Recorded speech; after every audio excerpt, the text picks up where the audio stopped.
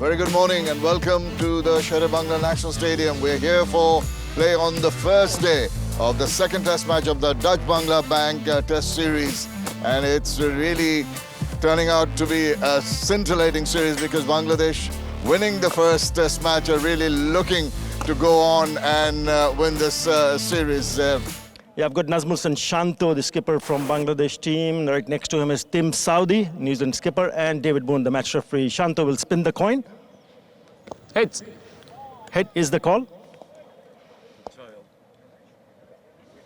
It's a tail. Shanto, you won the toss. What have you decided to do? I like to bat first, look fresh wicket. I think if the batsman take responsibility, it will help our team.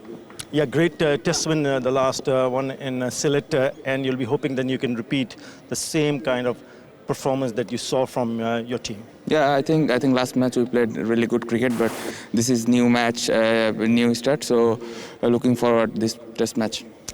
Looking at the surface, you're batting first, a bit of a challenge because of the overseas overcast conditions as well.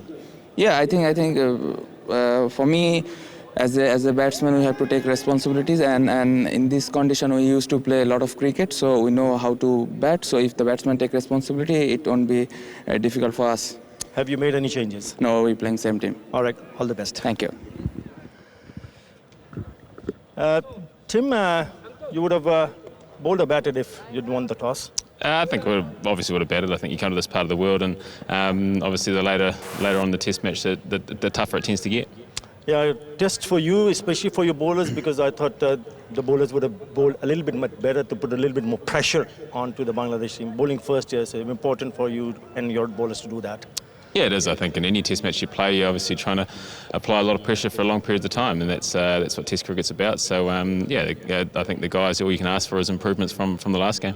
Right, and you had Ken Williamson scoring that brilliant 100, but you'd also expect, when you have the chance to bat here, someone to take that responsibility and bat longer, especially on these kind of surfaces. Yeah, Kane's been obviously unbelievable for us for a long period of time, and he showed his class in the first test. And there was glimpses from other guys, the likes of Daryl Mitchell and Glenn Phillips played handy hands as well. So it's it's a team effort, and I'm sure there's a number of guys that are hungry to score some runs. Any changes you've made? One change, Mitch Satner in for Ish Sodhi. All the best. Thank you. Yes.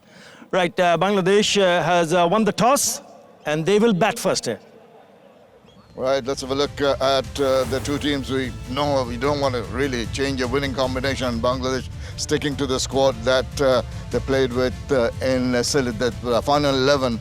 And of course, the man who everyone will be looking at is Tajul Islam. But the batters also need to put up their hands, and I'm sure that they try and get more runs. And Nazmul Shanto with that brilliant century tried to replicate that. Mushfiqur Rahim, the really stalwart in the middle. Right, so that's the Bangladesh team. And Grant, if you'd like to talk about the New Zealand team. Well, you heard from Tim Southey that just the one change, Mitchell Satner, that provides a little bit of left-hand batting around the back of the innings, but also consistent spin. So expect him to be really consistent compared to the other spinners in the last test and provide a little bit of discipline. Very strong top order from New Zealand, and consistently those players are there, those top six. And once again, the two seamers in Southey and Jameson. So hungry for runs, this New Zealand team.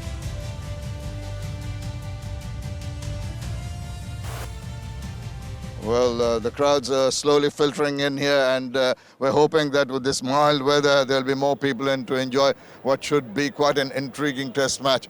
Weather conditions upstairs, heavy, so despite the fact that New Zealand lost the toss, they'll be fancying their chances, the pace bowlers in particular, to get a bit of movement from this wicket. Yeah, I think that as a seam bowler now, Jameson and Southey bowled extremely well in the last test match in conditions that didn't suit them. Hopefully there's a little bit of swing out there and maybe even a touch of seam if there's that moisture on the deck. Yeah, but it's slowly going to, as we know from the history and the stats of... It's a gloomy morning, cloud cover. Black Caps have made one change, expected change. Mitch Santner comes in place of Ish Sodhi. And I think this can turn out to be a good toss to lose. That's exactly what H.D. Ackerman was sitting right next to me. A good morning to you, said a little while earlier. How are you doing, H.D.?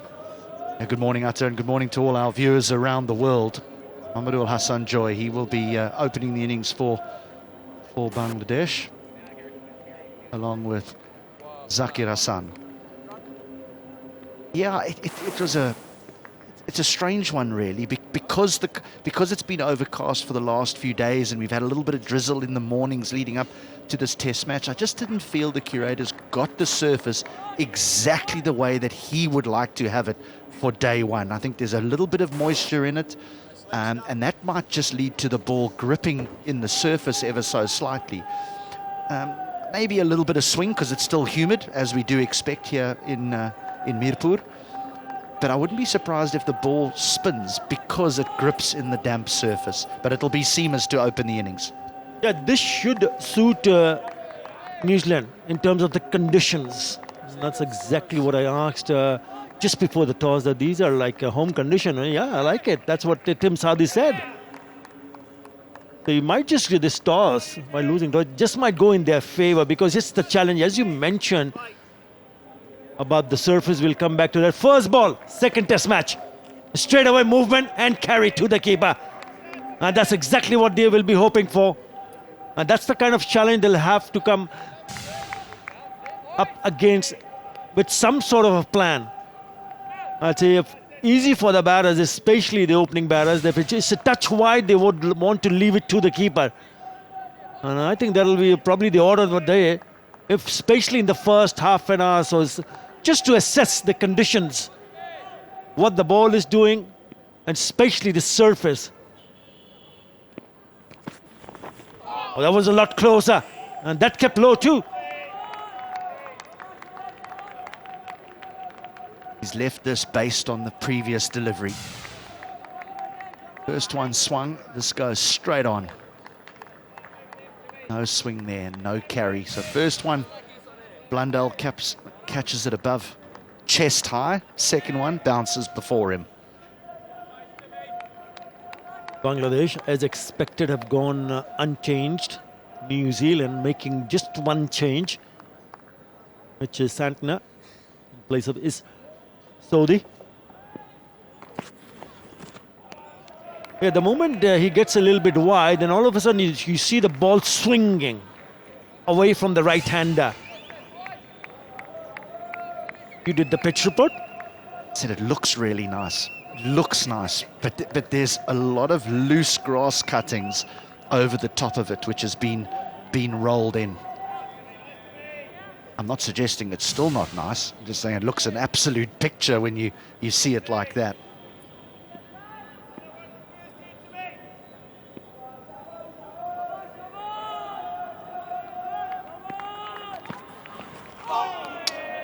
Play and a miss, and that's the challenge. Challenge for the batter, especially for someone like Mahmudul Hassan Joy. He just thought that it was a little bit pitched up. But have a look at this delivery. Look at that seam presentation. He's played a loose shot there. A little bit early in the innings to be driving at that sort of length, but I don't know, is that noticeable? It almost as if it just stuck a little bit in the surface when it pitched. Looked like a tennis ball bounce. Fine. Bangladesh created history in Sylhet. They went on to win their first ever test match against the Black Caps at home. This has been a very good year for Bangladesh. 3 test wins. They've achieved 3 test wins in a year before, but they've never achieved 4 test matches win. So, in terms of one after another, consecutive 4 test match win. But they are in with a chance to do this here. Oh, this one came back in. Lovely over. There has been movement. It starts with the maiden. You talk about the spin department. I was also speaking to Saklain Mushtaq, the spin consultant for New Zealand. He's hoping that the spin department will show a little bit more discipline and patience, but at the moment it's all about seam. Kyle Jameson, we saw a lovely over. Well, this would scare me if I was a batter, because that has pitched, moved significantly, and not bounced. but that delivery is the one that goes away.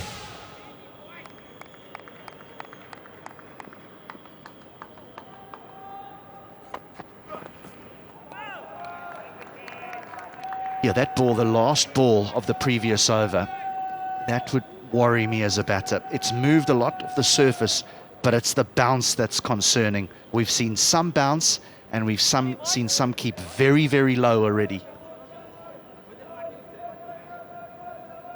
Now keep a close eye on the fielders in the slips cordon. If you can move the ball away or bring it back in, that was the right hand in the previous over, more than likely they're going to nick it. Overballed. He wants to get off the mark. The single's not there. This time it's available. So he gets off the mark, Zakir Hassan.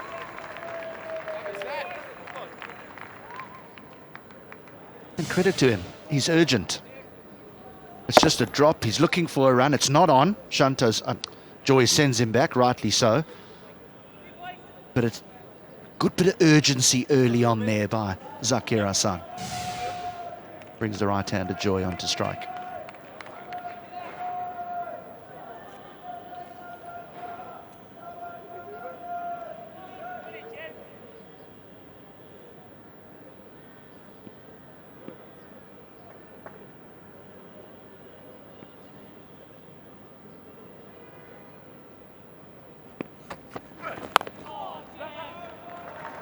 He looked organised in that first test match. Mahmudul Hassan Joy, he'll come back for the second, even though he does not have the bat in his hands. He dropped it in the non-striker's end. And this is a great example to a lot of young cricketers out there what to do if you do drop your bat. Joy drops it, he doesn't look to retrieve it. He just gets on with things and gets to the other side. It's a great example. If you're a young cricketer, get to the other side. Don't worry about the bat, you can get it later. As long as you're coming back safely.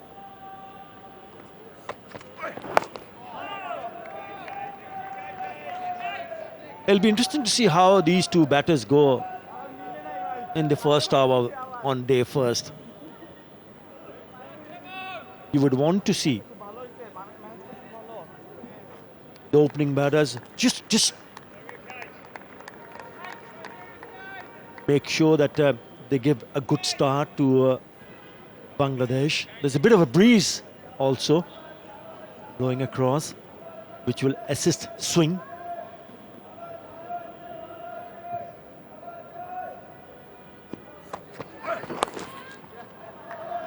Just drifting down the leg side.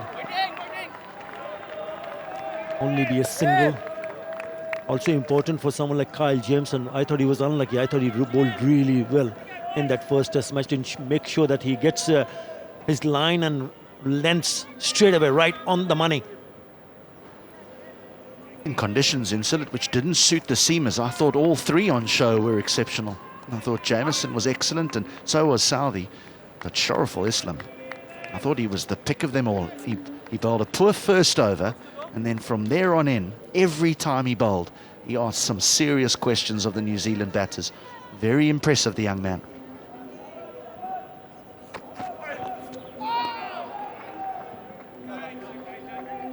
Bangladesh 4 without loss.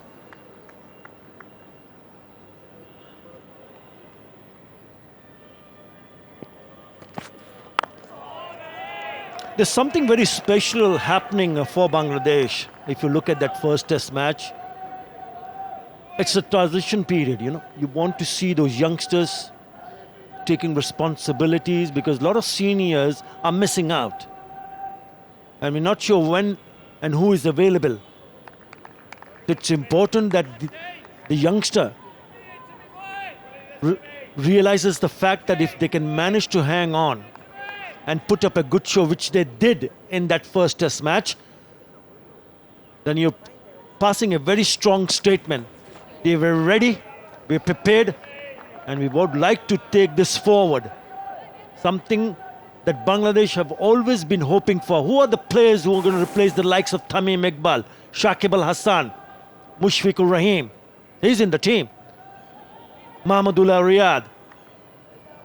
So it's important for them to realize it, that maybe this is the moment to cash in. A little birdie told me that we're going to have the pleasure of a special player here a little bit later in the commentary box.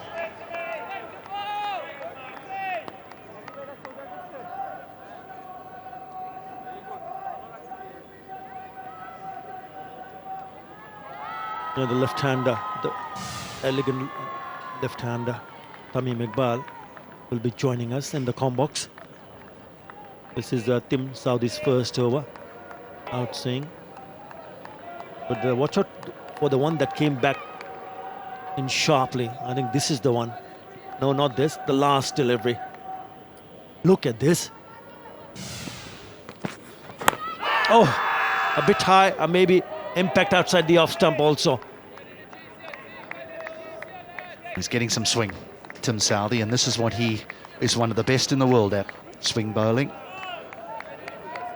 The likes of James Anderson, there's not a huge amount of great swing bowlers in the world. A lot of great fast bowlers. This is one of the great swing bowlers. Gets to go out and you can get it to go back in as well. That's on the high side. Yeah, I think Bangladesh are, if I think of the World Cup, they were victims of their own success. And I say that because they'd been so good for 18 months to 2 years before the World Cup in all formats. Oh no, that's very loose. That's very, very loose indeed. You know, they beat England 3-0 in a T20 international series. They lost 2-1 in an ODI series, but that was against the current world champions. Not the current, well then they were the current then. But they beat Afghanistan, they played Sri Lanka here, they destroyed Ireland. They have played such exceptional cricket that I think the expectations leading into that World Cup were probably through the roof. Yeah, they also beat India at home in the one-day series. And you're absolutely spot on.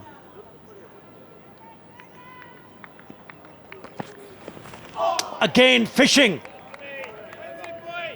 4 without loss. It's been very good. But what is important for New Zealand? Better if it's close to you. Hit it straight back to the bowler, presenting the full face of the bat.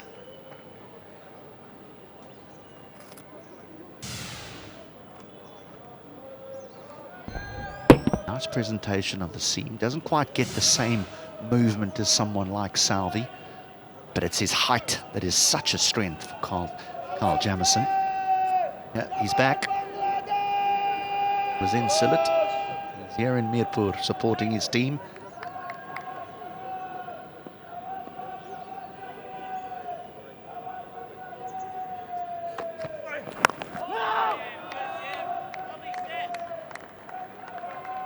Couple of times, especially when Mahmudul Hasan Joy was on strike, he attempted to drive the ball. The ball was not full enough. I think it's important for both the bowlers, Tim Southee and now Kyle Jameson. It's early, it's only in his second over, to ensure that you push the ball a little bit further up, throw the bait to the batter and see whether he takes it, because Mahmudul Hasan Joy has taken it twice. Zakir Hasan, not once. So perhaps pitch it up. A little bit wide. It was a little bit fuller. Zakir Hasan will be desperate for some runs. A couple of failures in Sylhet. Terrible that we have to use that word fail. It sounds so negative. So I should say a couple of low scores. Undone by the left arm spin of Ajaz Patel.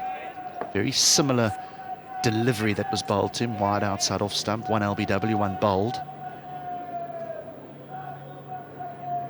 But for now, it's traditional test cricket. They're having to account for seamers up front, and there's movement. Yeah, he's waiting on his back foot. He's hardly moving towards the front foot. just waiting, and the trigger movement is back and across. And I think this is the nice way, nice technique to ensure that let the ball come onto the bat. I'm not going to search for it, which we've seen from the other end when Mahmudul Hassan Joy has been on a strike. So far, so good.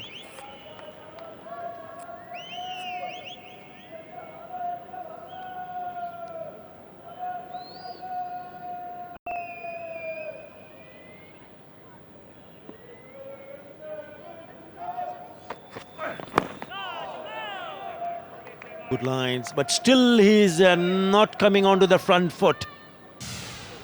And this is his dismissal that you were talking about. That was quite sharp turn, and he did not pick up the length. A little bit too close to cut. Not once, but twice. Same bowler. Yeah, interesting, you've just been talking about how he hasn't come forward yet against Jameson. Well, both those dismissals, some might argue that he could have played forward to those. But he's a very short man, short in stature, and bowlers tend to struggle to get the lengths right to players that are very, very short, as they can play back to deliveries that others would be lunging on the front foot to. End of the over, 4 without loss. Yeah, it's more of a question of a survival at the moment for the openers. Away. As the moment he just drifts onto the pad, so easy pickings. Yeah, off the pad. I don't think Southey will be happy with that, because he really would have liked to have kept Joy on strike for entire over. Joy had struggled. He's struggled so far against the swing of Southey. He's going to change his line of attack. Tim Southey, the New Zealand captain, will be around the wicket to the left-handed Zakir Hassan. That's the curator, Garmini Silva.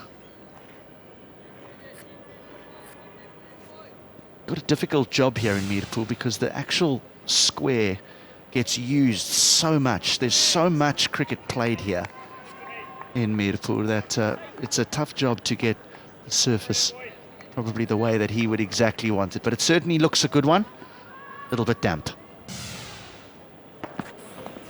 Change of angles for the left-hander. Let's it go to the keeper. You mentioned about their success, Bangladesh team's success since December 2022.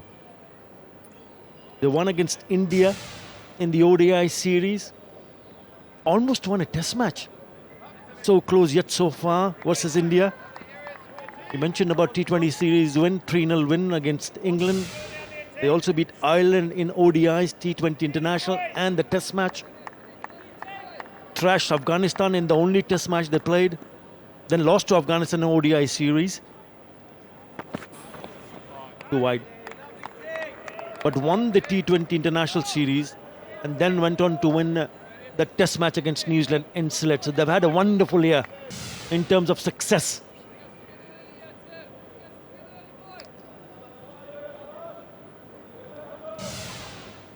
Yeah, that's my point around the World Cup. I mean, Bangladesh went into the World Cup ranked number 8 in the world, and they finished in 8th position. But many aren't happy with the performance, and I think there might be a review into the World Cup performance. But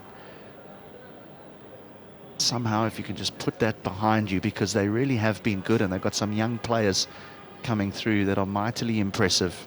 Captain Najmul Hossain Shanta, top of that list.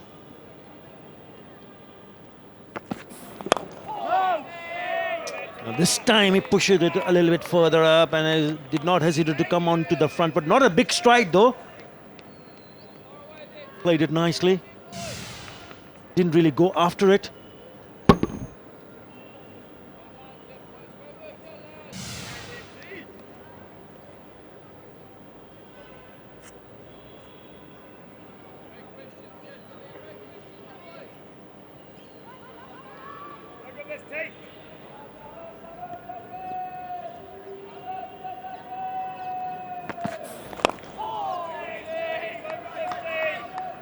Just to give you an indication of how overcast it actually is here in Dhaka today, is that the lights are on at the ground. All the lights are on.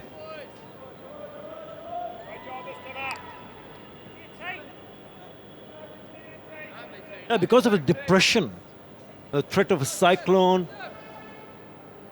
Because of depression, there's still a lot of cloud cover. That's the reason why the floodlights have been switched on right from the word go.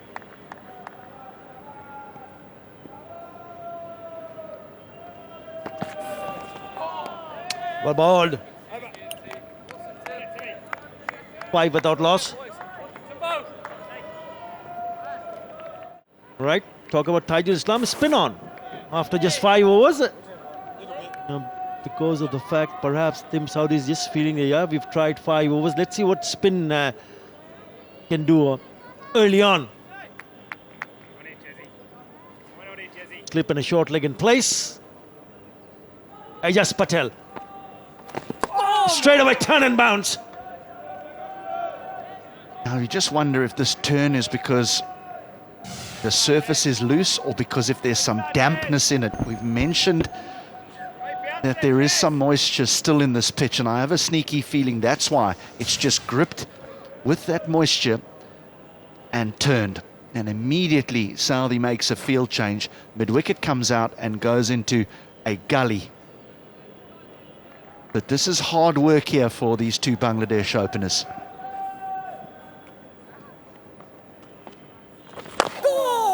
You just have to be watchful and careful because at times the ball has kept low. It's still early days here. That's one of the reasons why there's an extra slip in place also. Have a look at this. This just got zips through and keeps just a shade low. A ball, shout! Big shout! Umpire not interested. We'll have to wait and see the umpire's signal. Can be a leg by. We'll wait and see. It is a leg by. Now what does he do? Tim Saudi, does he take the review or not? Umpire Rod Tucker, very, very experienced. Looked a good shout though.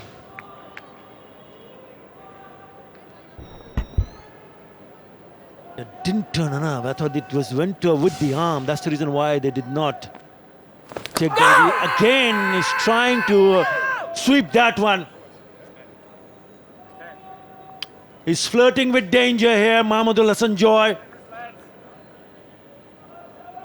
The game plan is interesting. We saw how well Bangladesh played the sweep shot during that test match in Sylhet. And immediately Joy gets on bended knee, but this is not that convincing. This is looped up in the air. It just straightens and shaves the off stump. Shaves it.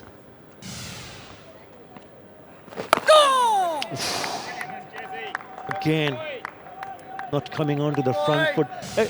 It just looks like that he's getting a little bit frustrated here, Mahmudul Hasan Joy.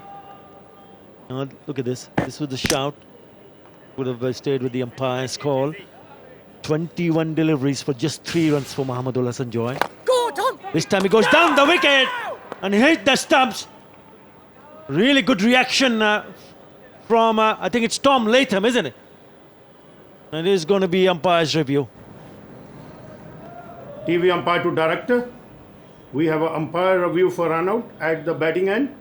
Your best angle, please.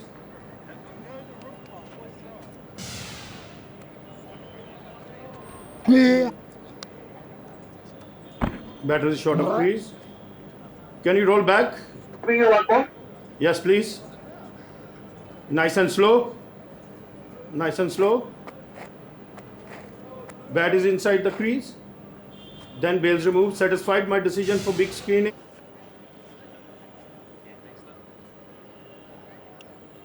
There was an opportunity. If it was a direct hit, he would have been gone. 7 without loss. Matches. Way back in 2018 was against Zimbabwe in Sylhet, as we see Mitch Santner.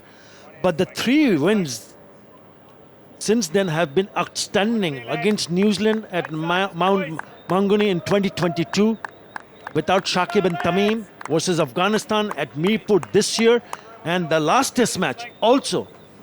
It just suggests that they're just getting the hang of it, not thinking about, oh, we've missed someone like Shakib as an outstanding, brilliant, he's been the top performer, so has been Tamim Iqbal. But they've managed to achieve success in the longest format of the game without their stalwarts. Just pass a message. Direct hit would have been out here from Latham at short leg. He knows.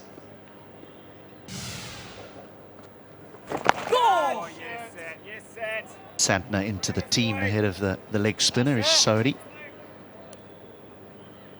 It's funny you talk about that, because I remember in the first test match it was the topic of conversation. No Shakib, no Tuskin. Hasn't been mentioned this morning.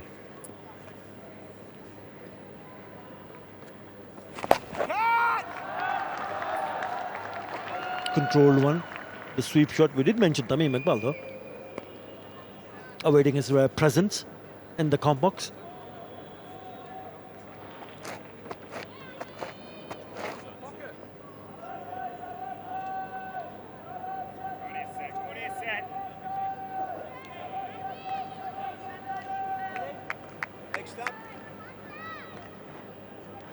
Two slips for the right-hander.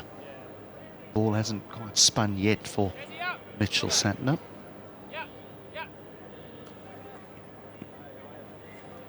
Yeah, he hasn't been at his best in Mirpur, Joy. He has a test match 50, but he only averages 19. He averages 30 here in Mirpur, 19. Not only the seamers, Santner was involved also. How much can I flight this? Oh! So that's the danger.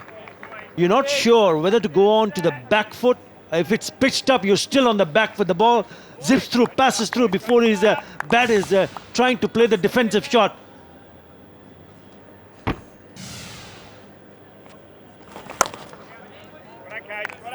Straight to the fielder. Bangladesh, after 7 overs, have crawled to 8 without loss. Welcome Grant Elliott to the commentary box. Very good morning to you. Morning, Shemanoi. Good morning to everyone out there. Good afternoon in New Zealand. Full from Ajaz Patel. There's a release ball. It was too full, and it was just pushed away by Zakia.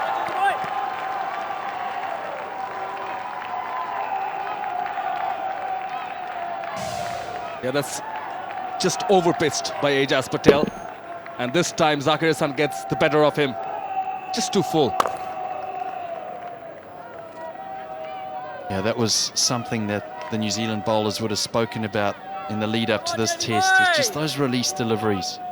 We spoke about it in the build-up. It was about consistency, and that's why that man there, Mitchell Santner, has been selected. Very consistent with his line and length. He asks questions of the batters. Just tuned in, it looks like almost day 3 with 2 spinners operating. And he goes across inside the off stump and sweeps it for a single. Bowled well. Got Zakir Hassan twice in the previous test. This is his pitch map today in his first over. Yeah, and they're the first. Those 4 that are just on a good length. That's where he wants to be. That one at 6 meters, just too short, and that's that release ball that we're talking about. One just straightening a bit, and even the good length one was just around the 5 meter mark, which confuses the batter even more, doesn't it? We saw from Mitchell Santner just trying to get that batter, not sure whether to go forward or back. That length there, that's a good length. He needs to stay in there. 88.7 kilometers an hour. Saw Taijul Islam have a lot of success around that 80 kilometer mark. That's what the spinners will be trying to establish. What's a good pace on this wicket? A bit of turn on offer. Just the first day, early morning, first session. Mentioned about the pace, about assessing the conditions, adapting as fast as you can.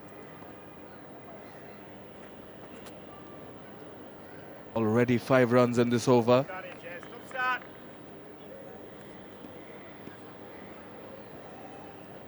There was talk of a bit of moisture out there, and that's probably some dirt in the seam. he's just trying to get rid of. Just asking the umpire if it's all right to run his nails through the seam, get it out. Bit of bounce down the leg side. Will get a single. Mahmoud Sanjoy. 6 runs of this one, 14 for no loss.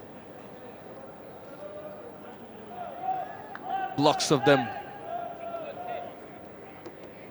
You've flown in too, Grant Elliott. Where are they going, Shamanoi? That's what I want to know. That looks like they're just going in circles. They're preparing. Head somewhere, just like this Bangladesh batting lineup.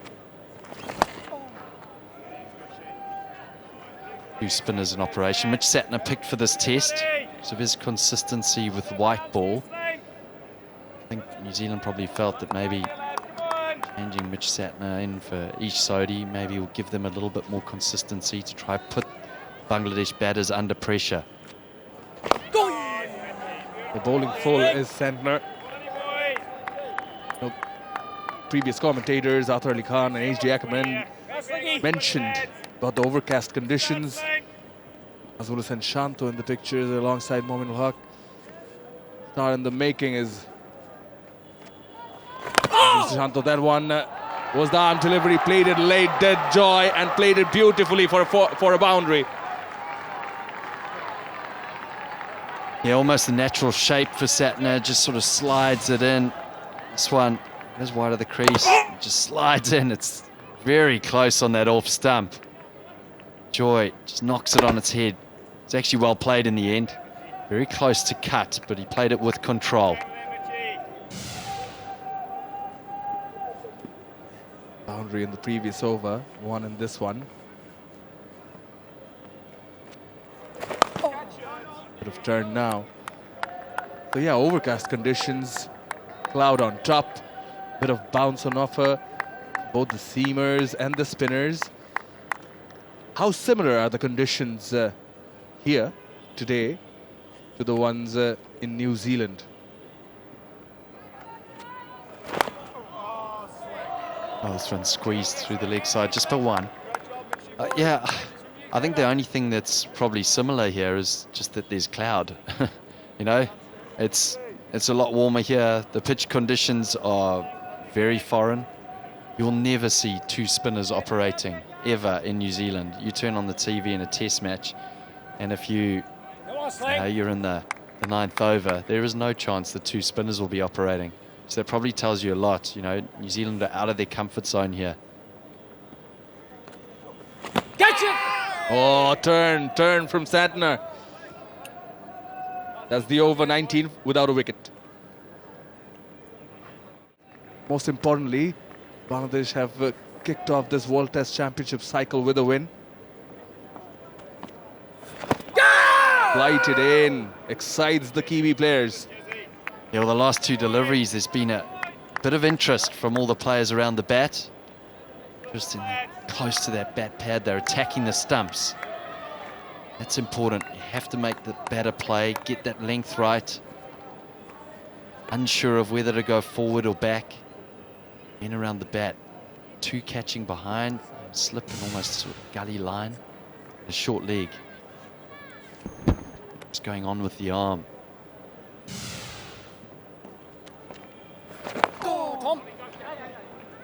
Nicely negotiated by Joy, will get a single. Just want to get back to you, Grant. You mentioned you'd never see 2 spinners operating so early from both ends back in New Zealand. You are seeing that here. Now, with your captain's hat on, and we've seen Ajas Patel being brought on as early as the 6th over, would you have operated spin from both ends? I think there was still a little bit of swing there, and it is overcast. To me, Jamieson and Southey felt like they bowled so well in the first test. Maybe I'd keep Seamer going just for a little bit longer. But I suspect that Southey, after the first over of Ajaz Patel, where he saw that there's a little bit of variable nature of spin and bounce, perhaps he thought there is a touch, a little bit of moisture on this pitch. Well, just one. Brilliant work from Satner. Great work from Satner there. He was quick to the ball.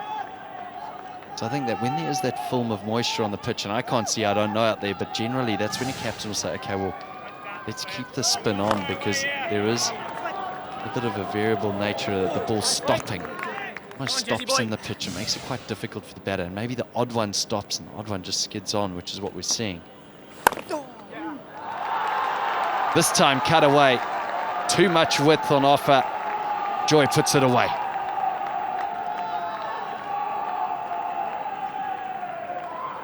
They're joyous. Much better control from Joy. Watched it till very late. Very last moment. Nicely cut away. Backward of point from Joy. Gets another boundary. His second one in this innings.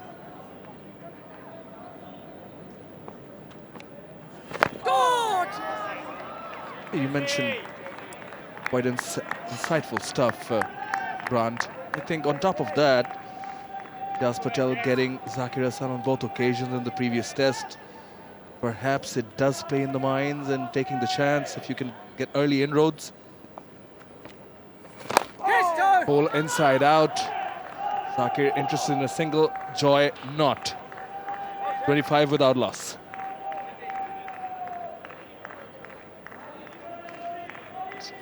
So he would have worked on a few technical and strategic ways of trying to counter Ajaz Patel. We'll shout to catch it, but I think this was paired. Good confirmation. Umpire Paul Rifle. No, it's Byers. Well, that's just spat off a length and bounced. A little bit of turn. Now that's interesting. Just had a feeling I heard something from once, but sharp turn and bounce. Wow, that has exploded. Tom Latham, that's a wry smile there. He knows what's going on. He's thinking, well, I'm going to be sweeping when I bat, that's for sure. Loves the sweep, Tom Latham. Forming around the bat. Going down the wicket, Zakir Hassan on this occasion. The end defensively played. But as a captain, would you have kept a seamer on from one side, from one end? Yeah, I think, you know, for me personally, I feel like there was a bit of swing. It's overcast. Keep Jameson and Southey going, but you have to back Southey. He's an experienced player. Catch it. It's time in the air. Could be gone. Williamson underneath it and taken. First blood for New Zealand. That of Zakir Hassan. And Satner gets his first for the test match. And yet again, Zakir Hassan falls to a leg spinner. Beg your pardon, left arm spinner.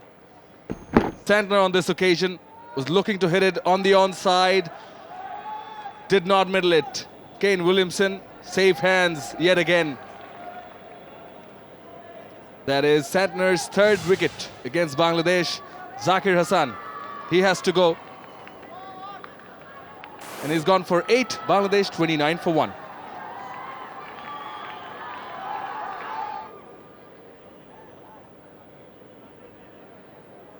Bangladesh captain Nazmul Hussain Shanto in at 3 for Bangladesh. Century in the previous match. He's got 3 50s and 500s, best of 163. Winning the toss and electing to bat first earlier on. And here's the wicket. Here's Satner, disciplined line and length. Zakir Hassan almost played out to in there, just got it on the outside of the bat. Love his intent, but definitely question at first session of the test match. Got out to left arm spin twice in the first test match, and now again here. Looking to be aggressive, and we saw that from the captain Shanto when he came in the first innings. Sillett, he was very aggressive against New Zealand. Will he start in the same vein here? Certainly spin from both ends, paying off for New Zealand. Got the first wicket, early inroads. Got to build a partnership. Hussain Shanto and Mahmudullah Hassan Joy. Not easy conditions.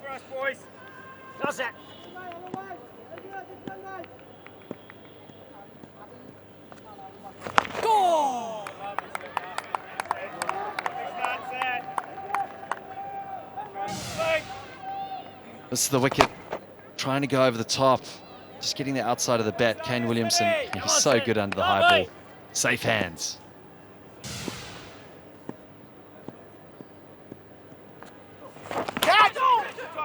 Chance of catch it. It's quite a heavily backed onside field for Shanto.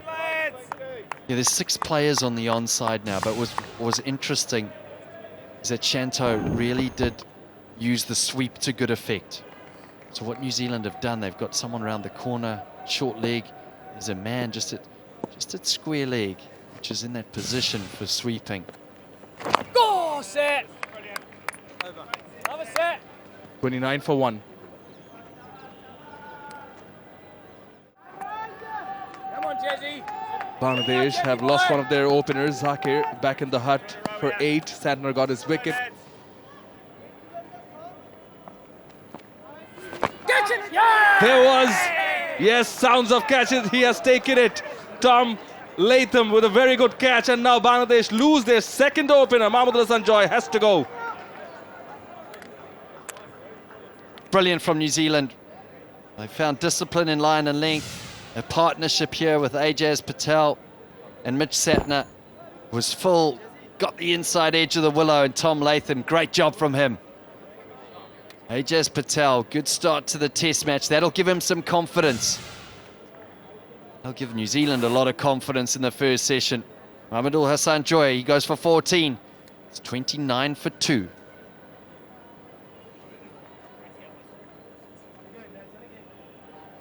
$29 for 2. That brings in Mominul Haq. Almost 4,000 runs, averages 38 plus, 16 50s and 12 centuries. Best of 181. They'll surely need Middle's just a little bit. this pair to click. A little bit more. And this is what has happened that has brought Mominul Haq into the crease. Oh, just that perfect length, got him coming forward. Not sure if one's going to turn or go straight on. Finds enough of an edge, bat pad, straight to Tom Latham. Couldn't have scripted it any better. If that one turns, brings in the slip, doesn't turn, brings in the short leg. Perfectly orchestrated. And again, Mominul plays for spin on the first ball, and it goes straight on with the arm. And now you can hear them. You can hear them loud and clear. Black Caps.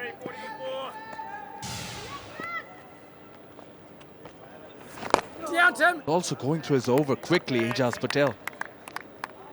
Well, you asked me earlier about whether we should go seam or spin, and I thought, yeah, maybe spin on from one end and seam from the other. Great decision from Southee. I said he's the man out there. He's got experience. He knows what's happening, and can't fault him.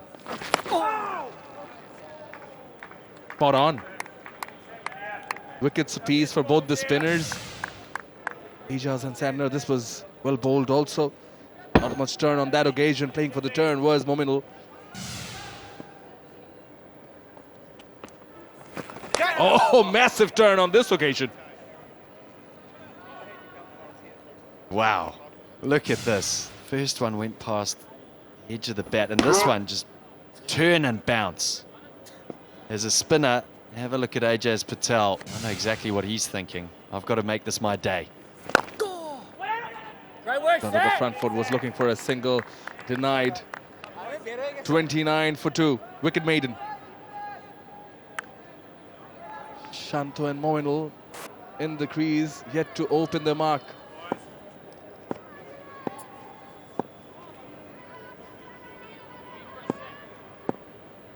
Short leg slip and a slip in position. Goes for the reverse. There is a fielder. Wide third man, he misses it. Ajaz Patel there. This is good running between the wickets. They come back for 3.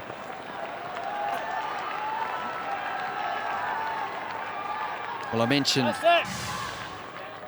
how good Shanto was on the sweep, but New Zealand have protected that area now. Decides to go for the reverse sweep. Great strategy from him. Ajaz Patel. Doesn't work in the end. Now he comes back. Now he comes back in for Mominul Haq. So particularly for Shanto, that reverse sweep, that man is kept in the deep, or like a deep backward point. But what Shanto did well was playing it just in front of him, just in front of square. Slip and a leg slip. For Mominul. Full, nicely played, tucked away. Goes through deep mid wicket, does that, finding the boundary. That is well done in the deep by Glenn Phillips.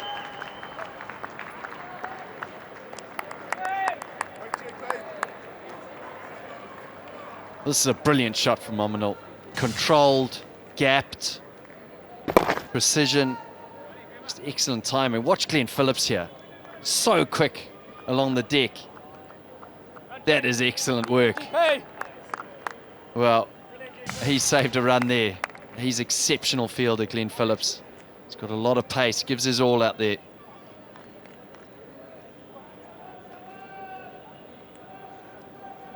There's a leg side field there. You see to the left of your screen, there's 6 men on the leg side. To Shanto, to the right of your screen, there's a backward point, and that's for the reverse sweep. He comes up for Mominul. They're trying to really defend the leg side of the field here, New Zealand. That's because he swept well. So in the first test, there wasn't really a man there for the sweep. They've put that man in just in front of square leg, and he's almost 3/4 of the way back, and that's Glenn Phillips. Good strategy here from New Zealand. Catch it, please. Santner, interesting boy. He's bowling much quicker to Shanto, much flatter. 94 kilometers per hour this one. Previous one was 90. Mentioned how Saudi should be backed.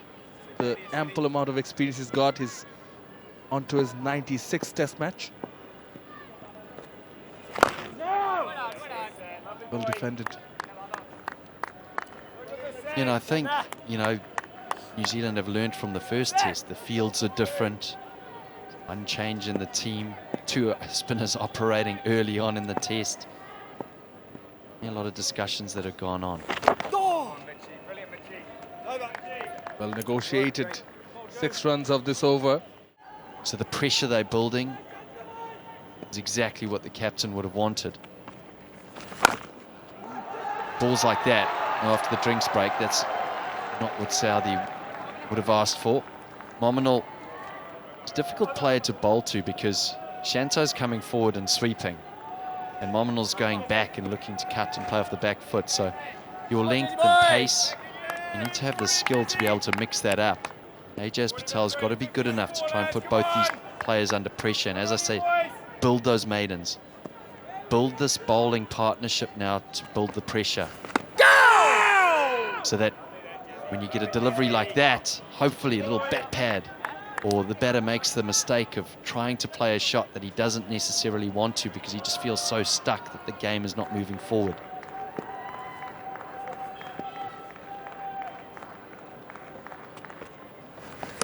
Oh, the inner miss, to fight it in, luring the batter to come forward.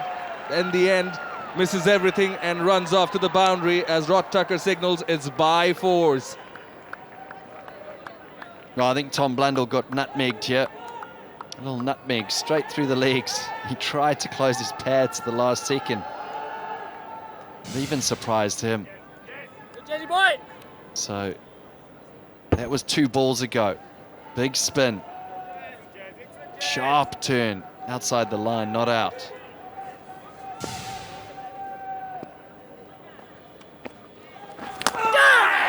This one turns, they celebrate, and he raises the finger, does Rod Tucker. Mominul Haq goes as Ajaz Patel gets his 2nd in this test match. Well, there was a little bit of width on offer. Mominul actually hasn't played it too bad. He looked to play it quite straight. And he's got an inside edge. Oh, he'll look at that, and maybe could have played it just a little bit straighter, off balance a touch, and it was the turn that did him. New Zealand flying now. They get their 3rd, It's that of the experienced Mominul Haq. He goes for 5, 41 for 3.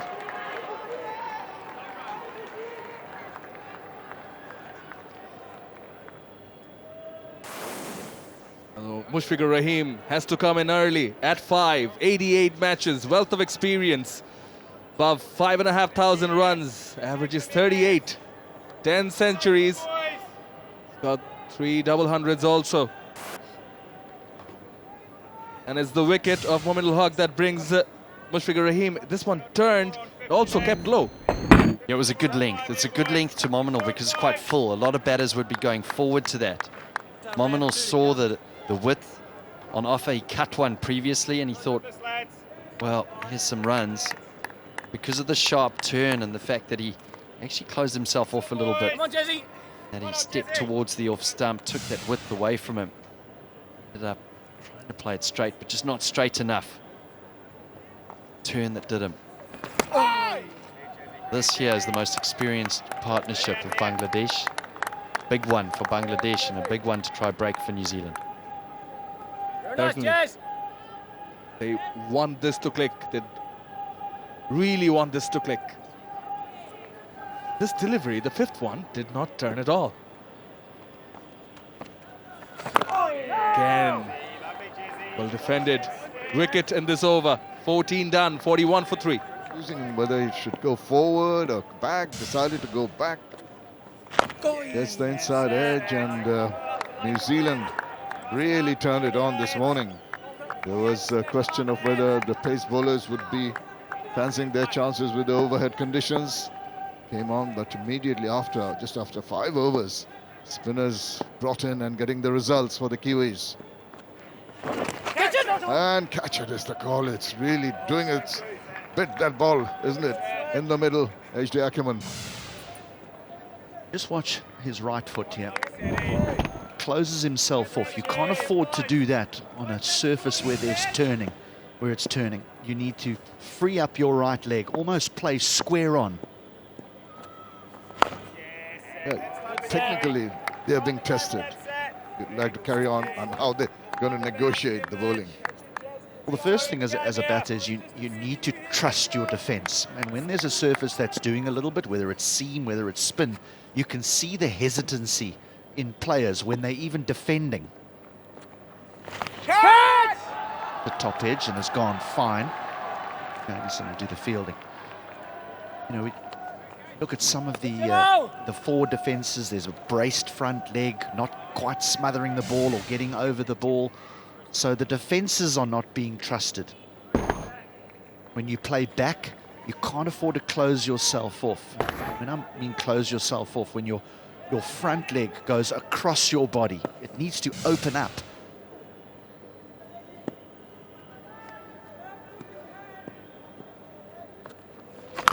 And he keeps on doing that, reversing this time, sparing effort. Oh, to no avail. There was a lot of commitment shown also earlier in the deep, but this time around it deflects off and goes to the boundary. He's nailed this. Just the sound it made off the bat said that it came off the middle. New Zealand have posted a man backward of square, Ajaz Patel, but it's just hit too well. Just playing a little forward of square that got the results. He goes again now. He might be doing that much too often. There's a sort of polite kind of appeal from the bowler. It's again a shot that if you play on a regular basis might land you in trouble. It's 47 for 3. Something to think about here for Saudi. Santner believes this is going straight on and has decided that they're going to have a look. This is a big moment in the test match. TV umpire to director. We have a player review for LBW. Original decision is not out. I have checked front foot is a fair delivery. Front on spin vision, please. Here it comes.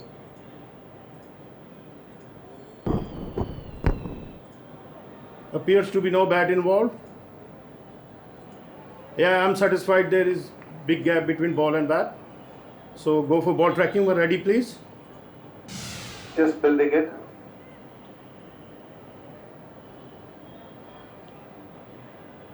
Stand by, Paul. Waiting for ball tracking.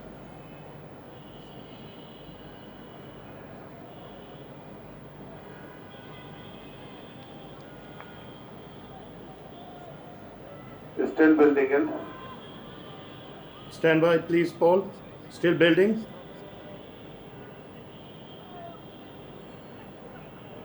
Here it comes. Ball tracking coming up. Original decision not out. Pitching outside out. Impact in line. Wicket sitting. Paul, change your original not out decision. You are on screen. Make a signal, please. And a very, very good review taken by New Zealand. The cues are related. The Bangladeshi supporters are disappointed, and a massive wicket, very crucial wicket. Trying for the reverse, doesn't make contact. Ball tracking tells you it's going to go and hit the stumps, and Bangladesh lose another one. That was a shot that served him well in Sylhet, but it's led to his downfall here in Mirpur. Shanto, the captain, goes for 9. Bangladesh 47 for 4.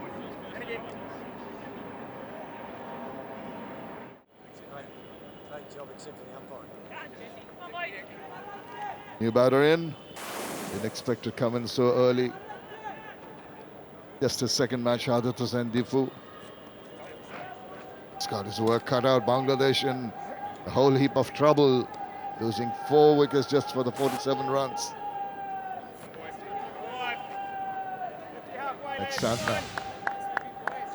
What a good decision this was from Santner to insist that they go upstairs. He knew it was going to hit the stumps. It was just whether it struck Shanto in line with the stumps or outside the line of off stump. Santner got it right. Nice looking shot into the covers, but found the fielder. And this is a period of play when the New Zealand bowlers will be really having their tails up. Let's look at the reaction. There he says, I was right to take that review, to convince his captain. Here's a great example of someone that, when I say trusts his defence, good stride in, smothers the ball, says, I'm not going to look to score off that, I need to keep it out. How do I play this as effectively as I can? This is an experienced man.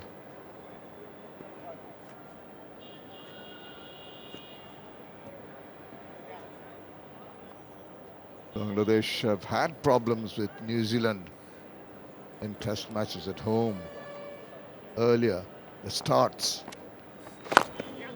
Nicely eased. Deflection doesn't get him any runs. So, have a look at the 2 wickets. Gives the ball some air and he's got that inside edge onto the pads. This one, spun sharply back. Good catch behind.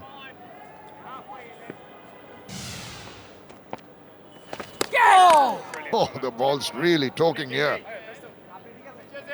But again, there's nothing you can do about that as a batter. You've got to play this as best as you can. So, Mushfiq, again, good stride, looking to smother it, but it turns, it bounces, it misses the outside edge. Absolutely nothing you can do about that as a batter. But when that kind of delivery starts to affect your all-round play, that's when you get yourself into trouble. It goes reverse. Well, he's trying to take the bowler on. He just upset the rhythm, maybe trusting that ball when he sees the length, going into position very, very quickly. But Najmal Chand paid the price trying that.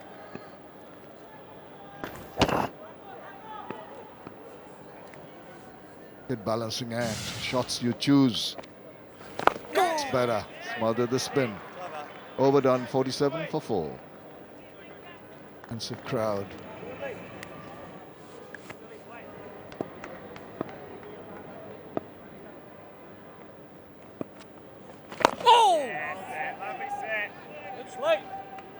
Stressed from the beginning that it was a good toss to lose. The surface just didn't feel the way Mirpur always does it. There was a little bit of coldness to it, dampness.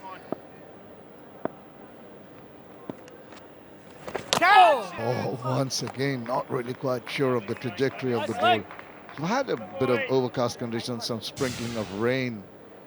And it's this last ball again, just turning enough to beat the bat. Terrific bowling, must give the credit to the bowlers for utilizing the conditions so very well. Awkward bounce, up and down bounce. Some balls turn, some don't.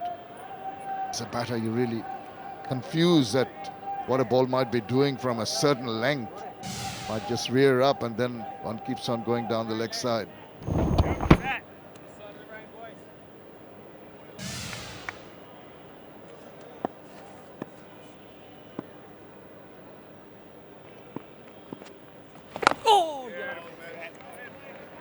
Decision to play Mitchell Santner, also a good one, I feel.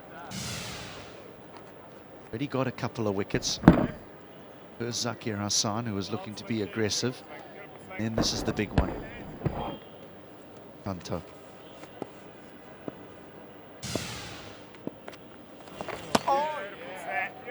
The reason why I think it was a good decision, not because of the 2 wickets he's got, but Ish Sodhi's the leg spinner now. We know leg spinners bowl more bad balls than finger spinners do. Just it's a tougher art. You're almost allowed to get away with it. Whereas Santner's at you, he's a specialist one-day bowler. He doesn't bowl many bad balls. You've got to go looking after him. Oh, yes, sir. 47 for 4. Really being put through a torrid spell here by both the spinners. Slip on a gully forward short leg.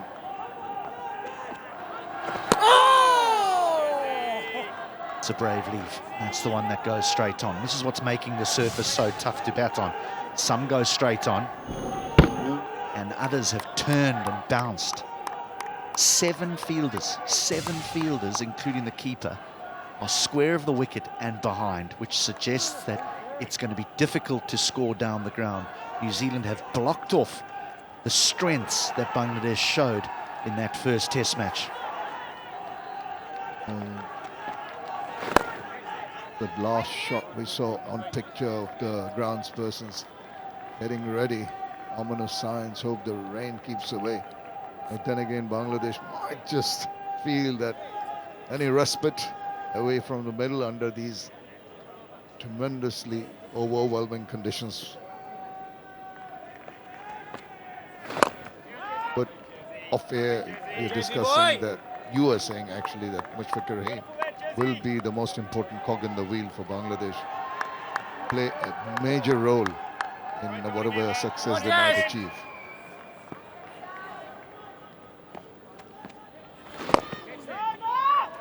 Yeah, he's got such a wonderful record here. Averages over 46, has got 2 double hundreds, so 400s in total. Batting at number 5, you're asked to put out fires.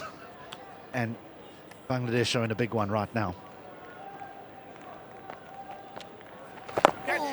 Well, he's got that wealth of experience. He should be able to read the situation of the game. It's imperative that he just stays calm. He tried to reverse there, missed it. Just feel that he doesn't need to do that at this point in time. Try and frustrate the bowlers to a certain extent, which isn't going to be easy. They're controlling things. And that's another maiden over. 47 for 4. Here in Mirpur in test matches. Mushfiqur Rahim. Go! Down to him. He's got the youngster alongside him. He's got to guide Shahadat Hussain. Tell him to keep calm. Not the easiest thing to do when you're under extreme duress with the 4 wickets down so quickly on the first day.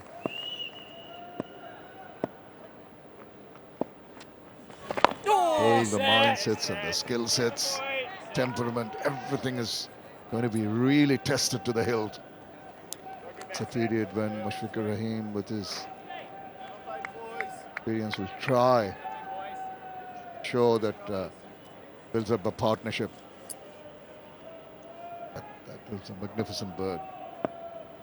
Height, Cheel in Bangla. The depth of the crease well, and it's a question of reading the length. A couple of batters has faltered earlier. not just quite reading the length. Love it, boy. He'll be a happy chappy. What I'll how find that things set, have boy. transpired so Give me far. a set.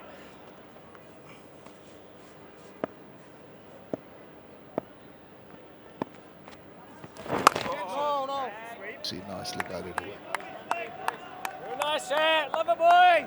Mentioned trusting your defense. There's also got to be your scoring options. What are your scoring options? What are the strokes that best suit this particular surface?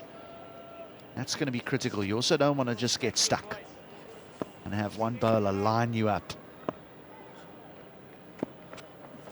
Oh, set. Sweep shot, the reverse sweep shot used effectively in Sillett, but it might not be the stroke to play here because of the bounce. There's been such bounce here, and then those cross-bat shots become difficult. Glenn was Come on, boy. very, very pleased with what the spinners have done. Oh, that rose up, reared up once again. That's the fourth consecutive maiden. 47 for 4. Need to improve on that. At least get the runs today. They'll be needed. Go, Jesse. Once again, solidly behind. But then again, maybe a hint of apprehension to whether how much the ball's going to turn.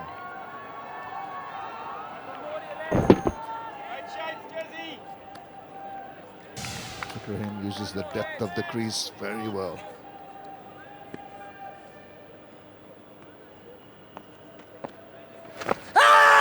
Big appeal, that's going to be close. Ooh, once again trying to sweep. Is he going to take a review? Got about 10 seconds to think about it. Doesn't seem too interested.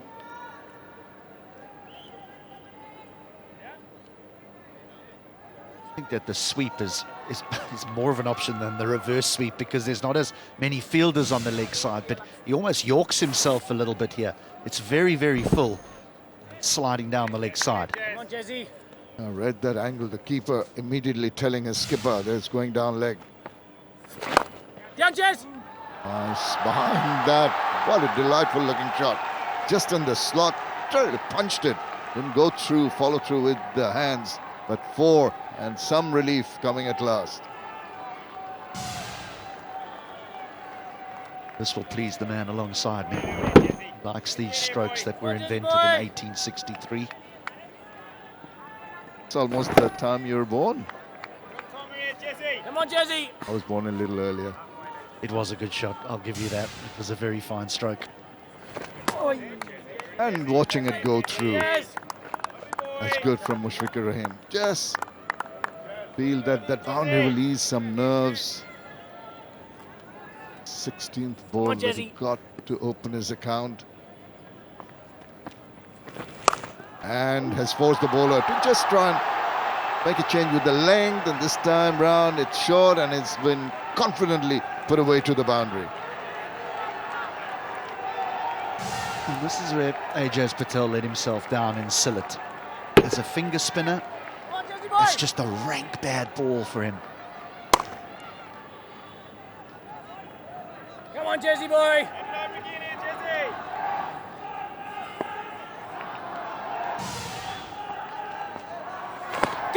Comes back with a good ball, just trickles from the toe end of the bat for a single. So good over with the bat for Bangladesh, 9 coming from that over, 56 for 4.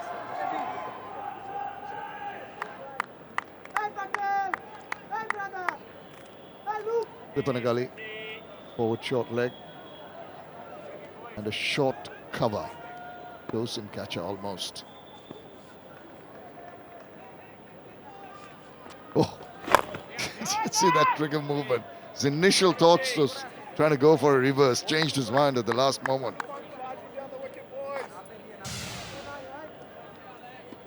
It was more of he was trying to con the bowler into thinking that he was going to do it. Sometimes you see them just drop their left shoulder in the hope that the bowler thinks they're coming down the wicket. It's all right using the depth of the crease, but when the ball tends to keep low, gotta really hurry down. Plus, Mushfiqur Rahim being short-statured batter has a good center of gravity, and he's pretty low on the ground. Santner thought maybe he had him in a spot of bother.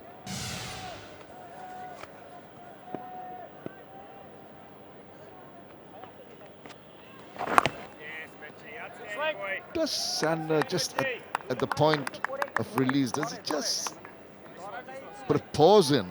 Thought I noticed that. I might be wrong. Hang in there for a set. Hang in there, boy. 2 on the side of lunch, lads. Come on. It's the Come on, last Slinky delivery. boy. Seemed that way.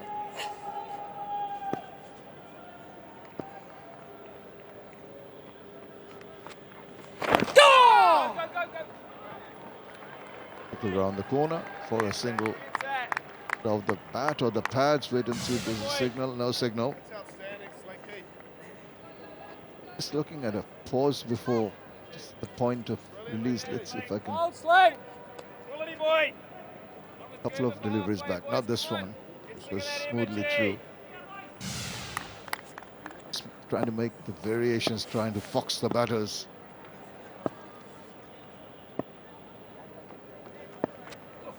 Go, Sling. Lovely that set. Saadat Hussain has faced 13 deliveries yet to Sling. open his account, but that is of no concern, provided he's comfortable in the middle.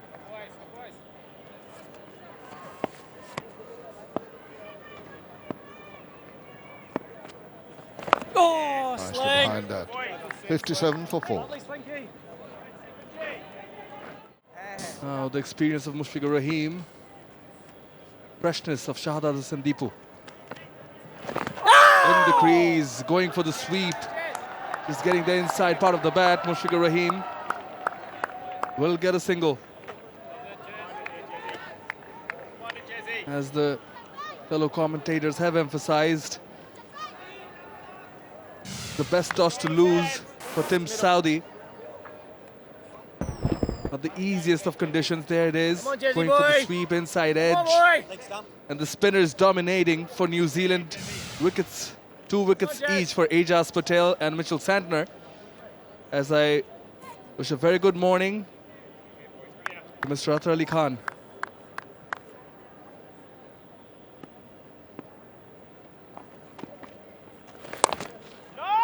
Yeah, I'm just thinking what goes on to the batter's mind, looking at these conditions, already 4 down, Boy. and how do you go about your job as a batter? It's a difficult pitch, it's a difficult surface to bat on. And I was off air and I was speaking to H.D. Ackerman and I asked him the same question. Kept away. Yeah, if there's an opportunity, you got to take the bowler on. It's a well-controlled shot, but you're not going to get away with it every time you play this sweep shot. So you got to be spot on in terms of which are the ones you feel that, yes, this is against the spin. Remember, he's also getting the spin. Come on, Jazz. So he has, what he has done is that picked up the length very quickly and swept that quite powerfully to the square leg boundary, Come on, Jazzy. which is absolutely fine. Yes, you need to be defensive, you need to be rock solid in defense, but here you go, you're trying to cut that, it's pretty close to the stumps. But I think what a batter needs to go and keep doing it is that if there is any opportunity, get off strike, pick up a single.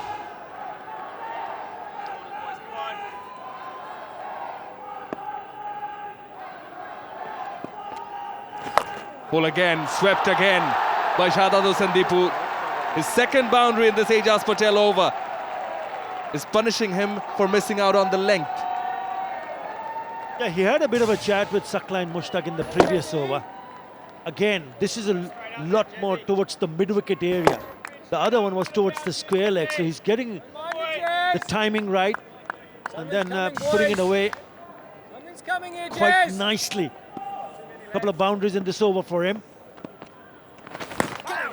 Off the back foot. 9 runs, expensive this over, 66 for 4. The amount of fans here in the Mirpur Sherbala National Cricket Stadium.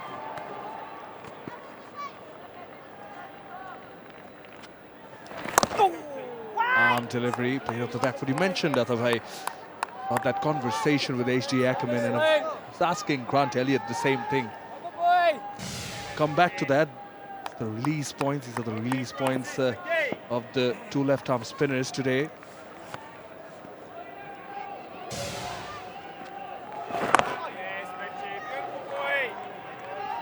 Yeah, Santner is a little bit taller. That's the reason why his release points a little from 2.25 meters.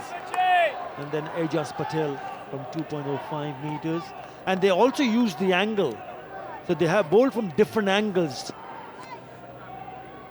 Santner and Ajaz Patel. Oh, sling! Have a sling! Just to get back to that, yeah. Taking valuable words from Grant Elliott. And as a batter, as you were asking, what do you do? Do you take on the bowler? Try and stay on top of the bowler? Play with his mind? So that the bowler errs in line and length? You sit back, defend, be patient and wait for the right delivery. But either way, under such conditions, with spinning and bouncing, some going straight, some turning away, more prone to lose your wicket. Might as well take some runs, use your feet. Turn. You don't go down the pitch. I don't think that's a good idea because the ball is turning and bouncing. You need a little bit of luck. You need luck. Now that one turned sharply. And you got to be spot on in terms of picking up the lengths very quickly because there are open spaces because you have 4 fielders in the catching position. So there will be open spaces. Again, look at that turn. 66 for 4. Only the first session of day 1. And here's another bowling change. The 5th bowler to be introduced by Tim Southee, another spinner, Glenn Phillips. 5 wickets in 3 matches. Was the star performer with the ball in hand in the first innings of the first test match, where Glenn Phillips took 4 wickets for 53 runs. Yeah, 9 overs apiece for Ajaz Patel and Mitch Santner. Both have got a couple of wickets, but Ajaz Patel in the last over, when he conceded a couple of boundaries, it looked like Tim Southee will be looking to make a change, and that's exactly what he has done. He's been touch expensive, Ajaz Patel. Right hand! Slightly over pitched, nicely driven. But no runs on avail on that occasion. For Shahzad Sandeepu was dismissed by Glenn Phillips in that first innings of the first test match, so we'll be a bit careful. Then again, this is also an opportunity against this off spinner to score some runs. Some turn. Then if you do get a boundary or two, rotate the strike, maybe get an opportunity to spread the field, as you said. Otherwise, the fielders closing in, slip and a leg slip, short leg. Off the back foot, will get a single. Come on, the field is not going to spread around with the kind of purchase that the spinners are getting. Tim Southee will keep those fielders close in to make sure that if there's any chance whatsoever, there's a fielder there to grab it. And the kind of turn and bounce we've seen so far, I'll probably have one more on the offside at Silly Point. Just get one in front of his eyes. Yeah, there are a few the one in slip and at leg slip. It's a tough situation for any batter. He's had a pretty decent time at Meerput in the last 6 innings that he has played here in a test. Mushfiqur Rahim has picked up 100, which was against Ireland, 126. In the second innings, he went on to score an unbeaten 51.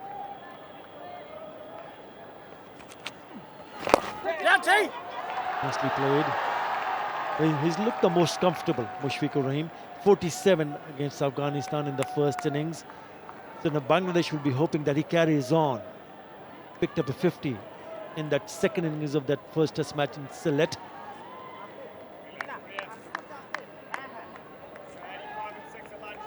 They're trying to bowl a tighter line to Mushfiqur Rahim. And Phillips was looking for that coming round the wicket, but managed to take a single in the previous delivery, and now off the back foot, opening the face of the bat. Nicely done by Ipu. So they're looking much more comfortable in this over. Yeah, these are the deliveries that need to be put away for a single, because that was short and wide. And if you look at the offside field, there are only two, one in front and two on a deep cover point. There you go, easy pickings, and one it slips. So big gap between mid-off and the fielder at deep cover point. Anything on the offside is a rotation of strike. We'll get another one. Fourth single in this over, bowled by Glenn Phillips. Bangladesh 70 for 4. Lemon Green would certainly pray that this partnership goes on for the home side. Sandner will continue.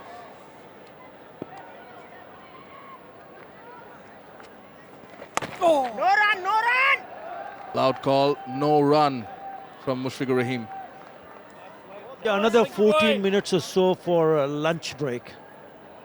So that will also be playing in the minds of the batters and also Tim Saudi, whether he can pick up another wicket just before the break for lunch. This one didn't turn much. Didn't turn much. The back foot sharp from Santner.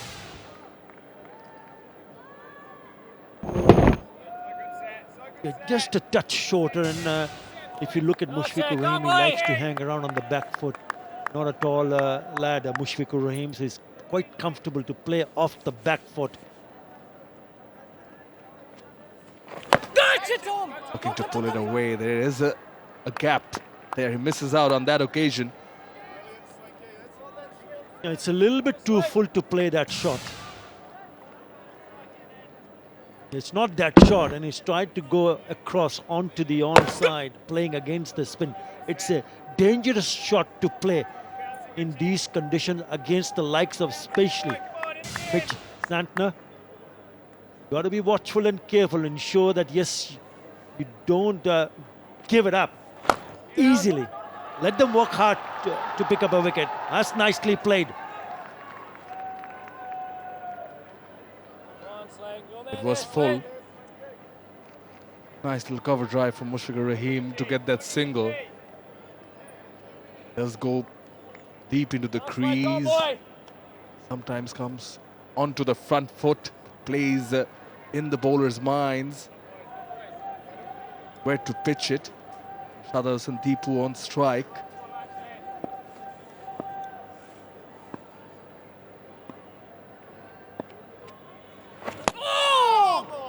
Left. Well left.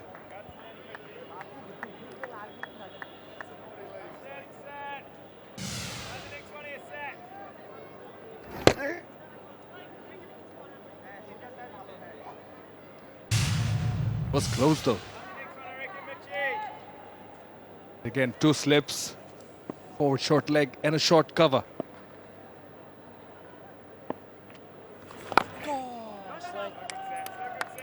Well defended.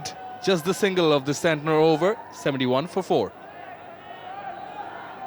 Spinners in particular have been dominant. They're still happy. Mushfiqur Rahim initially just showing the bowler as if he's trying to open that leg and play it towards mid-wicket, then quickly jagging back onto the back foot. Come on, GP. Rachin Ravindra again missing out. Yeah, if you're willing to stay in the back foot, especially someone like Mushfiqur Rahim, you will get opportunity to rotate strikes.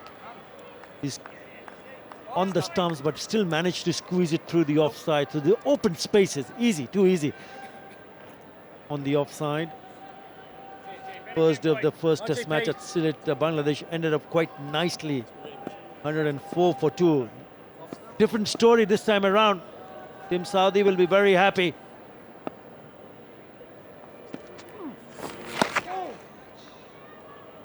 I think most importantly, happy that he did not win the toss and did not have to decide whether to bat first or bowl. Sharp turn yet again. So on some occasions we've seen the ball turn sharply, some extra bounce.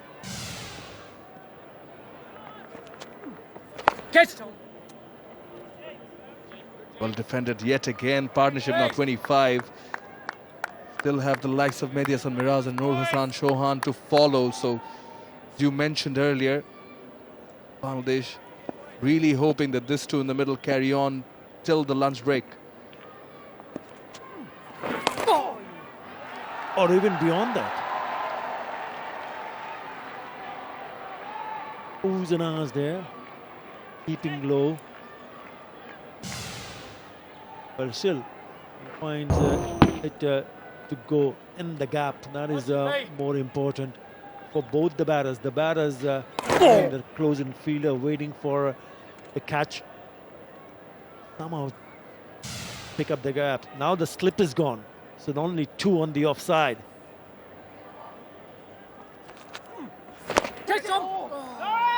Sounds of catch it.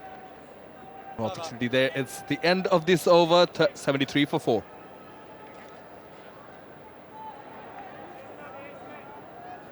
Sandeepu scored 93 of 158. Against Sri Lanka, emerging team. Playing for Bangladesh, emerging.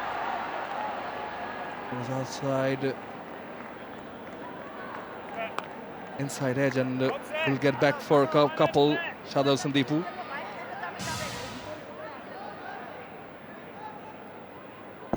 And then also scored 87 of 137 in the NCL. Against Rajshahi, playing for Prime Bank.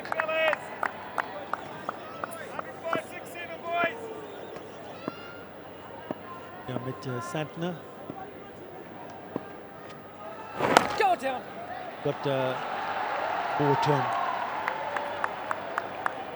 And it is a really good pick from New Zealand to have him in the 11. Left arm spin average speeds has been a bit quicker. Let's see who's got more turn here. Come on, Sling. One more, yeah. 3.9. There you go. 3.1 degree to Ajaz Patel. Santner, so if you bowl a little bit quicker, you're getting a little bit more turn. Not afraid to toss it up also. He's bowled well, he's bowled beautifully in his 11th over. He's picked up a couple of wickets, has just gone for 23 runs. He has hardly given anything away. He's attacked the stumps. 96.2, the quickest for Santner. Short on that occasion, off the back foot. Well fielded. Glenn Phillips yet again. He's been so crucial on the field. In the process, he just hurt his neck, back of the head. And those kind of deliveries, you need to put it away to the boundary. Have a look at this. This is short and it's got a little bit high on him. He should have just played it a little bit more strongly onto the offside. He very well fielded. Couldn't time it. Nicely done. Some purchase yet again from Santner. Fighting the batter forward around the wicket and then getting it to turn away from the batter. He's got a couple of starts in that first test match, 24 and 18 for Shahada Sandeepu.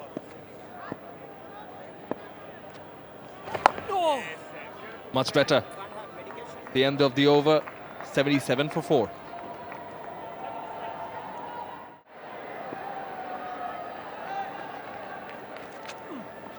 Love of the game. Limping a bit, Mushfiqur Rahim doesn't look good. Yeah, he's struggling, isn't he?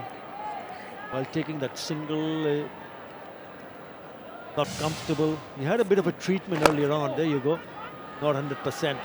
Not a great sign for Bangladesh, because Bangladesh would want him in the middle as long as possible.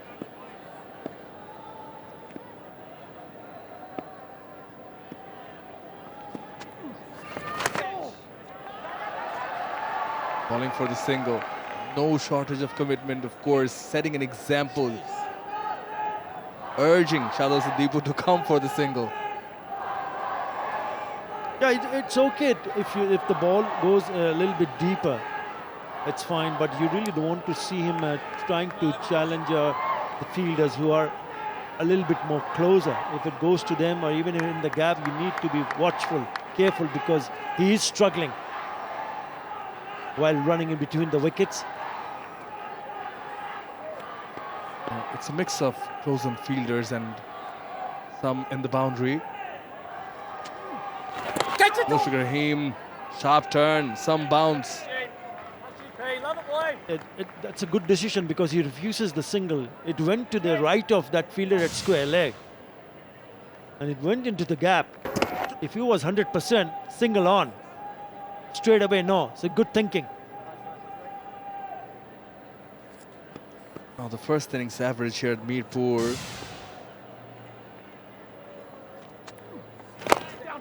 It's 298. Takes the quick single on that occasion. First innings average 298, taking into account the last 5 tests. Bangladesh 80 for 4. Definitely want to keep the wickets in check, and they get some good partnerships. They'd be happy to get as close as they can to that average score.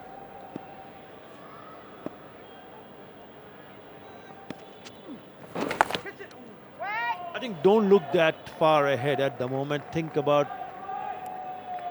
whether they can continue, this pair continue to bat after lunch, for how long.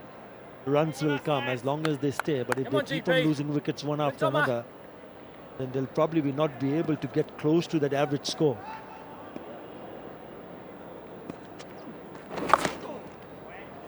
Might just have been the last ball before lunch. We'll wait and watch for confirmation. Rod Tucker, the umpire, takes off the bails. There is confirmation for lunch. 28 overs played. Bangladesh are 80 for 4. With Mushfiqur Rahim and Shadows and Deepu in the middle. Build a partnership of 33 of 78. There it is. 80 runs of the 28 overs for the loss of 4 wickets for Bangladesh, having won the toss earlier and deciding to bat first. And also, they've brought out the best partnership so far. 33-run partnership. It doesn't sound very big, but very important runs for Bangladesh, because they were 47 for 4 at one stage. Look at the top 4, in and out. Yes, Mahmudullah Sanjoy did manage to survive for 40 deliveries, but it was difficult to score runs on a rank turner, if we may say so. 80 for 4, unbeaten. Mushfiqur on 18, Shahadat Hussain Deepu on 14. Very good afternoon. Welcome back to the Sher-e-Bangla National Stadium for play on the post-lunch session on the first day of the second test match in this Dutch-Bangla Bank series. Well, Bangladesh winning the toss, deciding to bat, have had a difficult start this morning. Wickets falling in close proximity, and they were really with their backs to the wall before 33-run partnership has resurrected the innings. These are the wickets to fall. Zakir Hasan's first to go after the opening pair had put on 29. Good take there by Kane. And then this one was off the deflection of the inside edge. Mahmudullah Sanjoy. Latham taking a good catch. Momin al-Haq, the next to go. And they were really on song at that point in time, the 2 spinners. Reverse attempted once too often by the skipper Najmul Hussain Shanto. And he had to pay the price for it. And he was out back in the hat. Bowling has been very, very impressive. They started off with the 2 pacers taking overhead conditions into consideration, but straight away astute change to the spinners immediately after 5 overs, and that really gave the results in terms of wickets. for New Zealand. Good partnership here between the stalwart and the newcomer Mushfiqur Rahim on 18 in that partnership of 33 of 78. And second match for Shahadat Hussain Deepu, also coming in with some runs, 14 at the moment, and still in the middle for this post-lunch session, which is going to be intriguing because we're going to see the two spinners been given a little bit of a rest now post-lunch, and Tim Southee doing maybe the right thing in bringing himself back on. 3 overs prior to this, all maidens. Alongside me, H. Ackerman, how do you see this session of play pan out? I must admit, I was actually a little bit surprised that Tim Southee took himself off so early. I know that we'll point to the scorecard and say that it worked for them and they got 4 early wickets, but Southee really got the ball to swing both into the right-hander and away from the right-hander, hence the 3 maidens. So it doesn't surprise me that he's going to have another little bowl. It's just whether the ball is going to behave in a similar fashion, because it's all of 28 overs old. That's why the little thought process of bringing in an extra man in the slips, decided to go for that short extra cover and a short mid-wicket alongside the slip and a gully now in position.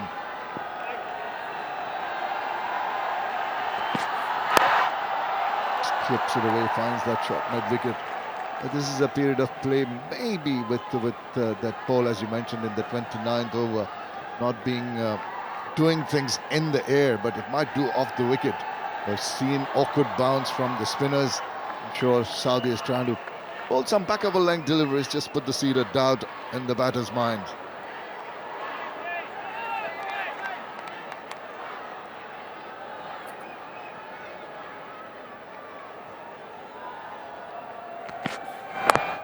Oh, just the bottom part of the bat almost went past and hit the stumps there. Well, I tell you what, there's a whole lot of things that are interesting here, because Mushfiqur Rahim goes to knock the ball away with his hand, and if this touches his hand, he's out. You can use your bat, but you can't use your hand. He's a long way away from it there. Normally realizes the rules, and I'm sure he had that in mind. Oh, beauty. He enticed Mushfiq to a half kind of drive, not fully committed, just evaded the bat there. Not quite a half volley, just a good length delivery. And just a little bit of movement away from the right-hander. Not as extravagant as what it was early this morning, but Mushfiq will feel as though he's got that length wrong. Did mention that that back of length is going to put the seed of doubt. Holding it nicely, having that lovely channel outside the line of the off stump, always asking questions of the batters.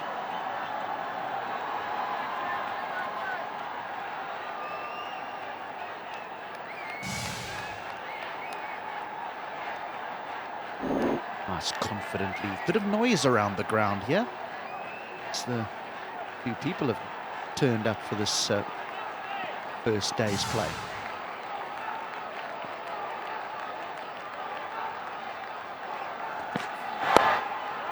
Just flicking it away again. Good work in the field.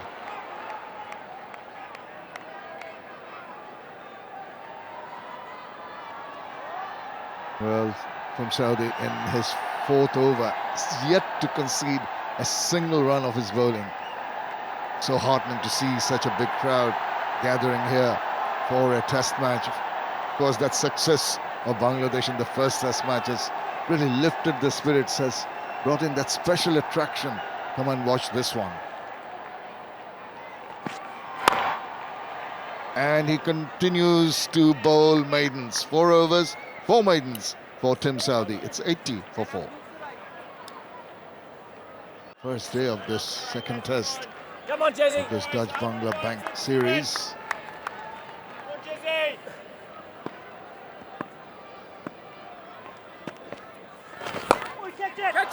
Backs away, and Ooh. No, where it was going, just over. Again, an indication of the slowness of the surface. It just holds in the surface, and that's why there's a thick leading edge that's found and goes over mid-on, so it's safe, but it's heart in the mouth stuff for the debutant, the last test match, Shahdat Hussain. You're mentioning the fact that maybe closed it. See the reaction.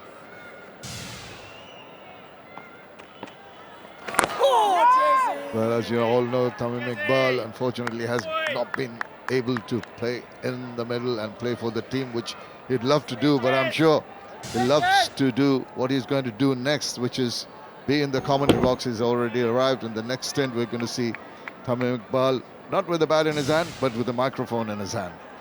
Looking forward to that. Tuck around the corner. Just amble the single.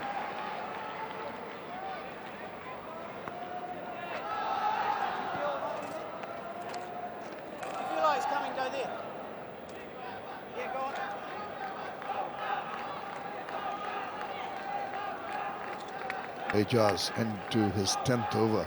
Come on, Jersey boy! Been a bit of a mixed bag, despite the fact he's garnered a couple of wickets. He's tad erratic with his lengths. Puller, more comfortable for the player to just tap it away for a single. You're going well over 3 to the over, which is a problem, I think, for Tim Southee. When your left arm finger spinner is going over 3 and over on a surface that is suited for his bowling. Just needs to be a little bit more consistent with his lines, his lengths, a bit of everything, really. Just a comparison with Mitch Santner, who's been so very disciplined in his line of attack. And once in a while, Ejaz Patel has given that opportunity to batters to just free their arms, just release the pressure that's normally built up. Eases into that shot but finds the fielder. That is the over. 83 for 4.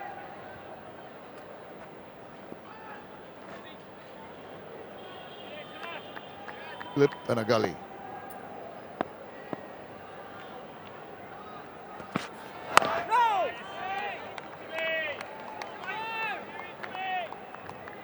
Played well before the luncheon break. Shahdat Hussain walked in, took a while for him to get off the mark, was confident in defence, and then he took to Patel with a number of aggressive sweep shots, both behind square and in front of square.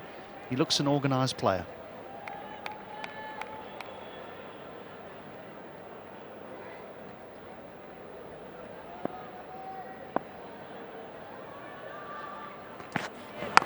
He's done well in the longer version, the domestic longer version, and wants to carry on that good work.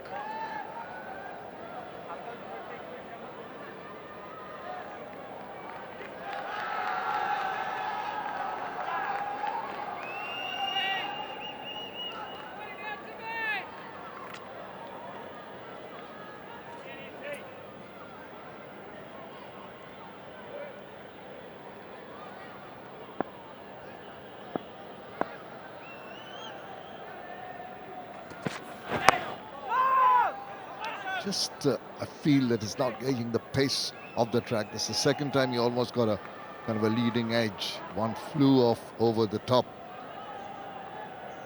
We're talking about reverse sweeps and sweeps employed by a lot of the batters. Oh, but lovely shot. That's the drone going over the floodlights, getting a shot at the crowd.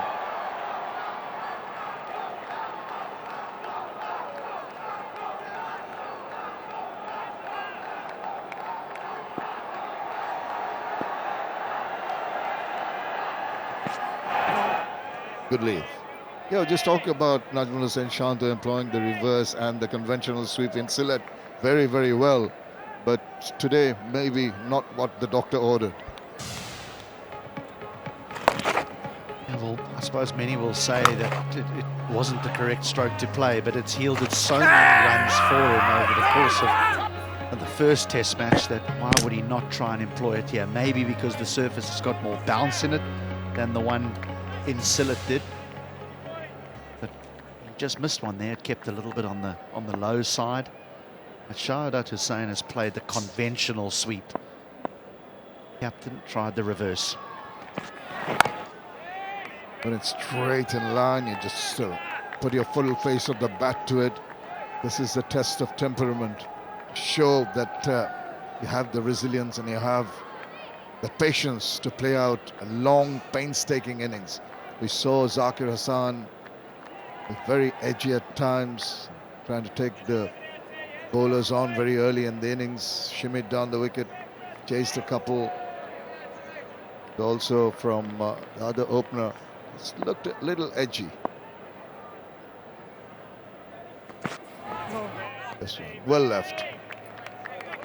And it's 83 for 4. Yet to give away a single run. Extraordinary bowling.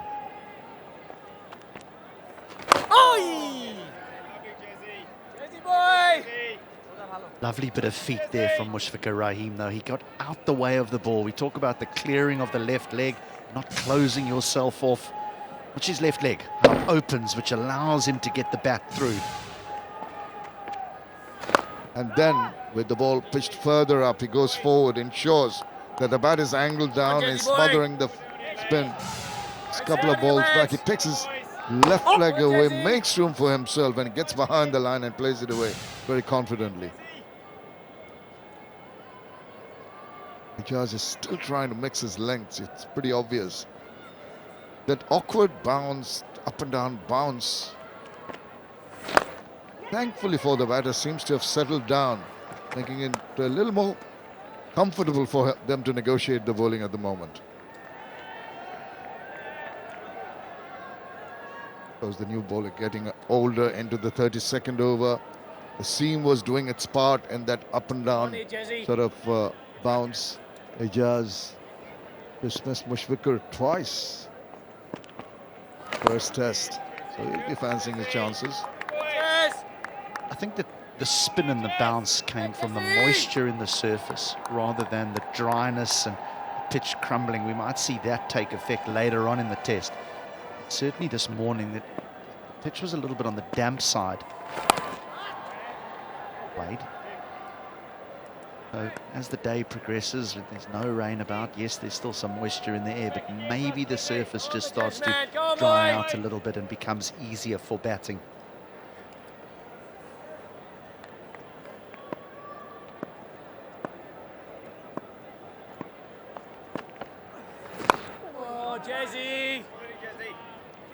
After 32 overs, it's 84 for 4.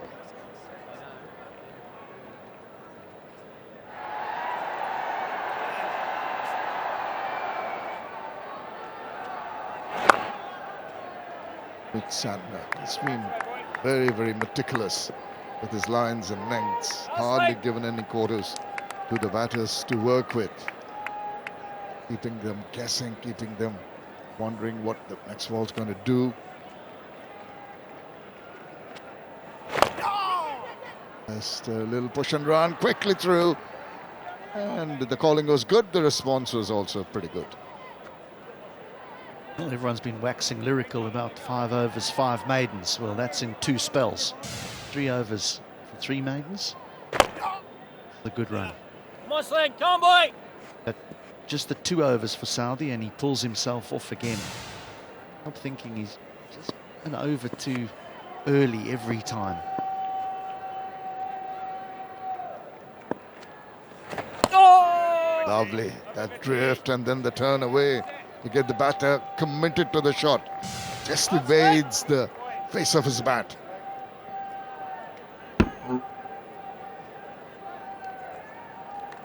A good point to make about Saudi taking himself off. Seemed to have the batters in a little bit of a bother. Go, Tom! Oh, didn't know very much about that. Just threw his bat, gets the inside part. And you'd expect him to sort of carry on for another over or 2. There was nothing in the surface I could understand, but he has got a couple of the batters today to drive at balls that aren't quite there. There's certainly been a little bit of tennis ball bounce for him.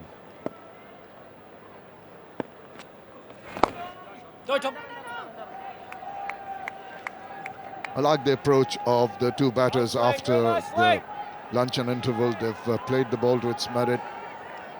No hurry. There's absolutely no need to throw caution to the wind in any manner or form.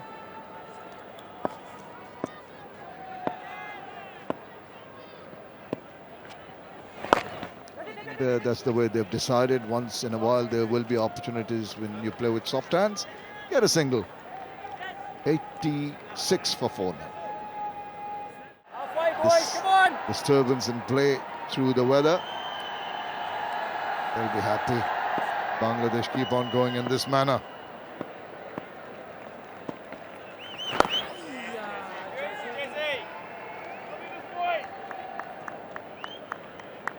Question of patience now.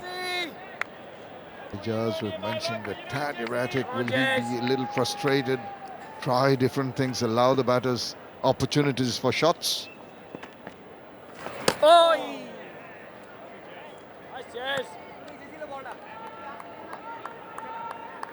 Just for a moment, he thought the late cut was on.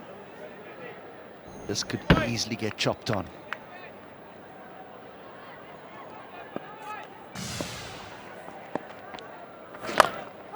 He's given the ball airs and trying to extract some turn off the wicket. Haven't seen too many attempts at the arm balls. Goes on without really turning, holding its line.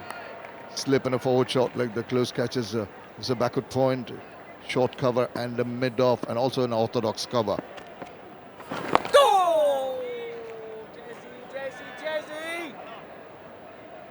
Quiet the proceedings in the middle. Cat and mouse.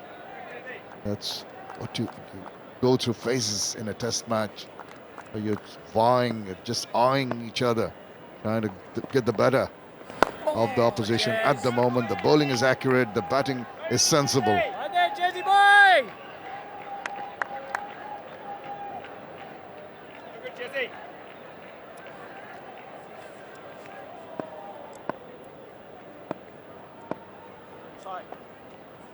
Oops, losing his run.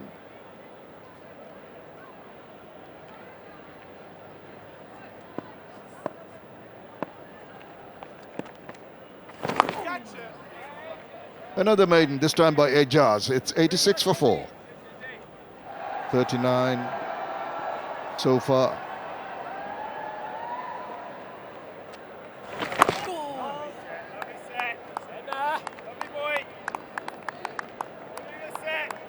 Again, how he clears his left leg when playing back to the left arm spinner, so that he doesn't close himself off and vulnerable to the LBW if it goes straight on.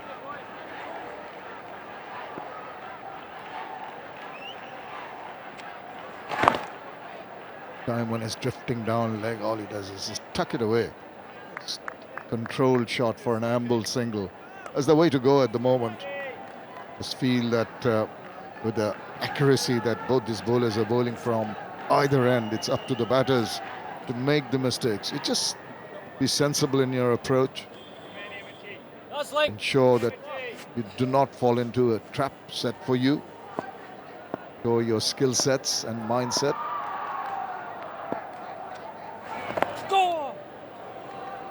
Used half an edge there, not quite middling it.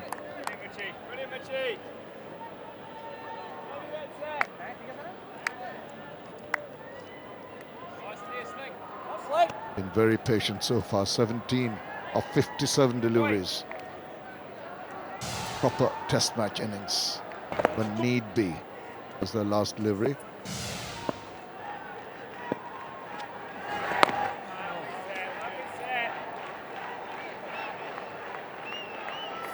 .86 kilometers per hour. Mixing his speeds is McSantner.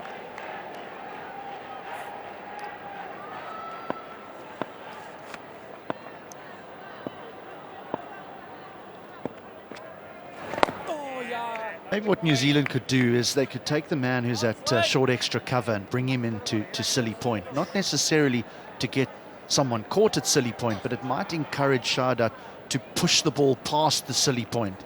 And that's when an outside edge can go to slip. But for now, he's happy to just push forward. There's no one catching in front of his eyes there.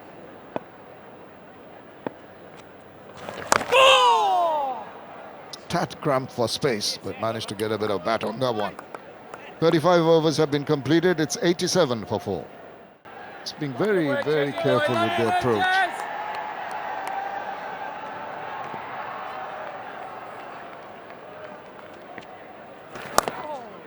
Short, tad wider.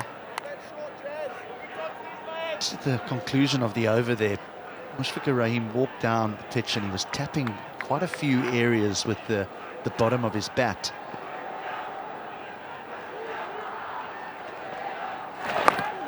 Spoke about the moisture that was in the surface this morning. Maybe there were a couple of indentations that were being made when the ball landed on the pitch. And again, just tapping. Might be just trying to flatten those indentations, which can play a massive part later on in the test match.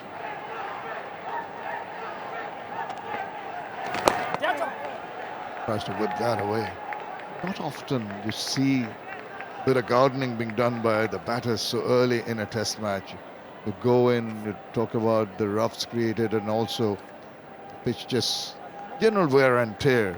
That batters seem to go forward and do that little bit of tapping on the pitch.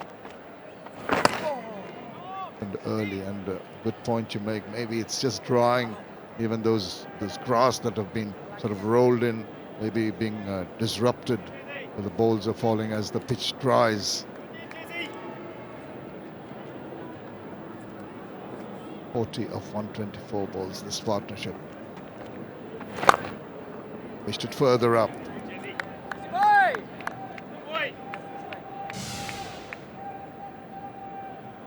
We're talking about the sprinkling of dry grass. That's before start of play. It was rolled in, but it's not going to stay there for long. The moisture overhead and underneath might hold it together for a while. As the drying process goes on, they're going to be disrupted. That is over, completed. It's 87 for 4.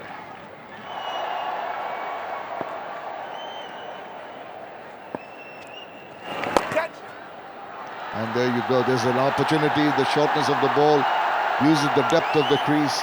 It's just between the two fielders, allowing a couple to be taken quite comfortably.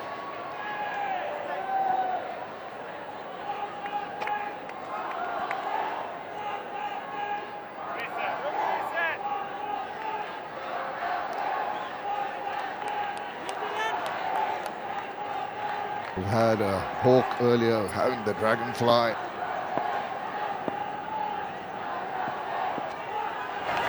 Oh, beauty. That's the one you want to bowl on a regular basis. And as a batter, you can't let that worry you now. It's gone. This is what the bowler can do on the surface, angled in, and that's good. That's good spin. That's good turn off the pitch. Now put that behind him, because not every single delivery spins.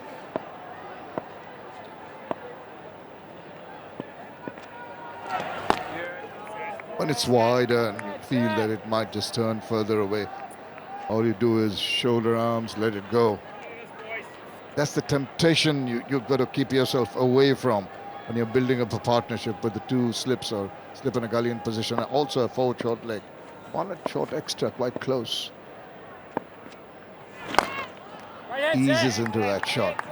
Just can't get it past the fielder.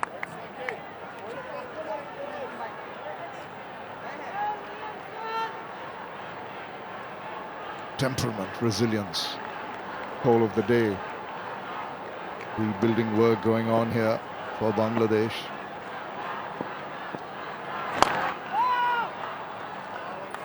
Hard to believe that Bangladesh will leave these shores for New Zealand in the not too distant future, and they'll play on surfaces the colour of their helmets rather than what they're playing on now.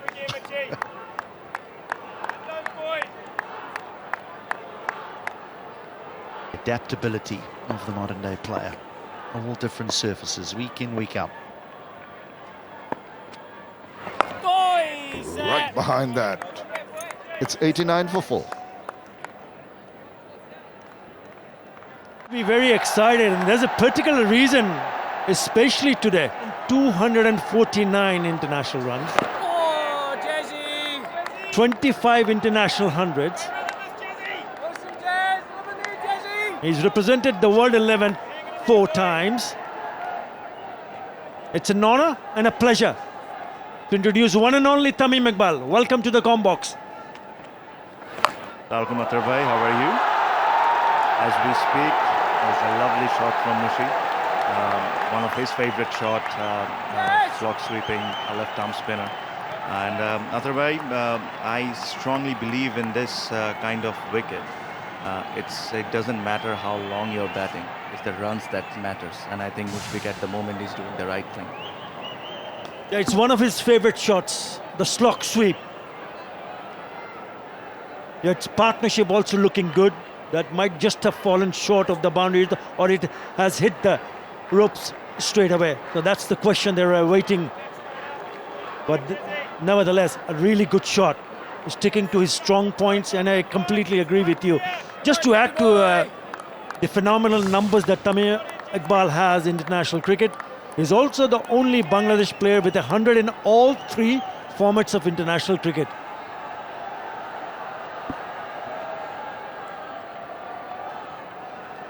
And most 6s in international cricket for Bangladesh.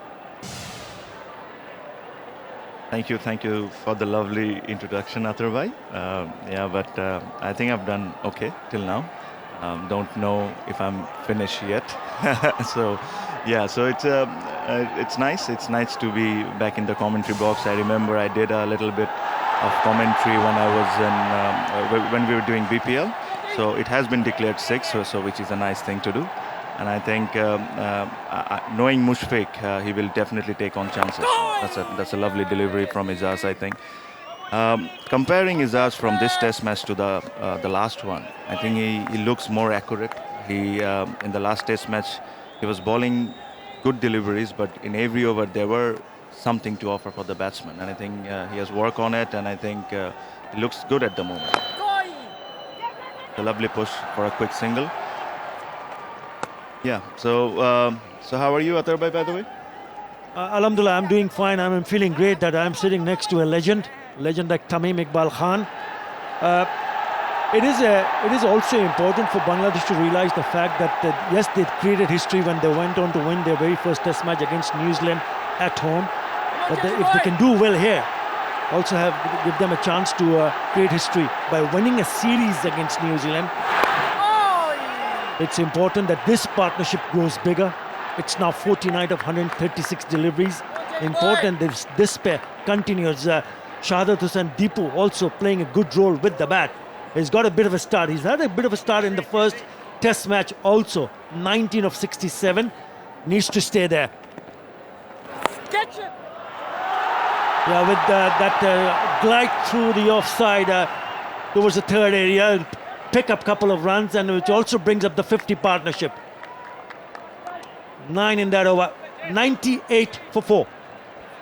So I think you got a very experienced batter who's batting well at the moment, and he knows it very, very well that he has to continue. Same goes for Shahadat Deepu. When you're playing in an international stage, yes, you're young, but if there is an opportunity, you have to make it big, because you never know.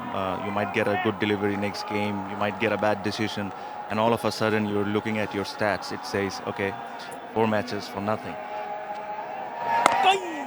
Nicely played by Mushi. So that's what I said, that I think he looks set. He did look set in the last test match as well. He should have scored a few more. Today is a perfect opportunity for him. He's someone who has done really, really well for a couple of years in domestic. And when he got selected, his selection was very justified as per me. Nicely swept away. And will pick up another boundary. He's such a good player in terms of trying to play shots to his strengths. The crowd love him. It's a partnership now, 55 with that boundary. And more importantly, the number of deliveries that these two players have faced among each other. 141 deliveries. Lovely shot from Mushfiqur Rahim. Indeed, it was a lovely shot. As you said, it's always difficult to face spinners with the new ball in Mirpur, especially when this kind of wicket is offering. And when ball gets a little older, it's always a bit easy because the ball comes a little slow to the bat. So I think this partnership has to be very, very important for Bangladesh going forward in this test match. And by knowing Mushfiq, I think he will take chances here and there, and which is the right thing to do. As I said before, in this test match, it's important to bat long, but it's not the most important thing. I think the most important thing is how many runs you're scoring. Yeah, with the boundary, the 100 comes up for Bangladesh also. And you can feel the amount of turn that we saw in the first session. It looks that the pitch has started to just getting settled a little bit better in terms of batting. I got a very funny thing to say. I have played in Mirpur for the last 17 years or so. I've never ever figured it out what the hell is happening in Mirpur, to be honest. So I'll give you a little idea. It's a quick single. I think they're safely banned. So I'll give you an idea after the over. So it's 103 for 4. In the second session, it slows down a little. Wicket doesn't fall that much. And in the last session, you will see again there will be a lot of wickets taken. This has been the history. I hope it's not this time around. So again, there's a quick single by Mushi. As I said, it is very, very important to rotate the strike, to keep your mind fresh as a batsman and just tackle. Because in this kind of wicket, it's extremely difficult for batters. You never know. There might be a Jaffa where might take an edge, or there might be a ball that zips through. You might be LBW or bowled. So it's very important to rotate the strike, keep your mind fresh and keep on batting. Shahadat at the moment is looking really solid for me.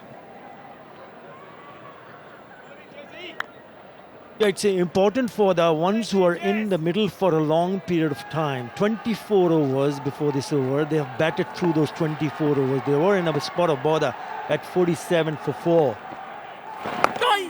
But when you do get set, then you really don't want to throw it away. It's important to look at the conversion. You've made to 20s, let's convert that into a 40 or maybe an 80. Mushfiq has gone nicely to 35. It's a very good partnership. But still, they need to bat and bat for a longer period of time. Exactly, Athar. I think at the moment the ball is not doing that much compared to the first session. And I think what the batter should be thinking now that they'll still take chances, but they don't want to do anything stupid, basically. So they just need to keep on batting. If there is a great ball that gets you out, so be it. You know, we don't make mistake by ourselves and just keep on taking runs. And there will be balls where you can score runs because knowing New Zealand, both of them are really good bowlers, but they will give you something if you bat long enough. Yeah, it's a test match. It's a test of character, test of patience, test of resilience. So you got to put your best foot forward every time. 104 for 4. Not really. I think they missed the trick in the last game, Tim. I believe they should have bowled spinners much earlier in the first test compared to what they did. Today, I think the decision was right to bring on Izaz early. That's a lovely delivery, nicely played by Mushi. So, as I said, I think Tim has missed a little bit of trick here because knowing Mushfiq, he has been extremely good against spinners. We all know that. The world cricket knows that. But when he walked in, I would have loved to see one of the fast bowlers having a small spell at him, because Mushi against fast bowlers early on gives him a little bit of trouble. But when he's set, he's a total different batsman. So as you can see, his body language, the way he's moving, the way he's calling no, it gives you an indication that he's settled, he's happy, he knows what he is doing. So as you can see in the highlights as well, there are a lot of balls that Mushi took it on early. I would have loved to see when he walked in, either Tim or Jamieson could have a crack of 2-3 overs and see what the wicket is doing, and if they could have Mushi playing a wrong shot or something. Yeah, the reason for me to ask that question was this is the very first time that Kyle Jameson have bowled to this pair. He only bowled 2 overs with the new ball, and when you see a partnership building up, you got to make the right call. I was happy to see the spinners in operation because there's so much purchase in the first session. But when you don't see a breakthrough, when you see both the batters trying their best to stay around and build up a partnership, then perhaps I was just thinking maybe he could have tried Jameson earlier on just to see whether he can break this partnership, because bowling to a set batter and bowling to a batter who just come on to bat, two different things altogether. Yeah, definitely. I think you're absolutely right, because in this surface, you don't get too much for the fast bowlers except the new ball. When the new ball is here, you might get an odd bounce or an odd delivery, basically. So they should have bowled Jamieson, especially when Mushfiq came in. And there is a big LBW for handling the ball. And I think Mushi is in trouble. He shouldn't have done that. He's an experienced cricketer. He should have known that you cannot do that. So I won't be surprised if Mushi is given out here. But we have to see if the ball was in the wicket or not. Regardless of anything, you cannot touch the ball by hand. So I think this is what the third umpire is going to look. Was it the wicket was in the wicket or not, or the wicket was outside anyway? TV umpire to director. We have an umpire review for obstructing the field. I just want to check whether the action was willful, deliberate. Your best angle, please.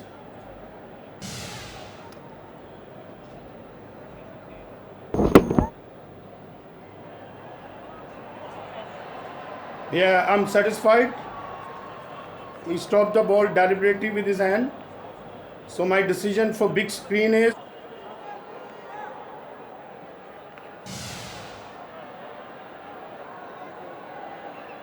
he's in danger.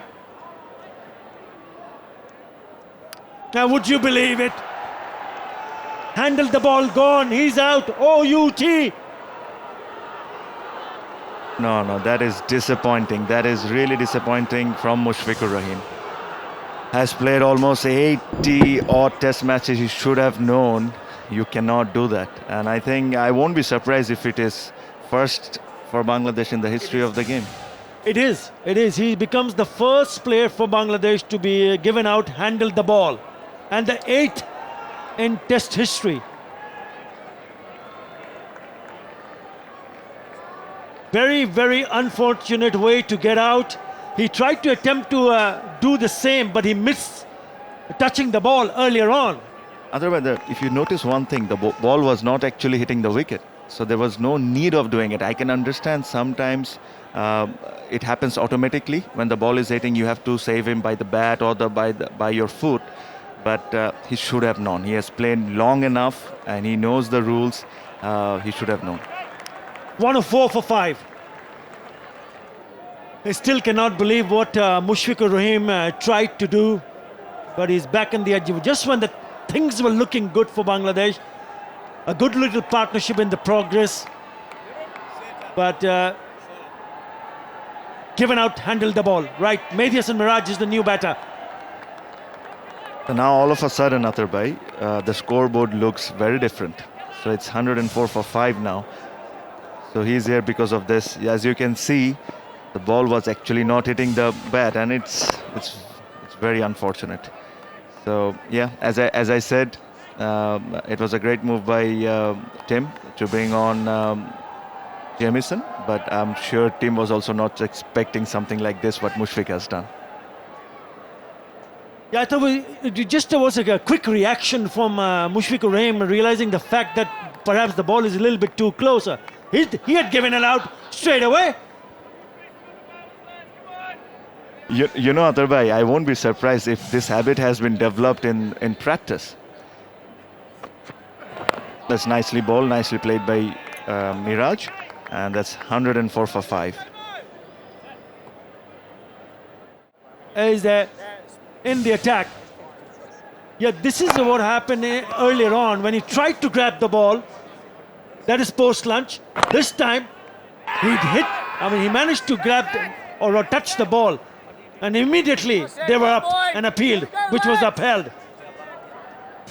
Yeah, Trevor, as I was saying, so when you bat in the nets for a long time, you somehow try to develop a habit of when you're defending and you're giving the bowler back to the bowler. So whatever excuses and whatever reason we can give here, but you cannot do that. You cannot do that, and especially from a Mushfiq's point of view, I think he has played more than enough to understand it's a no-no in international cricket.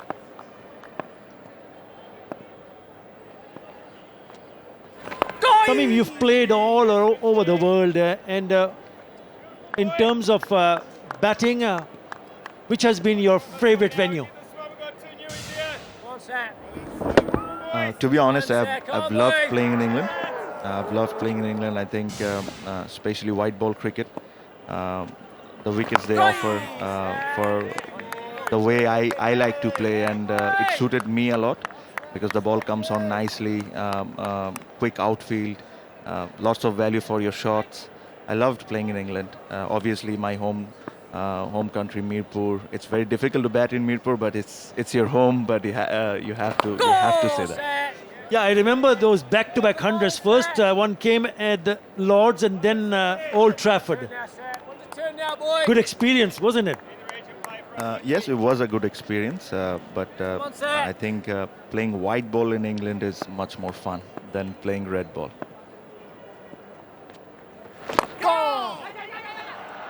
Well fielded. It nearly went through him. A bit of a hand, so it'll stop the batters to come across for a couple of seconds. Talking about white ball cricket, I remember one particular shot way back in 2007. You went down the wicket and smacked Zahir Khan into the stands. What was going through your mind at that stage of the game? I actually love thinking about that game because in that game nobody had any expectations towards me. I even myself didn't have any expectations. What will I do? We had so much expectation from you. But to be honest, you are one of the person who selected me. If I'm correct, yourself, Farooq Bhai, and Prince Bhai were the selection panel, and 105 for 5 end of the over. 5 wickets down.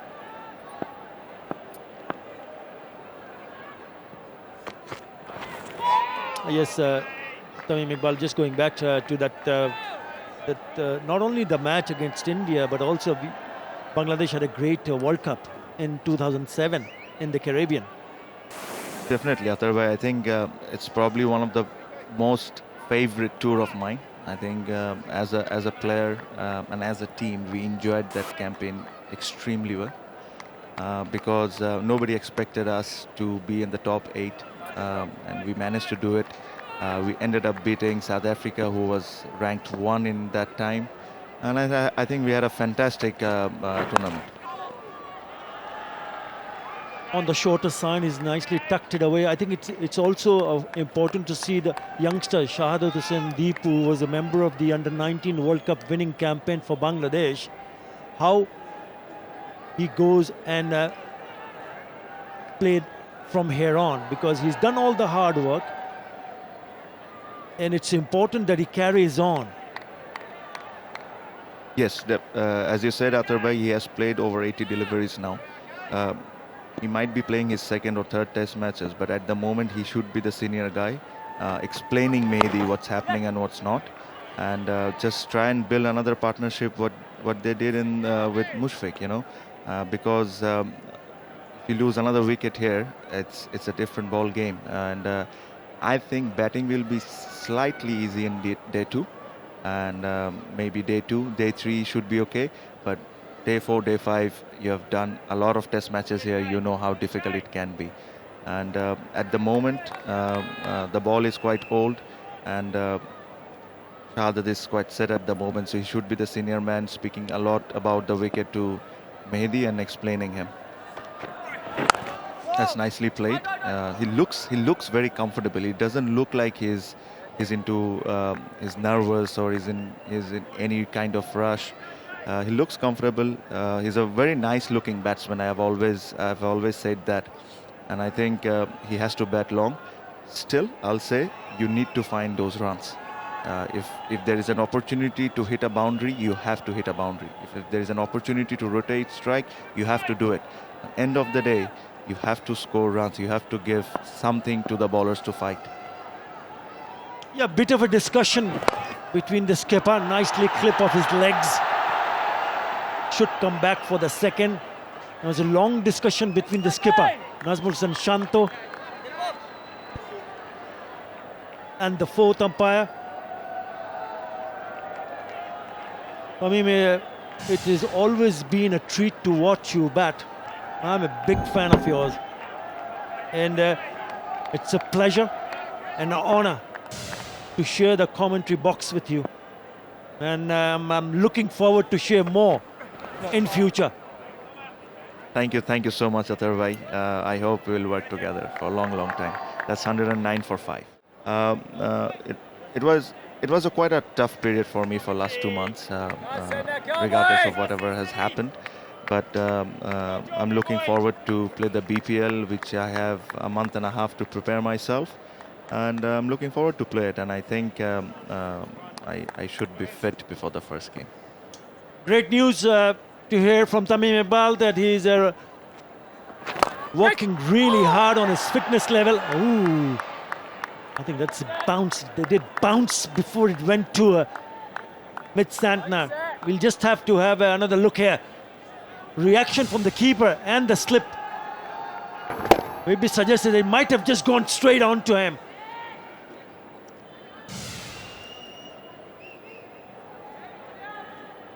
Bounce. Just want to hold a bit more. You want to catch her, lads? Come on, Sir. Come on, boy. You want to catch her? One more, Sir. Come on. Gee.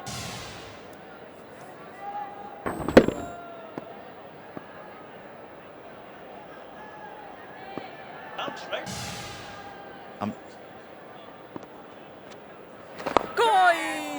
That's a very tight lane for Santner. I think he's a great inclusion in the 11 because he has the height. The way he bowls, he'll get a lot of bounce in it. And I think, no, it was a catch, Atar. It was a catch. This is what I felt.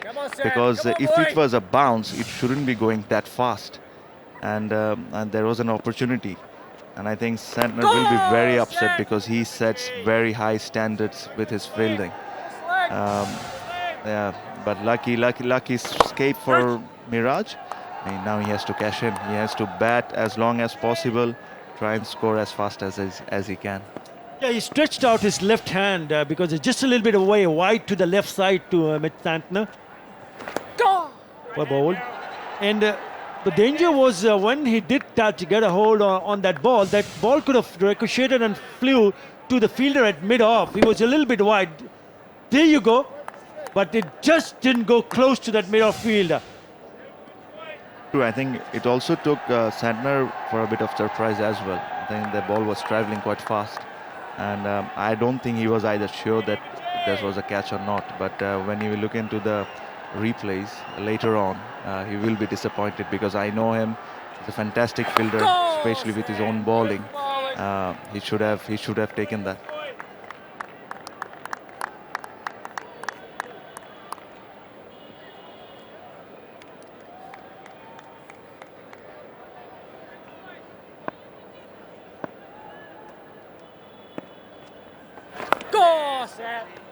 Tamim Iqbal, as always, it was a pleasure to be with you in the Combox, and I look forward to sharing more moments, same moments. They're all set for this little session once again, and Bangladesh have really got to button down. Young Shahadat Hussain has been exemplary. He's got the support of Mehdi Hassan Miraj, who's no mug with a bat. But difficult times ahead. Be very careful. There you go, almost squaring him up straight away.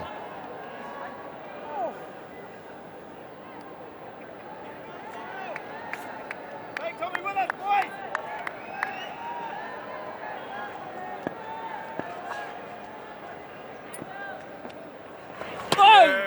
Actually, you were talking about obstruction of the field. We saw how Mushfiqur Rahim got out.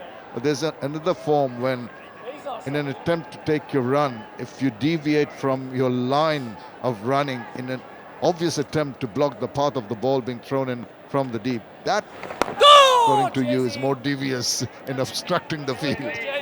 Yeah, that makes sense.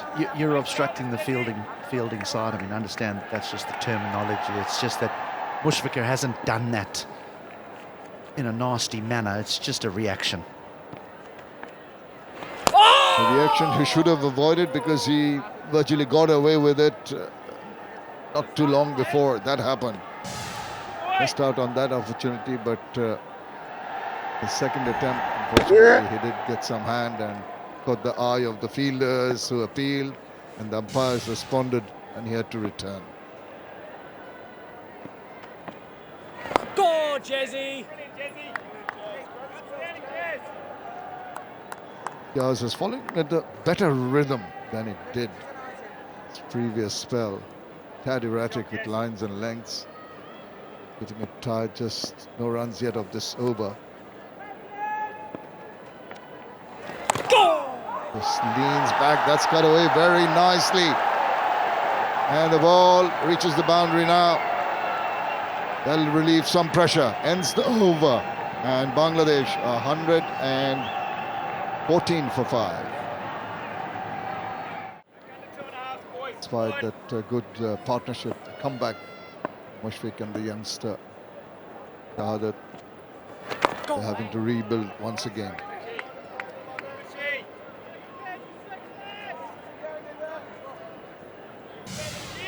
Last ball of the last over, look at this. Just seemed to be cramped for space. What it did was use the depth very well, open the face and chopped it away. Nicely timed, used the pace of the ball.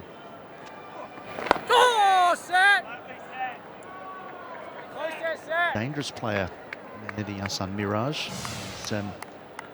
Likes to scores quickly. Made some significant contributions of late with the bat.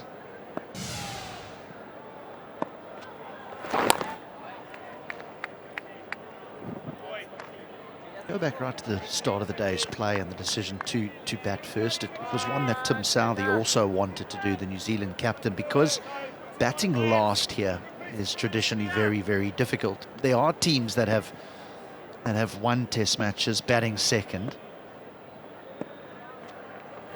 Oh, that's beautifully bowled. But what has happened there is they haven't scored big in their first innings, and the team batting second has gone and batted past them, which means that they've had to chase very little on the last day or two. So New Zealand will be fairly chuffed with what's happened here today, but there's still a long way to go for them to level this series. Absolutely, I think you hit the nail on the head in saying that that first innings matters so much. What kind of a target the team batting last has to face. Look at the analysis of Mitch Santner. Look at the cluster too. You know, both left right-handers, it's been always very much within that centre mat. Another maiden over. It's 114 for 5.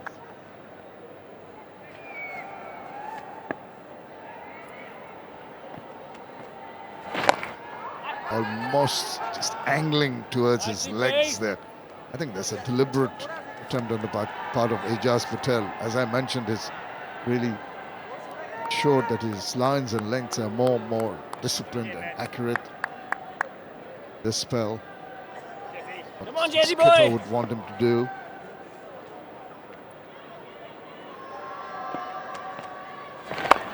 He pitches it up, it'll entice the batter to go full hog at that one. Maybe not getting it in the right area of the bat.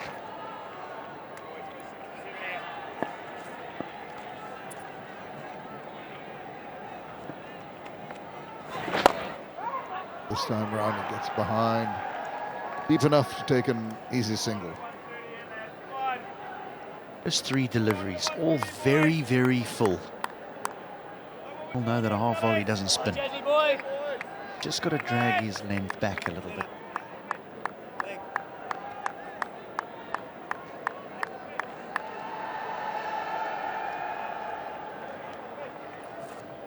been that fortunate with those lengths that the batters, because of the frame of mind they are in. Catch it, Tom! Catches the call, it's wide of the fielder, maybe a little bit of bat into the pads.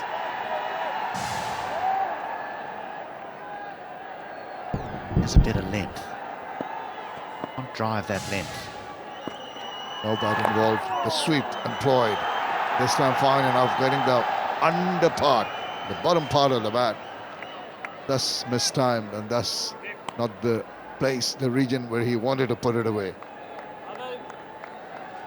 Love seeing that, Jezzy. Love seeing that, boy. Rotation there, boys. Get a game there, Jezzy.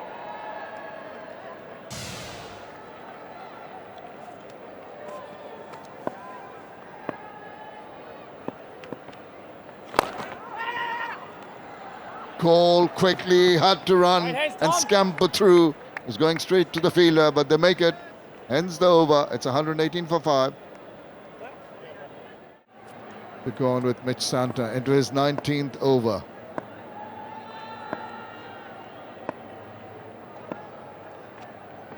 Oh, that's a beauty. Now this is the length that Ajaz Patel has struggled to find.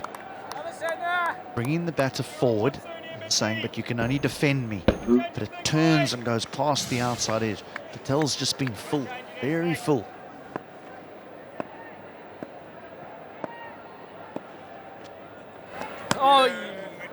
Once it's outside, pitching outside, wide outside, fifth stump rather. And it's easy enough to shoulder arms. That's what you've got to do. He's been so patient, so selective, and has read the deliveries reasonably well.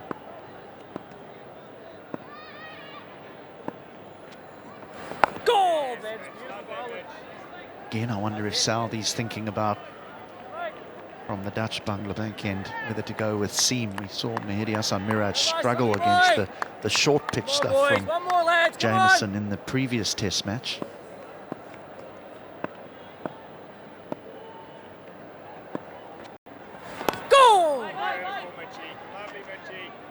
I think a mix and match would be the order of the day. You might be right, HD, getting a bit of pace from one end. Still overcast. I know it's the ball's 40 in the 48th over.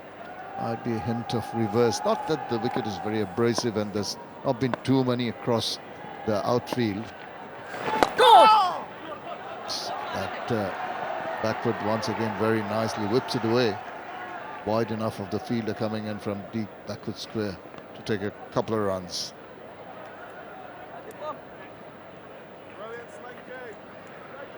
Once in a while, even as a bowler with the precision of Mitch Santner, you will have one or two odd deliveries that are going to be pitching short. In that opportunity for the batters to add to their tally.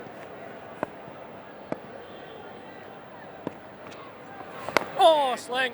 Back on line again. That is over. 120 for 5. He has turned 27 today. Birthday boy. Happy birthday, Glenn. And I'm sure he'll try to make that a memorable one by getting some wickets here for his country.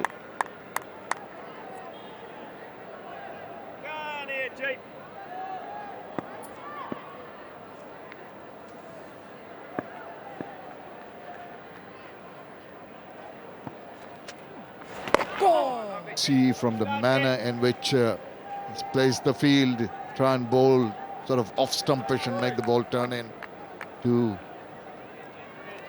happy birthday.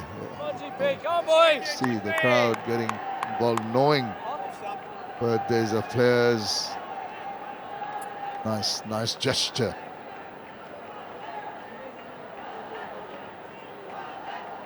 Forward short leg and a leg slip for that ball that turns rather viciously. Tries to play with the turn, the batter. There it is. Nicely tucked away between those two for a single. This might prove a successful bowling change. I just think sometimes, countries like South Africa, Australia, New Zealand come to the subcontinent and they try and sort of adapt to the conditions by then bowling a whole heap of spinners.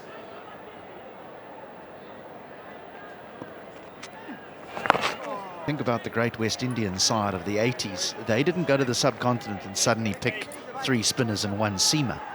They still relied on what their strength was to try and win the test. Now, yes, the New Zealand spinners will be the key to winning this test match and levelling the series. But I do think that that Southee and Jamieson have a part to play here. I mean, Southee hasn't gone for a run yet. He's beaten the outside edge. Jamieson certainly rattled Mirage in Sylhet. So don't get too caught up in just spin. Nice, use the depth of the crease once again.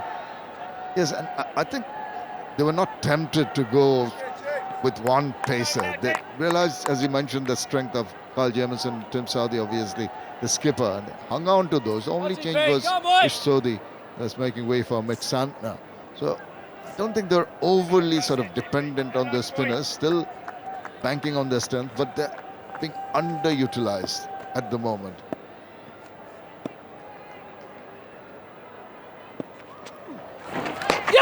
Oh, big appeal, and he's been given. This was drifting down leg. This is the plan, and he just fell into it, trying to whip it away. Well, well, well. I don't think we can call this a strangle anymore because we've seen a number of dismissals over this series like this. That spun a long way. A long, long way, and it's just a faint edge. Shahdat's long vigil. 102 balls for his 31 has come to an end, and it's that man Phillips, fourfer in the test match in Sylhet. He's got one here. It's Shahdat Hussain who goes for 31. Bangladesh are in trouble. 1, 2, 3 for 6. Nurul Hassan Sohan, keeper, walks in, another wicket for Bangladesh. 433 runs. Got 350s. Comes in at a position of distress for Bangladesh. 123 for 6. The long vigil of Shahdat ending when he followed the ball. That spun quite a bit. Look at him outside the line of off stump and turned quite a bit. He followed it. He thought maybe a tad closer. Kept on going away, turning away from him. And the birthday boy strikes. Another sharp bit of wicket keeping as well by Tom Blundell. It's another good catch. He's taken one already earlier today. That's a beauty. It's the anticipation of the turn. He was moving to his left. He saw the ball turning viciously. Even for an offie, that was quite a prodigious bit of turn from Phillips. I think Shahdat thought maybe it wouldn't turn that much. It would come nicely onto the bat and he could flick it away, not to be.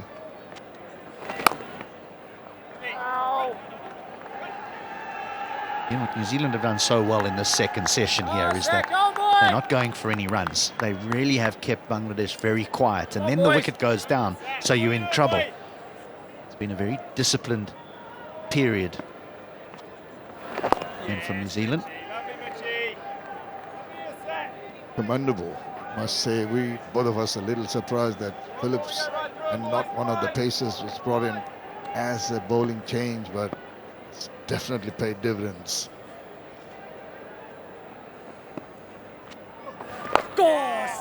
Gardner keeps on pegging away, keeps on bowling those pinpoint accurate deliveries.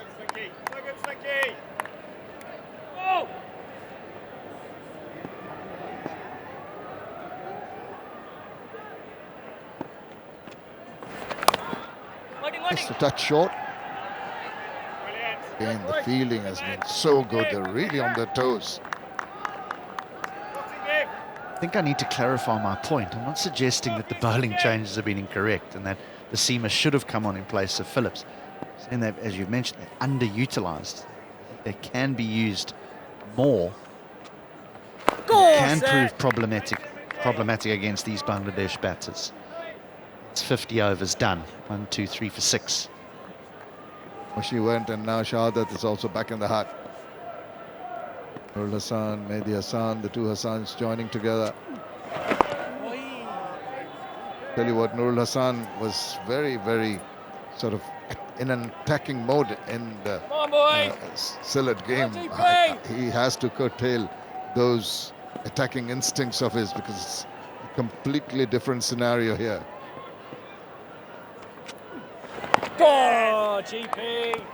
So do you think that's the way to go? Curtail the attacking instincts, go at 2 and over and keep losing wickets? Or do you think he should... Do you think that's the route? At the moment, you have to go on your defense. I think trying to take the bowlers on at the moment is not the best option. I understand you're saying 2 and over, but 2 and over if you don't lose it. But this is cricket. I mean, you can never say. But you don't want to get out to a silly shot. Let's put it that way. If the opportunity is there, go for it. I'm not saying do not just block everything. If there's a short pitch delivery, you go after it. If this is one in the slot, you try and get some runs out of it. But do not premeditate. Catch it! Catch it is the call.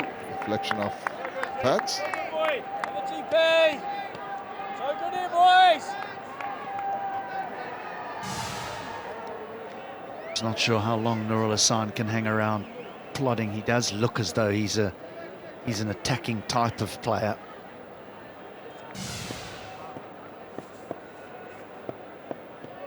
Got a bit of height on that, off the bounce of the ball. That's a nice looking shot. Just backed away, made room for himself. Got the proper part of the bat to it, and once again that commitment shown by New Zealand fielders. Had to run a long way to retrieve that ball. Again, the key here is the use of the feet. So often we think the use of the feet is coming down the wicket, but look how busy he is in the crease to give himself that room to get the ball through the offside. That ball's hitting middle stump, but it's the length that allows Nurul Hassan to pounce on it.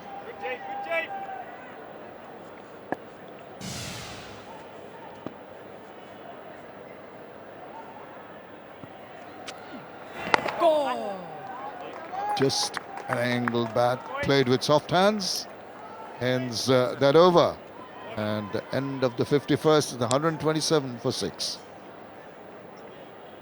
We'll Satner to continue his 21st. And now it's my turn. Oh, misfield. We'll haul it in. Just be couple there. I'm joined by Tamim Iqbal, former Wellington Firebird and Chittagong Vikings. We played together in the BPL. Come on, boys. Now joined in the commentary box. Welcome, Tamim. Thank you, Captain. I was captained by you. Had a lovely, lovely time in Wellington, except the flights. Too windy, and I was very, very, very scared of that flight. Oh, turn from Satner. Beautiful. Well, not only was I your captain and you were an overseas player for Wellington, but you were also employed as my babysitter, weren't you? I was forced to be very honest. I was a nice boy who was sleeping at, I think 10 p.m. or something like that. And you and your lovely missus decided to go for a late date. And I was the only one who could have taken care of your small baby. And I said to you, whatever you do, if the baby wakes up, don't just leave it, just phone me. You phoned me and you said, the baby's fine. He's sitting on the couch with me. And I said, what? Came straight back home, and there on the couch was the baby that had never met you, just lying there with eyes wide open. That's the Bangladesh culture for you. I know you don't get time with your wife, so I decided to take care of the baby so you can have a lovely time with your wife. Wow, I think it's fair to say you were a better player than babysitter.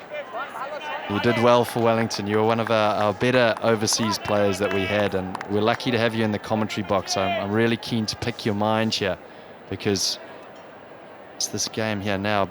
New Zealand are on top. It's going to be a question of whether Bangladesh can wrestle back. A little bit of authority. That's the over.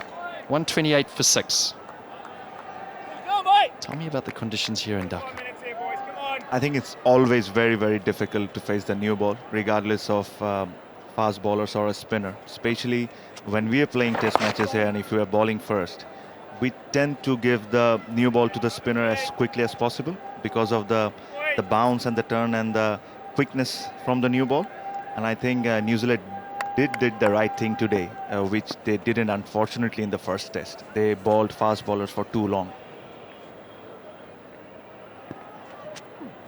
Tom! That's interesting. So because of the new ball, there is more purchase there, because we were discussing whether or not the seamers should have been bowled. Now have a look at this. Yeah, you can see that's a perfect example. The ball is skidding, spinning and bouncing. And when you will see, when Mushi was batting, when the ball got a little older, now it's still spinning, but it's slow. So where you can go at the back foot and you can still manage. Where with the new ball, you don't have exact that time. Because we were discussing, the seamers were taken off really early. And Southey and Jameson, who you said maybe bowled for too long in select, they bowled a great spell, didn't get return. But in actual fact, Southey's made the right decision there. Spinners on early, bowling in tandem. Absolutely, I think he did the right thing. But to be honest, Grant, this is what I'm seeing now. I'm not liking it that much, because I think there's a new batter in. Both of them are pretty new. Izaz and Satner should be bowling at the moment, because left-arm spinner against a righty batsman, it's always challenging. And when you're new into the crease, you don't know. As a batsman, you're not sure what the ball is doing. So they should be bowling rather than Grant Phillips at the moment. Yeah, Glenn Phillips brought into the team the first test. Did particularly well against left-handers, as you said, I mean, but got 4 wickets. Well, that one's kept a bit low. Oh yes, you know, you won't be surprised. I won't be surprised if he picks up a wicket here. But for me, I think you should be bowling your best 2 spinners at the moment, especially with the new batters. Because in this wicket, regardless of anything, you might be 200 for 2. If the wicket is behaving like this, if a new batsman comes in, it's always and always going to be difficult. It's the end of a Phillips over, 129 for 6. Given out. It's a turning point in this game. But I mean, Shahadat was saying, I thought has been impressive in his second test. He looks like he's got a very calm head on his shoulders. Disappointing to not see him there now, but that 30 could be quite crucial in the context of the game. Yes, he did look very comfortable. And what I've been a bit disappointed with is it's too many easy dismissals for him. And I think he will be very, very upset, because he did all the hard work.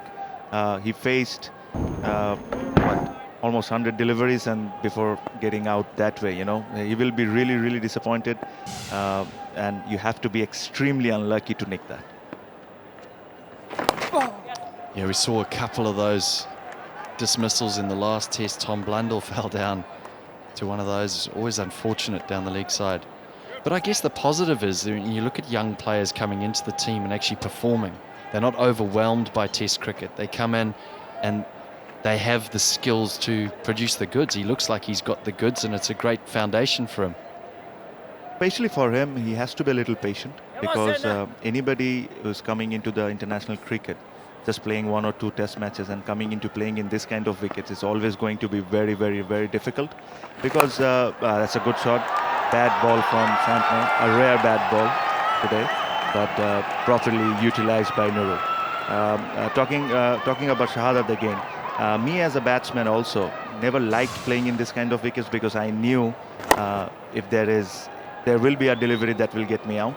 When you're playing in a really nice wicket, you have that opportunity. If you get set, if you don't do the mistake, you can make it big.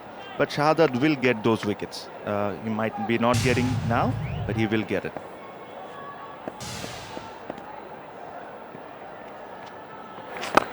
Well, this time flighted up by Mitchell Satner. I guess when you talk about, you say this wicket, and I think, you know, as a New Zealander, if you're a New Zealand batter and you're looking at that first session, your eyes would light up, not in a good way. You're thinking, wow, how am I going to play? And I think after this over, I want to pick your brain on how to play on this wicket.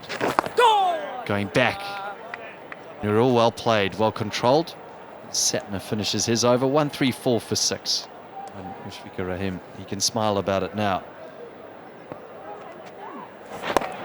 Oh, a little bit of movement there. Good spin.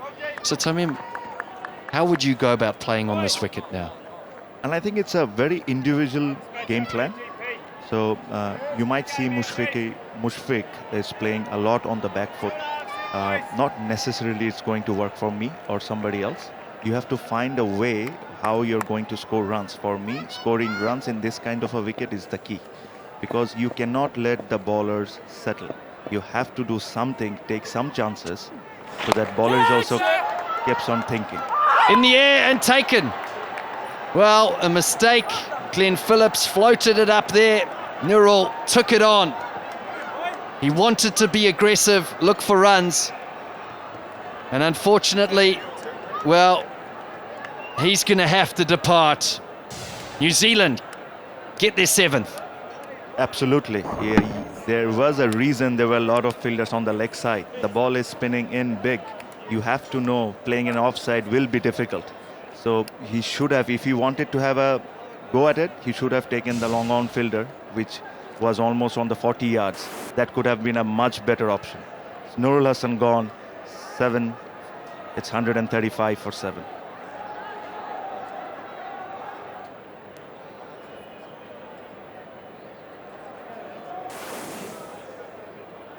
New batter coming in, Naeem Hassan. Well, they're going to need every single one of those runs that he's got. His best of 26. Bangladesh struggling to get partnerships going. There was just the one partnership. This is why Naeem's come to the crease. 100%, because when Mushfiq and Shahadat was batting, the scoreboard was looking quite decent. And I was telling that in the commentary box, you never know. One wicket falls, brings 2. The whole thing looks different. Nurul looks very disappointed, but I think he is himself to blame for. There were a lot of turn in the wicket. He should have not go against the spin. He should have gone with the spin. He had enough opportunity to score runs. The long on was maybe on the 40th yard. He should have gone over him. But you don't want to curb that aggression, do you? Because you're saying it's about scoring runs. Now, Zaki Hassan got out in similar sort of fashion, being aggressive. Now, I think as a coach, I want to say, listen, I love your aggression. That's great. I want you to score runs. Maybe the execution or the decision-making wasn't as crisp as it should have been. Think if you are the coach of Bangladesh cricket, okay? So, an off-spinner is bowling, who's spinning in big. The easier option is to hit him with the spin, and especially when the fielders are up. Okay, there's a mix-up, but I think he'll be back safe. So, yeah. So, Captain, I need to ask you a few more questions. I think our audience will be interested in. Is you have asked me plenty of about Bangladesh cricket. What are you guys doing right to be so successful in ICC event? Though cricket is not your #1 sports, and you don't have a population, someone like Bangladesh, where we have 170 million population. You have a very minimum population, but you still manage to do so well in ICC events. What's the secret? That's a good question as Glenn Phillips gets into his work here. He's getting into a nice rhythm. Apart from picking South Africans. If you're in the Black Caps environment, you are always going to get better as a player. And they pick you for a reason. So until there's a reason to not pick you, but that's a lot of opportunity, then you'll find yourself out of the squad or out of the team, and maybe with some work-ons. Absolutely. And I think, correct me if I'm wrong, the captain gets a lot of priority in New Zealand, especially in domestics as well. I was told by someone, I think Firebirds or Togo or someone was looking for a coach. It's connected important runs for Bangladesh at the moment. I think they'll come back for 2. 135 for 7. 137 for 7. Well, send them to Dunedin early. It's nice and cold there. Bring your jumper. No, that time of the year it's beautiful. But what I did notice in that schedule was 2 games at Mount Maunganui. Now, I commentated the test match that Bangladesh beat New Zealand. You guys are not learning from your mistake. Don't put us on Mount Maunganui. No, that's where you won the test match. We're being accommodating. We're being nice, saying welcome. It's a lovely place too. It's an amazing place for tourism, I think. Now it will be good. I think now New Zealand has, I think, much better spinners compared to the one that we won. So it will be a good contest, I think. And I think, what do you think about the ODI venues? How will Nelson play, or Dunedin, I know, have played there? Can be tricky, can be really, really cold. Where Napier has a small side boundaries and a longer straight boundaries, and normally it's a good wicket.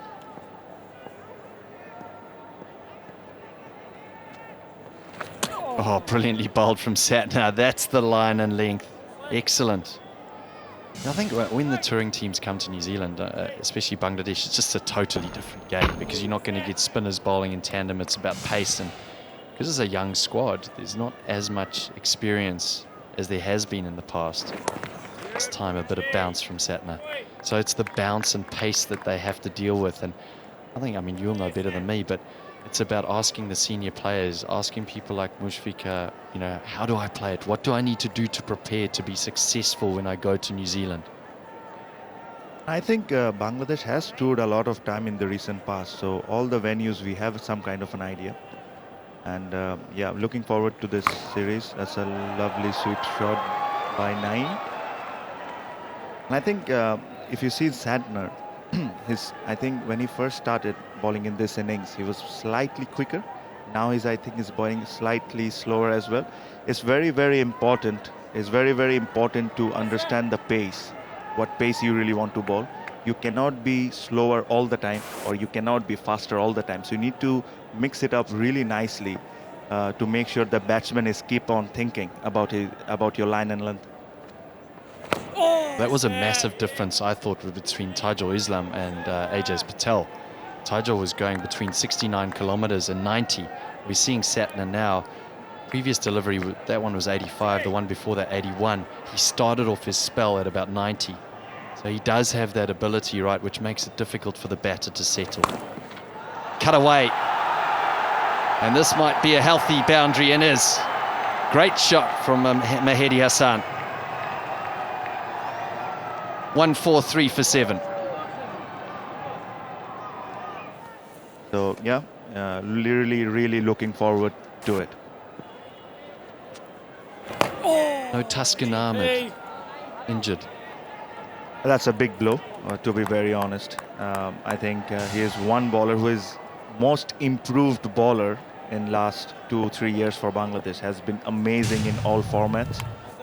Done exceptionally well. He understood what it need to be successful in international cricket, and unfortunate that he has to miss out because of his shoulder injury. Yeah, he puts a lot of heart into it. I mean, we've been talking about how to play on this wicket, and I think someone that showed us is Mushfiqur, the way that he goes back and sweeps, because there's a lot of turn. Or the reverse. Just be one. Didn't get enough bat on it. I want to have a look at this package just to show you exactly how he plays going back to that length, when some players will go forward, wouldn't they? Absolutely. I think that's his way of playing, and I rate him as one of the best batsmen against spin bowlers in the world. He exactly knows what to do. He will sweep you, he will reverse sweep you. He exactly knows what's happening, is very much under control. So that's why I was a bit disappointed with Tim not having a go with the fast bowlers as soon as Mushi walk into bat. He should have gone for a couple of overs with either himself or Jamieson, and then bring out the spinners. And I guess at that point that you make, it's just that's how he plays. You have to find a way that works for you as a batter. There's no right or wrong way to play. You can go out there and be very aggressive like Shanto did in the first innings of the first test and take the momentum away from opposition. But you could also be very attacking and get out early. Like for me was the main thing is when I was batting, if I see the long off and long on are up, I have to make sure I have to take a chance, hit him for a 6 or something, try and hit him for a 6, so that they forcefully take the long off back. Because when the good ball comes, there is a chance I can take a single at long off. So you have to calculate those things. You have to take that calculated risk and make sure that bowlers are keep on thinking. It's not about only singles. It was 145 for 7. Naeem new at the crease. And New Zealand has to be very careful in this situation. Yes, they have picked up 7 wickets. One more. That's a lovely delivery from Santner. As I told you, he has been maintaining his speed really, really nicely. There's a slight bounce on it, and I think Mehdi couldn't do too much about it. I think it was a decent delivery, lovely catch by Mitchell. That's slip if I'm not wrong. Yeah, a bit of bite and turn there from Satner. And Daryl Mitchell, safe hands. Mitchell Satner looks to the clouds. He's been impressive today. He's been extremely impressive. And that's the dangerous wicket that Tamim Iqbal was talking about. Mahedi Hassan Miraz, he goes for 20. It's 145 for 8. Well, a new batter comes to the crease for New Zealand. Another welcome wicket. They've been impressive, New Zealand. It's Taijul Islam, who I know will be licking his lips to bowl on this wicket. Gonna need a little bit of rear guard action here, Bangladesh. This is the delivery from Satner. I think the bounce was the key. It has been spinning all day, but because of Santner action and the height that he has, the bounce that he is getting is the key. And I think he has been bowling fantastically well. As I told you before, his inclusion in the 11 has been a brilliant one. I thought he should have played the first test, but nevertheless, good for us, he didn't. So yeah. So I think at the moment, I think New Zealand has to be a little careful in one thing, that they keep on taking the wickets. They don't give away too many easy runs at the end, because the scoreboard might say it's 145 for 7 or 8, but you never know in this wicket. Anything can happen. Every run counts, and Tim Southee knows that. Slip one round the corner, short leg. And Tim Southee just at short mid-wicket. Ball turning into Taijul. Oh, that one, vicious turn from Satner. That's just the thing, is one turns and one doesn't. This time, sharp turn from Satner. I think the most important thing playing in this wicket is you never ever play for turn. You have to play for the straight delivery. That is the most important thing, because you will see aged important runs for Bangladesh. Coming back for 2, might go for 4. It is. So it's important runs for Taijul and for Bangladesh. Well, some people will say an edge, but if you ask a tail ender, he'll say, well, I've placed it there. It was just delicate. I just opened the face. They will always have an answer for this. Every batter that bats below 9 will say they did it intentionally. And a little wink from Satner saying, either well played or I've got the better of you there, Taijul. Lets it go this time. Taijul actually takes his batting very seriously. I keep on telling him, the day you take your batting too much seriously, you don't score. So I told him not to have a knock, just go and bat. That's a lovely delivery from Santner. That's 149 for 8, and it's tea time.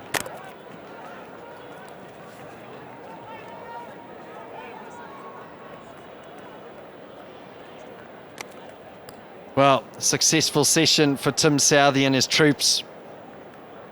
4 wickets a session.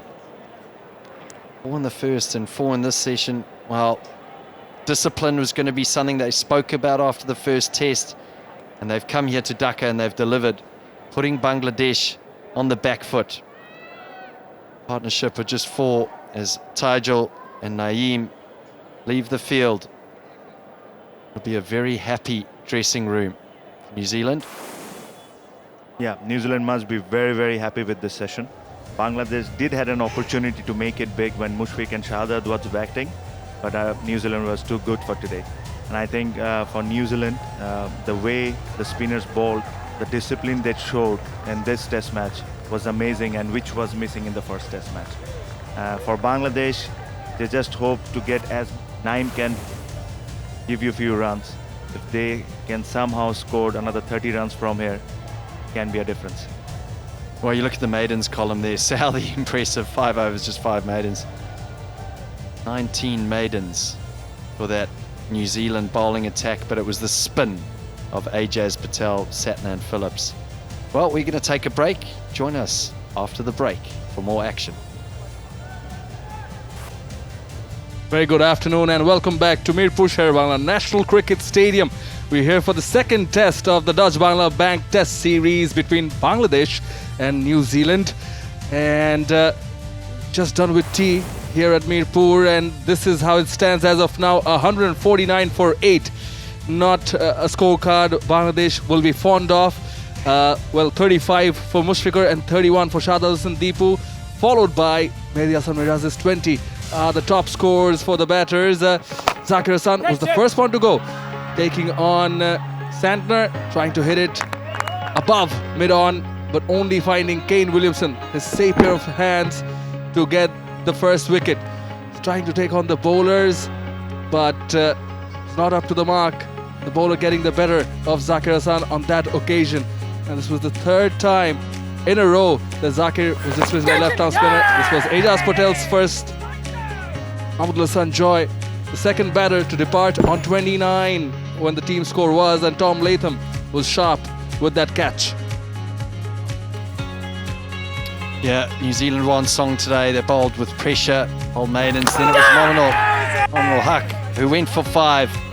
Just tried to play this maybe a touch too square. Ajaz Patel got the line, got the length right, and handy glove work there from Tom Blundell. Never easy when it's an inside edge. New Zealand had their 3rd, just 41 for 3. And then it was the big wicket of Shanto. Went for the reverse sweep. It was reviewed. He played it so well in the previous test, but not this time. A review, and much to the dismay of the Tiger fans, Mitchell Satner, who's been excellent. And then this happened. Oh no. Mushfiqur thought he had his wicket-keeping gloves on, and it was given out. It was adjudged obstructing field, not handled ball. And he was very disappointed with that, but he had to go. He was on his way. He went for 35. Then it was turn for Glenn Phillips to join in on the party. He's going down the leg and was trying to fetch in just the faintest of edges from Shahzad and Deepu. He's building up that innings, gone for 31 of 102, and Glenn Phillips gets his second when Nur Hassan Chauhan was trying to go inside out for a lofted drive, only finding that fielder at mid-on. Again, not the safest shot around when you're trying to play against the spin. And this one, on this occasion, Santner is taking the catch. Nur Hassan Chauhan was not happy with that. New Zealand just kept getting wickets. This one, Mehdi Hasan Miraz, well, he went for 20. There was a big wicket before the break. So he can be a little bit pesky with his runs. Certainly batted well in the first test. Back live now, Naeem Hassan and Tijal with an early partnership of just 4 or 5 deliveries. Glenn Phillips to start proceedings here. He is bowling from the Dutch Bangla Bank end. He's already got 2 wickets, 2 for 21. All the way 8 wickets. Basically 7 wickets shared by the spinners. Among the 8, and the one of Mushfiqur Rahim, the important one, was judged obstructing the field out. was surprised at that obstructing field. I thought it was handled ball. Not sure about that. Down the wicket. So I want a bit of clarification on that. I don't know what you think, Shermanoy, but certainly when you stick your hand out, I thought it would be handled ball. Obstructing the field is more changing your path or pushing a player out the way to get back to your crease. Spot on. As far as my cricket knowledge goes, I'm with you on that. And he had tried it previously also. Earlier today, we've seen him try that.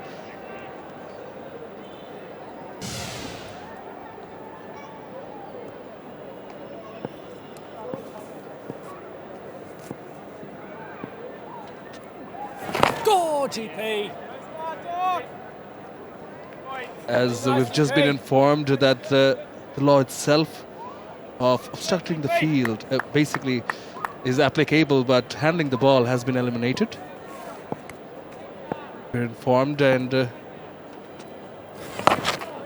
Phillips, last delivery of this over. It's a maiden to start with after tea. 149 for 8. It's going to be him from the rocket end. Tajul Islam, left arm spinner for Bangladesh, with the bat in hand, has a job to do. A leg slip, a slip, and a short leg in place for the batter. Very important. We'll get back to that 3 for 54.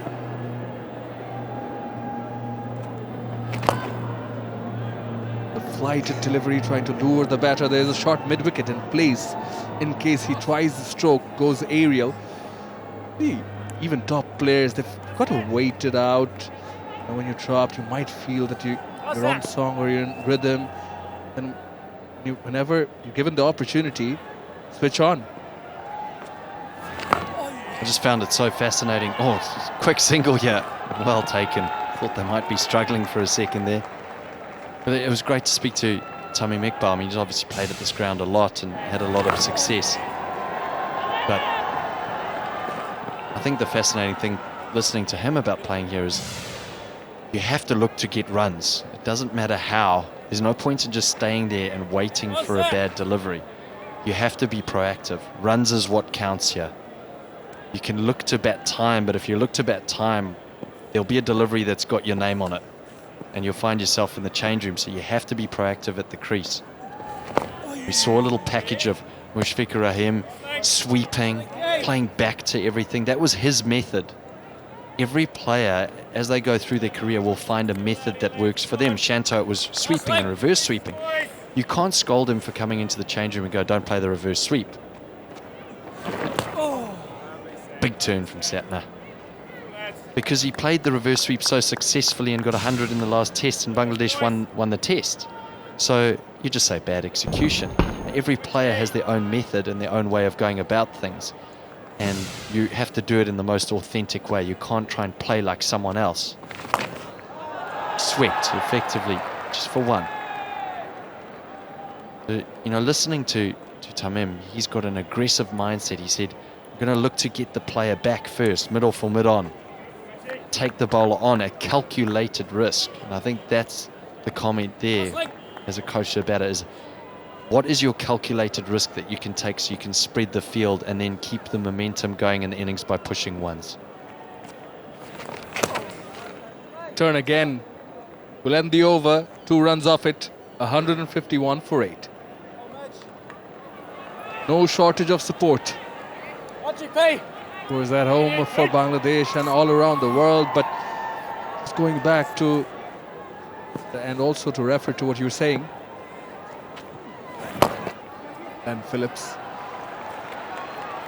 continues from the other end. So, yeah, as you were saying, I think what I've learned from that is not only takes the mental aspect of the game, but also the tactical side.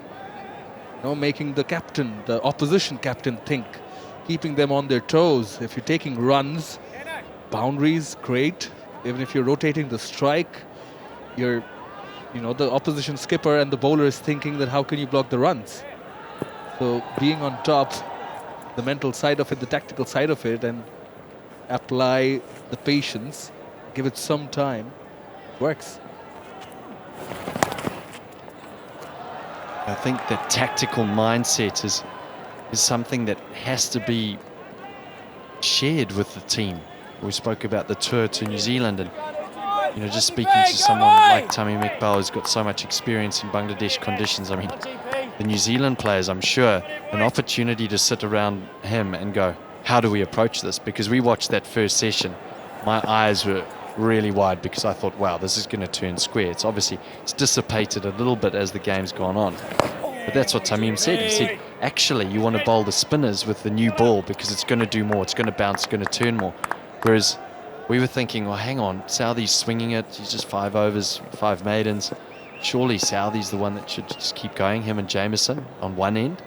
Bowled the 2 spinners, so Southey in Tamim, his mind was correct in bowling the spin because of these conditions. And that insight and just you speak about, Chamanoi, the tactical and strategic way of going about your innings. If you can help nurture the younger players in the team, that's how you depart the experience to them so they get better. Create this fertile learning environment for the team so that you're always trending in that direction of constantly striving to get better and better each day as a player. Absolutely. 3 runs of this over so far. Want one more delivery to go. More questions for you, Grant. Wait till the next over. Oh, that's the beauty of a delivery from Glenn Phillips to end the over. Bangladesh 154 for 8. Pretty dark here in Mirpur. Lighted delivery. Going to lure the batter now. Yeah, it's also about learning and adapting and then application, right? And we've mentioned earlier that how New Zealand have done their homework, trying to, put in something. Plays for the sweeps and the reverse sweeps. Now, when it comes to Bangladesh after this innings, the Bangladesh dressing room, when they go back, you mentioned about the environment.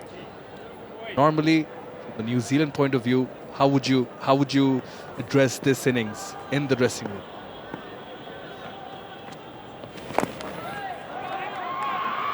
Attempted sweep there to get off strike.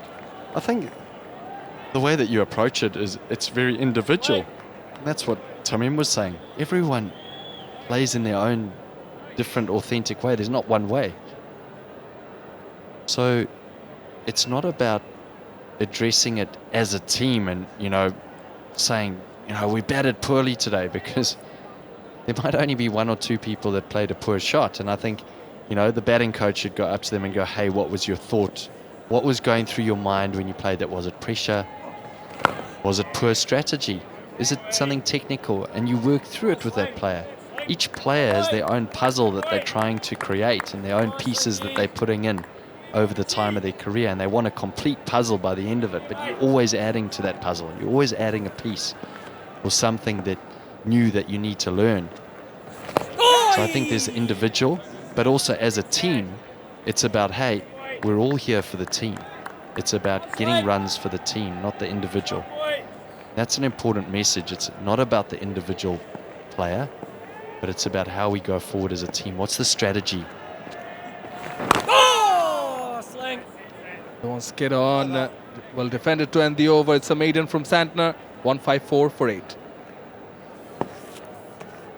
2 slips and a short leg. Glenn Phillips continues.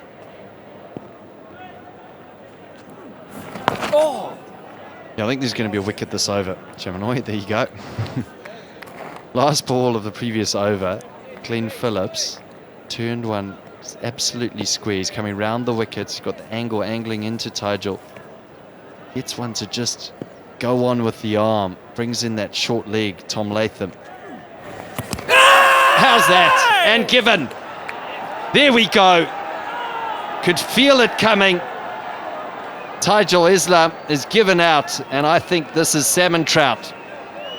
Stone Dead, he's reviewed it.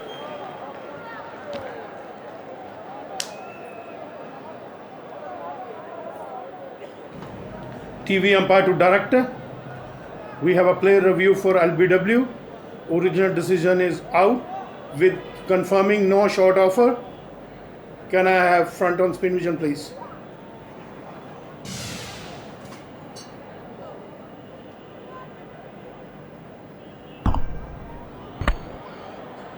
Yes, satisfied. Ball tracking, please.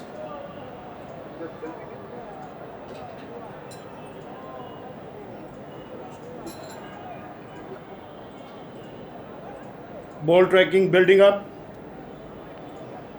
Stand by, please.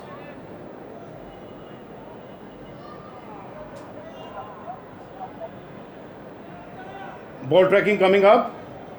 Original decision out. Pitching outside off. Impact no shot offer. Wicket sitting. Paul, stay with your original out decision. And you are on screen. Make a signal, please. Spot on from Paul Rifle and spot on from Grant Elliott. You called it. Tajul Islam departs. He's gone for 6 of 13. 1 boundary in that. Leg before wicket by Glenn Phillips. Bangladesh lose their 9th at 154. Bangladesh with 1 more wicket left in their bag, and here's the batter. Shoriful Islam is the last batter in.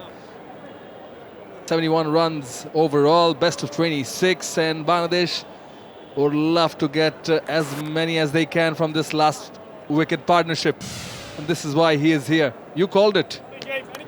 Well, previous over, he pitched one there and it just spun past the outside edge. This one just goes with the arm. It's so well bowled from Glenn Phillips. Excellent line, excellent length, asking questions.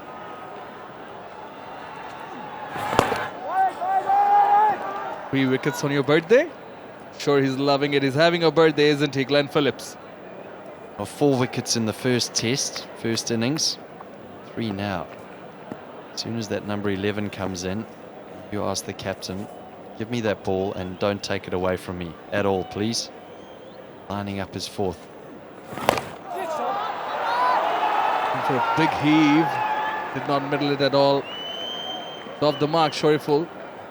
Clean the strike. Now, with 1 more wicket to go, it's about time the Kiwis will be thinking of batting here, and want to know what's going through their minds. Hey, 4 wickets in the first session. I think they were already thinking of batting. They would have discussed this wicket. And going back to your question about the environments and that, the New Zealand environment is very much not about the result. So the result sort of takes care of itself. Don't talk about winning. That's something that happens at the end of the game if you've done everything correctly during the course of the game. It's about those processes. Beautifully played. Just a delicate touch there from Naeem. He'll come back for 2. And it's important to make sure that those processes are there, not just for the individual players, but just as a team. Strategically, you're going through those processes 1 ball at a time. And yeah, you review it, but the New Zealand dressing room is very much about celebrating victories, personal milestones, team milestones at the end of the game, at the end of the day's play. It's a lot of togetherness. It's about being selfless and about playing for the team. Yes, you've got an individual role to play in the team, but it's about playing for the team, putting the team first in everything you do. About the process and ticking the boxes for the team. Putting the team first. And also talking about it. Glenn Phillips. Aim off the back foot. We'll get another single. Single will make it 4 runs of this one. 63 done. Bangladesh, 158 for 9. For Phillips. 2 for Ajaz Patel. Sadner will continue.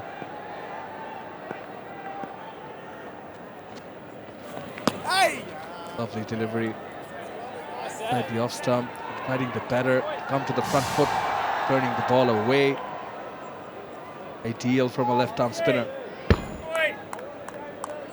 Yeah, it's always tough. We spoke about with Tamim Iqbal. He said, right-hand batter, you've got to get the left-arm spinner at them. Mitchell Satin has been exceptional. 80 kilometers an hour. He started the day at 90 kilometers an hour. He's now found a pace that he's working between 90 and 80 kilometers. Saw his fastest delivery, 118. Look at that turn and bounce. That's beautiful.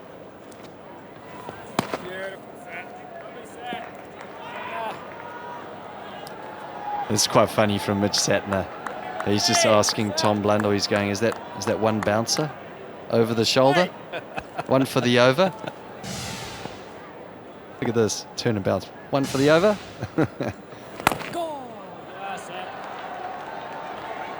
It showed he wants it also. Why do the Pacers only get it? Well, I'll tell you what, it has bounced significantly. That's been the one thing I think from going from the first test in Sylhet and then looking at this test here in Dhaka. The bounce has been so significant. The turn probably slightly more, but it's that turn and bounce. As a batter, we saw Mushfiqur going back to a lot. Your game plan has to be so sound and your execution so crisp to get through the barrage of discipline and line and length that Satner, Ajaz Patel and Glenn Phillips are bowling.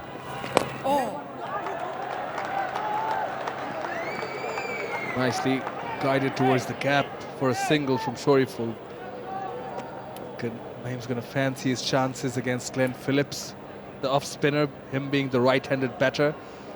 Shoriful be dealing with the left-arm spinners ideally, but they're already in their whites with the helmet. Zakir Hassan in the middle. Shadab Sandeepu on his right. Nur Hassan Chauhan.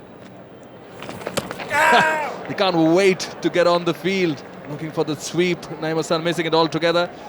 The over, Bangladesh, 160 for 9. Are all kitted out, ready to go and field, which doesn't show a lot of faith in these two batters, Shoriful and Naeem. They don't think they're going to last very long at all.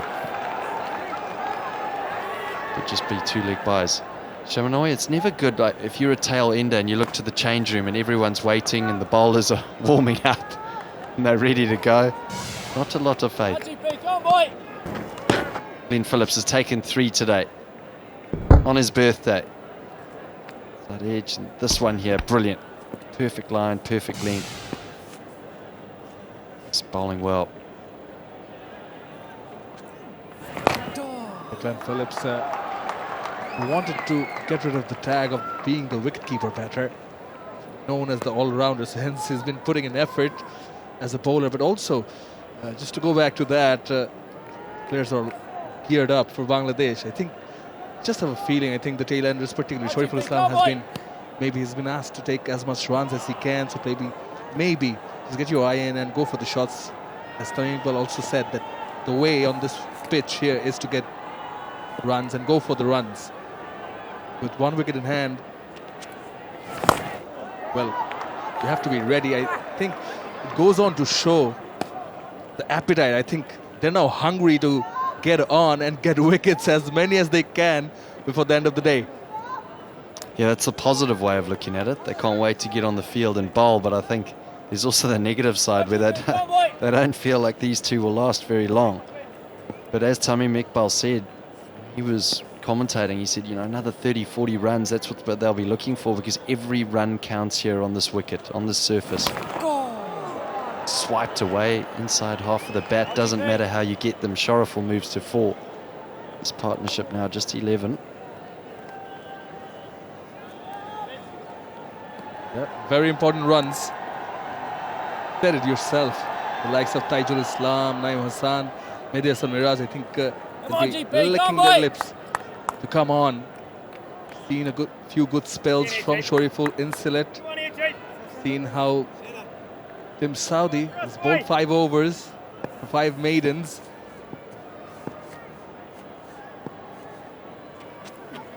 I think they're also itching, and just stroke before this one, Shoriful with that big bat lift. Now Naim Hassan coming down the wicket. Some hints?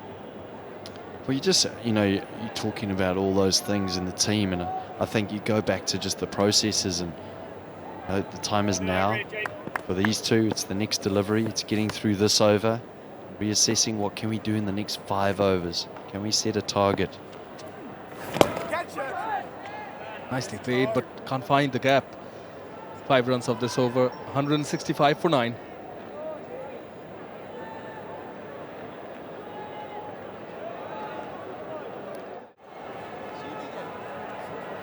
Oh, there we go. They're all in.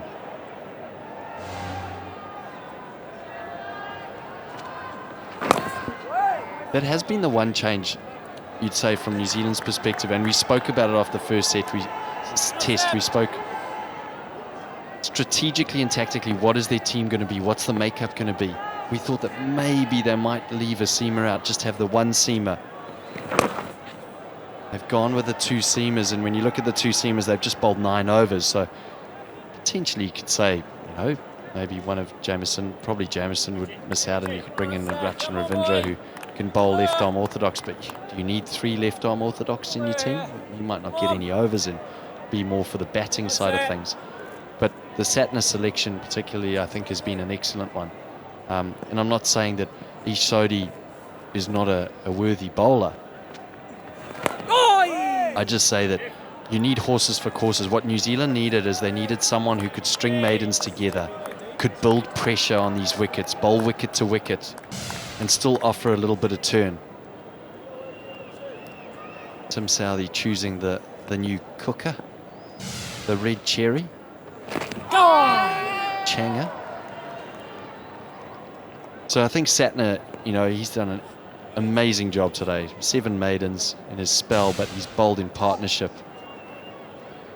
You know, Shamanoy, I love this. There's always someone who has to choose the ball. It used to be Trent Bolt. And Satna's there along with the captain. Got to say. And some viewers will be going, but they're all the same. I don't understand, why is he choosing a ball? But the bowlers will tell you that they feel different in their hand. Handy runs here from Sharaful, just an outside edge. All the balls feel a little bit different. Some feel a little bit more comfortable in your hand, more pronounced seam. I don't know, that's something we're going to have to ask Tim Southee. This is earlier in the morning. The 2 left-arm spinners sharing their thoughts with each other with the new ball in hand. Perhaps just sharing it's going to be our day.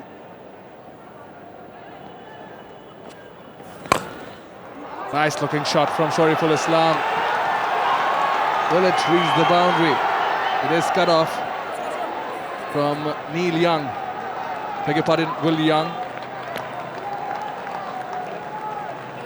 Will Young it was, cuts it off. 3 runs taken from Bangladesh, 172 for 9.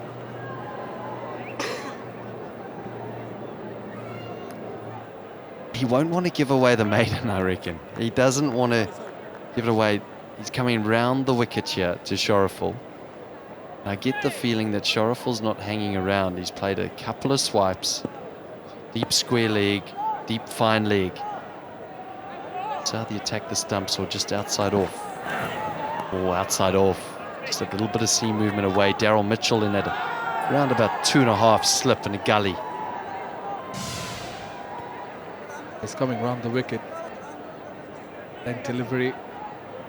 Don't expect much footwork. Tail end batter. Unknown bowling prowess. Already added 10 runs, Shariful. Every run matters. Oh!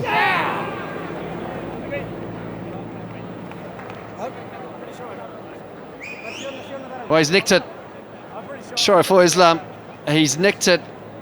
It looked like maybe it had bounced. There's a few players out there. Everyone looks pretty positive that it's out. Umpire Paul Rifles going upstairs. No one's really sure TV umpire yet. to director. We have an umpire review for fair catch. I have checked front foot is a fair delivery. Front on spin vision, please.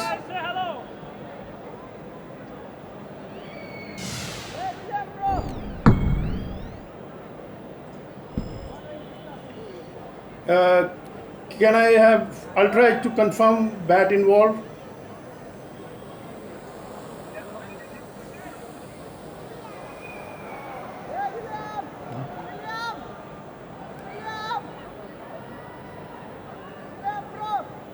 Please. Aldridge coming up. Yeah, satisfied. There is a spike when ball is next to the bat. Best angle for fair catch, please.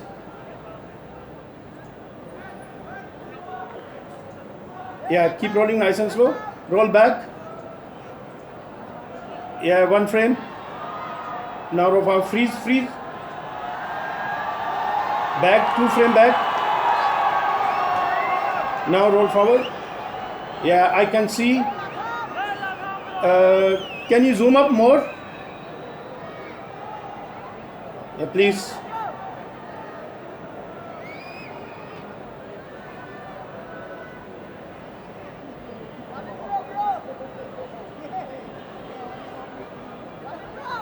So, yeah, please. Can you go back, please?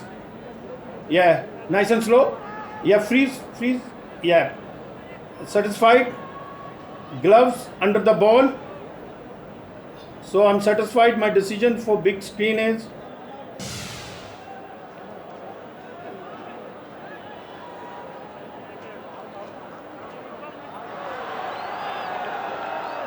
There was no doubt that the batter had edged it, Shariful Islam.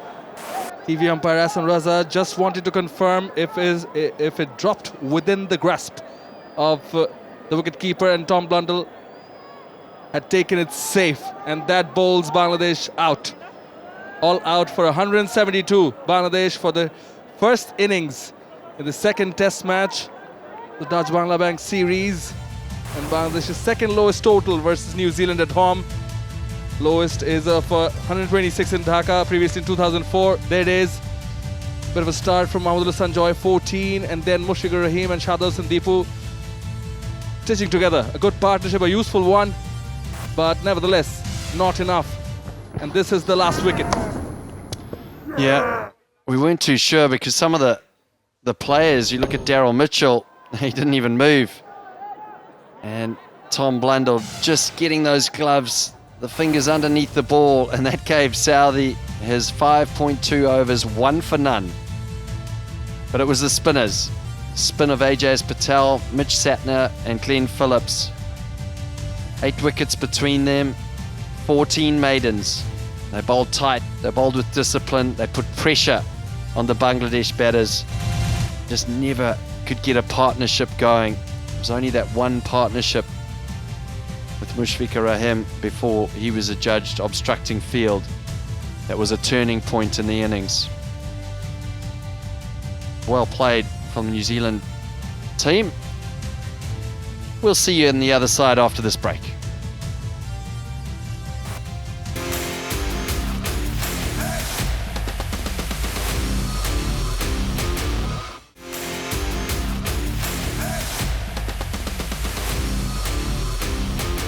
It's been an exciting display of spin bowling. Bangladesh winning the toss and deciding to bat first have been bowled out for 172. 35, the highest scorer from Mushfiqur Rahim. He also becomes the first batter from Bangladesh to get out in that fashion, obstructing the field, not handle the ball. Shadab Sandeepu also was involved in that partnership of 50 plus. These are the wickets. He's got the leading edge. He's trying to whip it away on the onside. Gets a top edge and it's gone straight to mid-on. Zakir Hassan. Good inclusion. Mitchell Santner picks up the very first wicket. He hardly drops anything. Kane Williamson.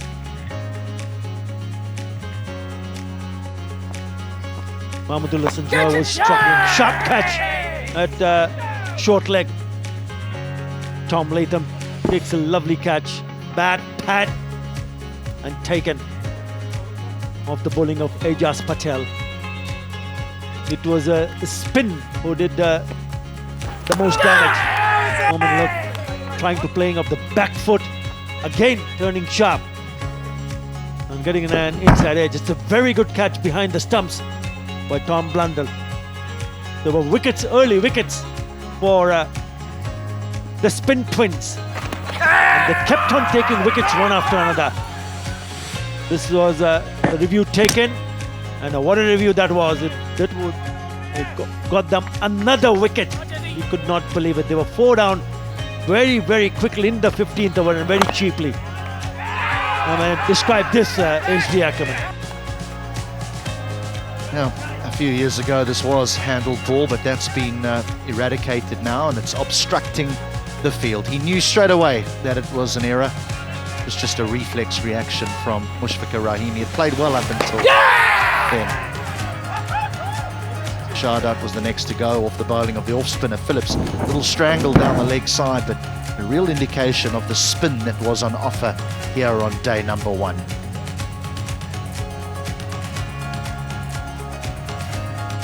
Nurul Hassan, the wicketkeeper, was looking to go over mid-off against that turn. Probably not the wisest decision that he's made in his cricket career. So the inside half of the bat has found a simple catch to give Phillips his second.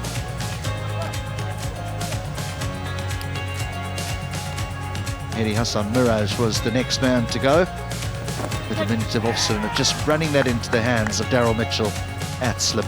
Santner was very impressive in his return to the test side. He was consistent, got the odd ball to turn, he got plenty of bounce. He's a tall man. Without offering the shot was adjudged LBW by umpire Rifle. That was reviewed, but the review was lost. The last man to go was Sharaful Islam.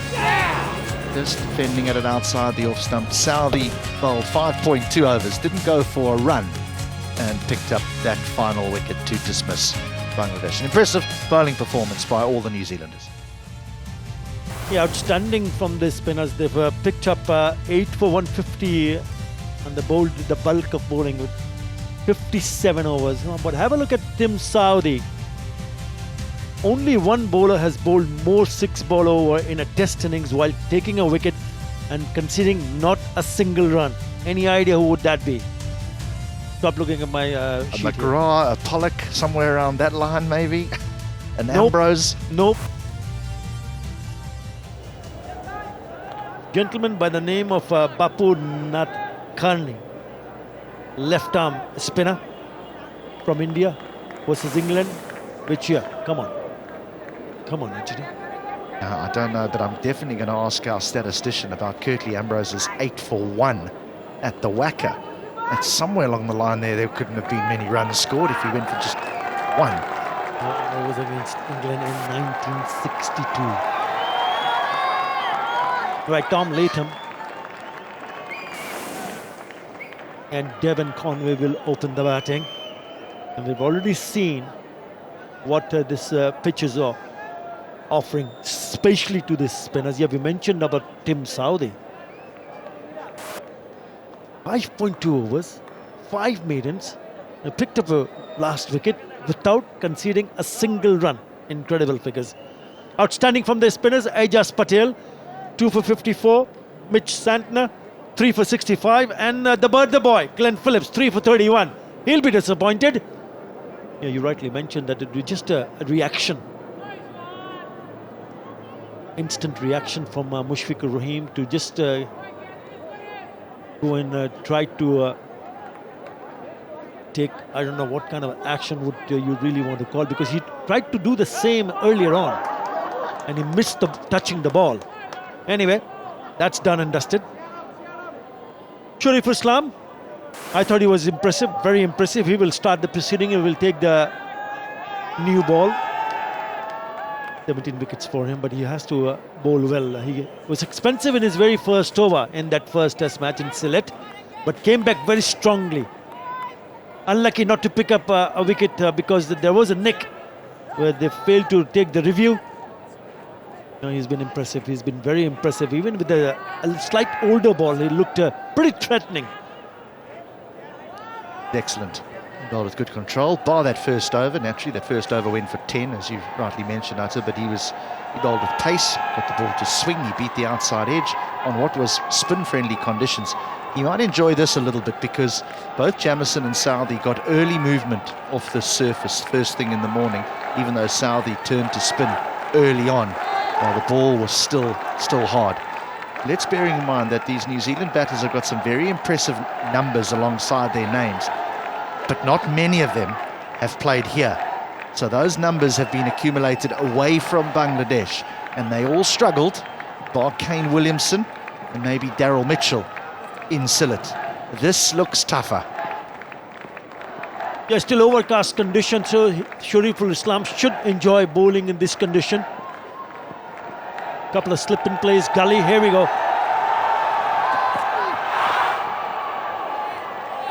Now talk about seamers, Tim Southee, we've already mentioned Tim Southee.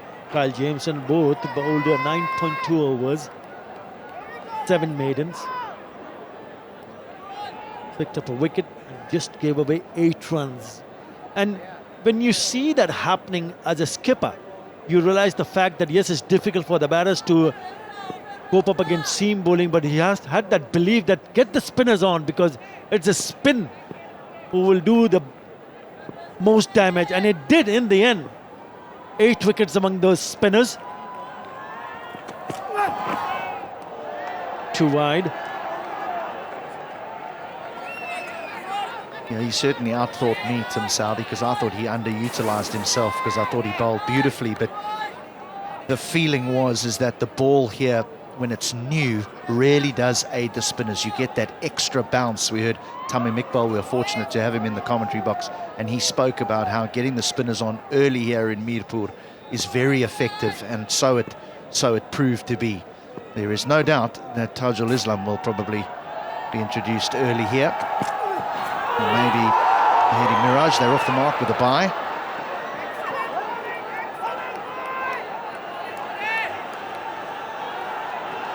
And the ball just dying in front of the keeper. Not easy to stop that one, Noor Hassan. But I like this movement, hint of movement. Oof, ouch. He buys. That's what has been impressive from Shariful Islam. He has this tendency to take the ball away from the left-hander. So these are the deliveries to the right-handers, which will come back in. It's a very, very good skill to have.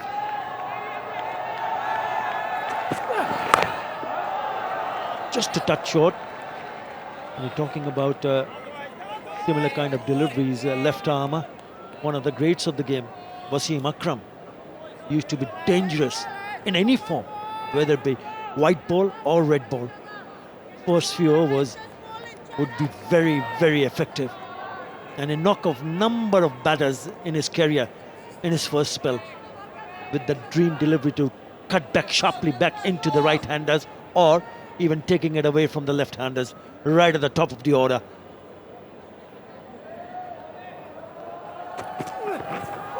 Down the leg side. It flew past the keeper and by one more time, but this is a boundary. Keeper won't be happy that these go next to his name, because this moves. I mean, that is big seam movement in, and Nurul Hassan is at full stretch there, and he's got absolutely no chance. Yeah, you talk about swinging the ball and making sure you get it right. Otherwise, you're going to give away a few runs. Nothing, you really can't put blame to the keeper at all, because he dived to his right full length, but still not close enough. Certainly the ball doing quite a lot in this very first over for Shariful Islam. It's been a gloomy morning. You spoke about this surface, quite a lot of moisture. That's the reason why they want to have these footmarks to be as dry as possible where they land the bowler. There you go, the last step at the release points. New Zealand 5 without loss. 2 left-handers, so not a bad decision. He did the same in the first test match. 153 wickets for him. Right arm off spin.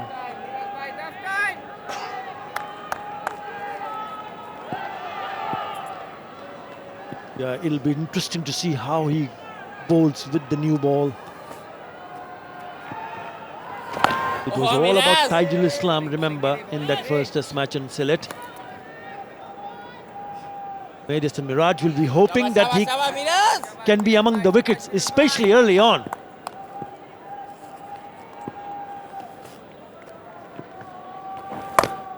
No, boy.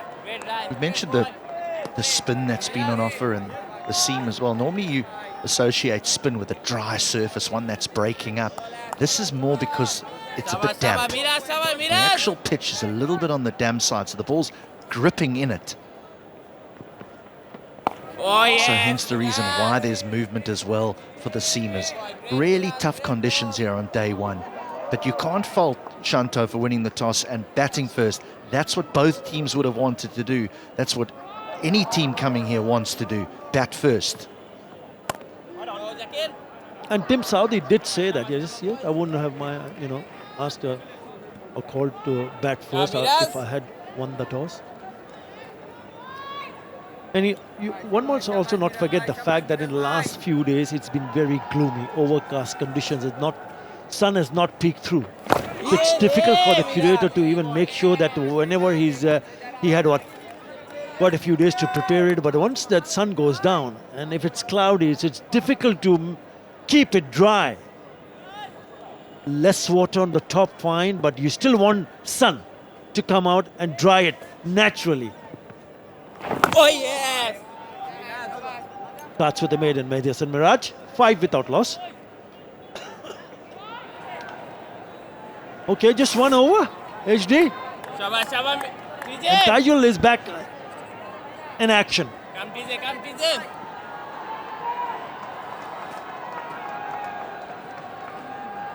Oh, yes, TJ. Well, congratulations, Sharaful. We're going to pick you to play the test match against New Zealand. You must be thrilled. 1 over, that's your lot.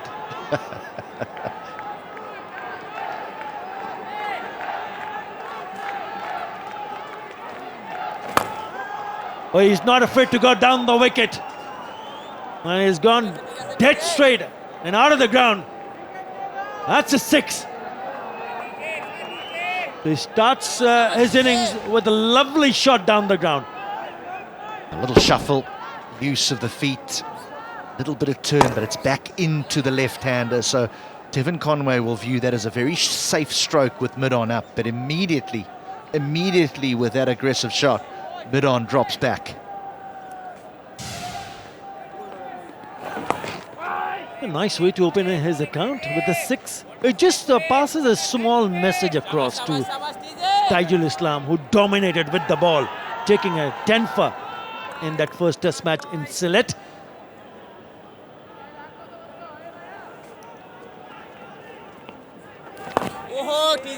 I wonder if Tajul Islam's actually been bowled here to try and change the ends, and that where the Sharaful Islam wants to come from the Dutch Bangla Bank end, because that's where Southee bowled from and was very effective. Just wonder whether this is for a change of end. We'll have to wait and see, HD. But I just feel perhaps maybe Najmul Hussain Shanto want him in the attack as quickly as possible. He was the one who did the damage. 4 for 109 and 6 for 75. Literally unplayable in the second innings. Bangladesh went on to win by 150 runs. Again, a hint of turn. 11 without loss for Bangladesh. Right arm off spin. Oh, yes, Miraz. Come orthodox. Good boy, Miraz. It's important to get it right in terms of length, because the ball will do its job. It will kick, it will turn, it will bounce, but you got to pitch it in the right areas. First one was that short. Oh, yeah. Better. I'd like to see more of this. Batters coming onto the front foot.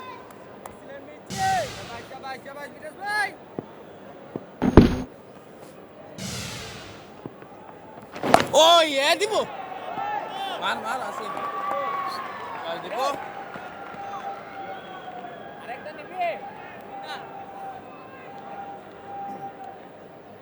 He struggled in the first test match. Well, he saw what Devin Conway did. He's decided that yes, if you can do it, I can do it too. Goes down the wicket. No runs. A little bit trickier though against Mirage because the ball's spinning away from the left-hander. Still happy to use his feet.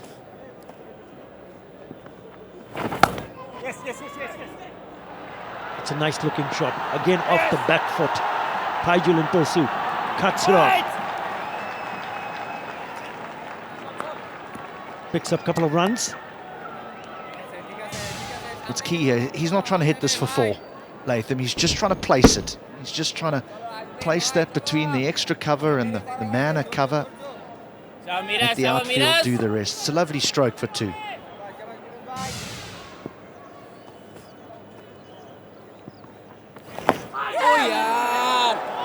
That's the one. Nice way to finish the over. 13 without loss.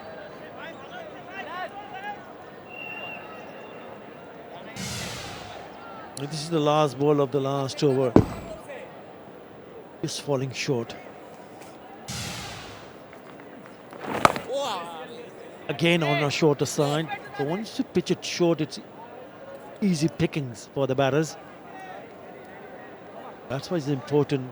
I mean, keep myself hearing this over and over again. Pitch it up, pitch it up.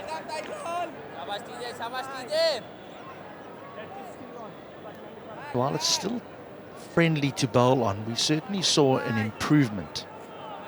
We saw when Mushfiqur was batting with Shahdat Hussain that things got a little bit easier.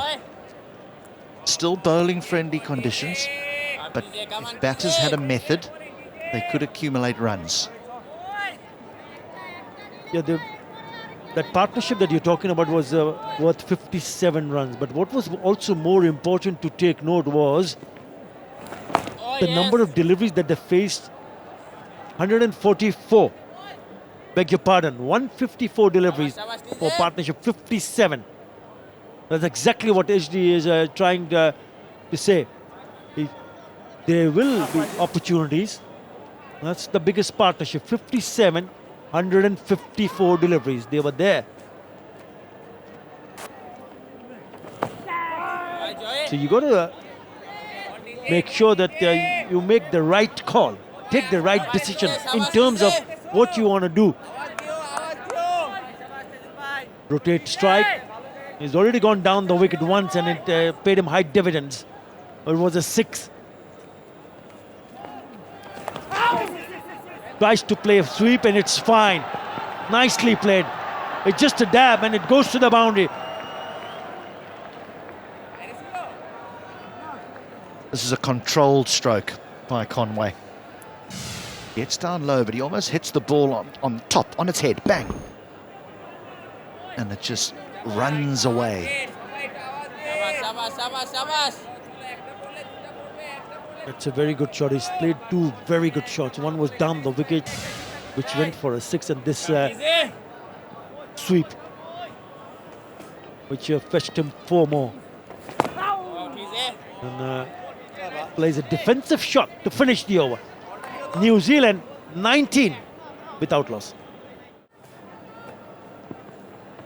Has been a bit for the spinners of the track.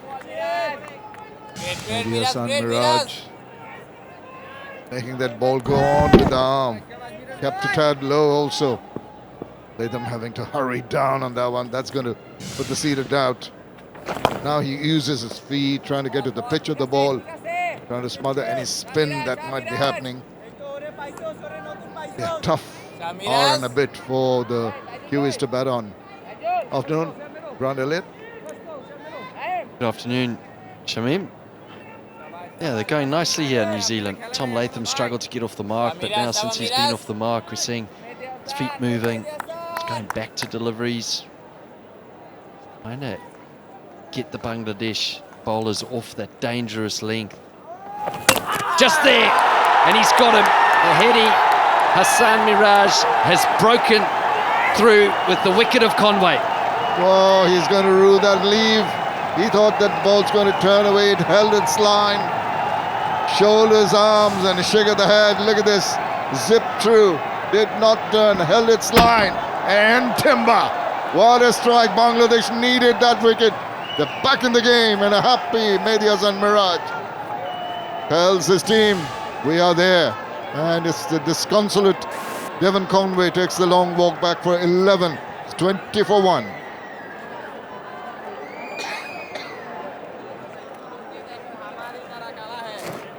Well, the first strike for Bangladesh brings in Kane Williamson. Now, he's a man who's always been a thorn on the flesh for a lot of teams around the world with those numbers.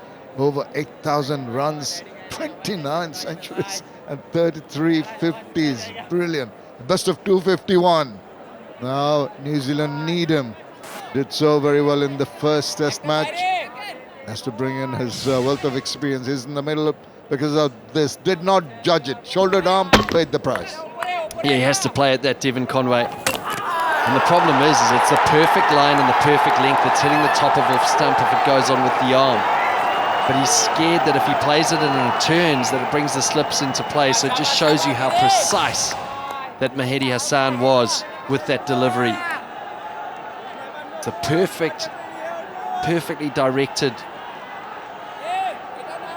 delivery, and that's the area that as a batter you have to try and get the bowler off that area by either playing back to it or sweeping or using your feet like Tom Latham has.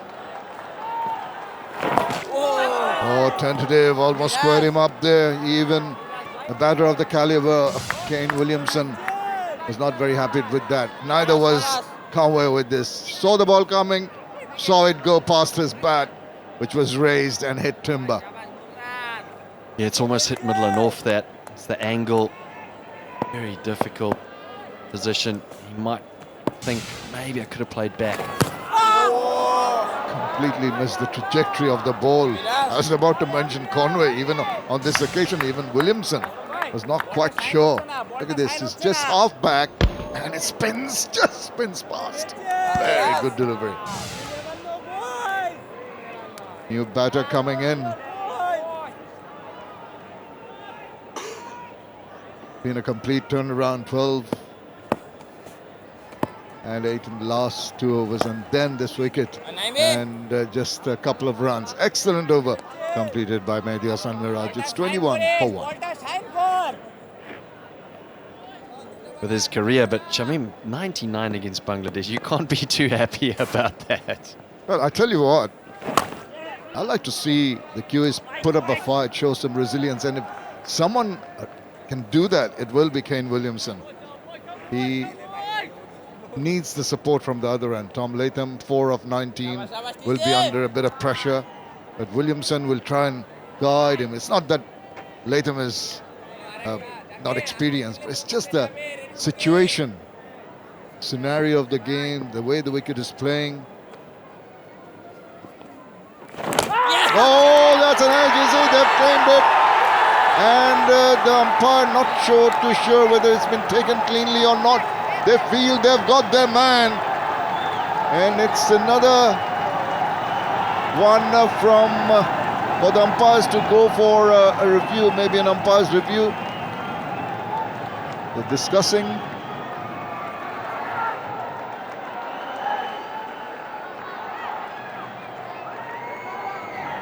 TV umpire to director. We have an umpire review for fair catch. I have checked. Front foot is a fair delivery. Front on spin vision, please.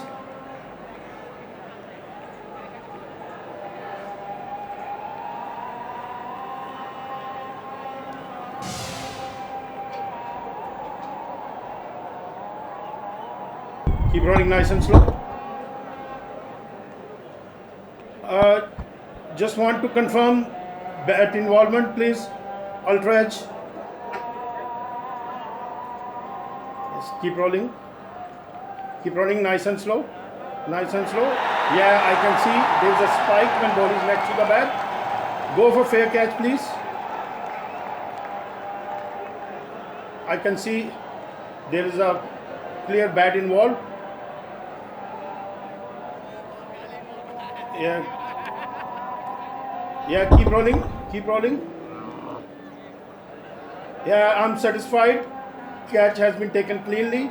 My decision for big screen is It's going to be OUT. Another strike for Bangladesh. And this is Tajul Islam's 150th wicket. Tajul Islam gets his 150th and the second player to do so after Shakib Al Hassan with 159. It's 22 for 2.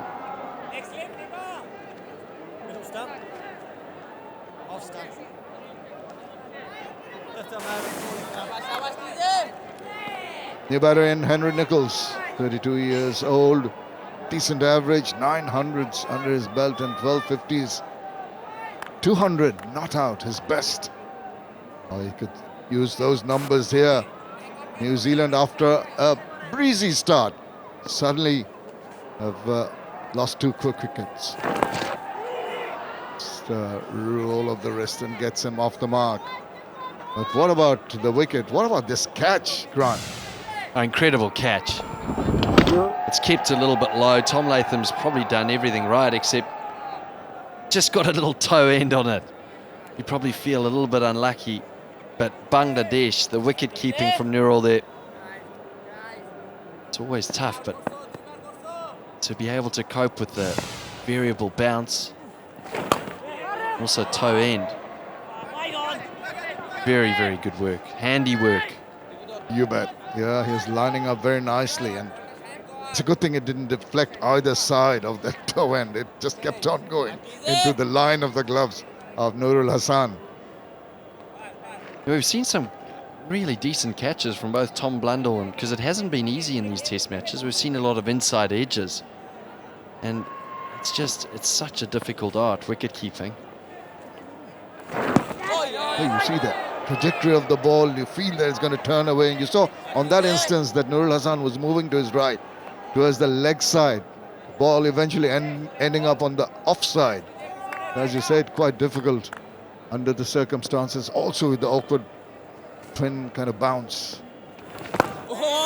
Mothering the spin, wicket taking over, completed by Tajul, 24 for 2. Incredible. Kept low too here to just scurry down on that one, get a bit of bat. They're normally bat that dominates ball in cricket. We're seeing absolute abundance of wickets on day one here, and we're not finished yet. Still 13.5 overs left in the day. Nervous batters in the New Zealand camp at the moment. Nice looking shot, delightful. Just makes its way to the boundary.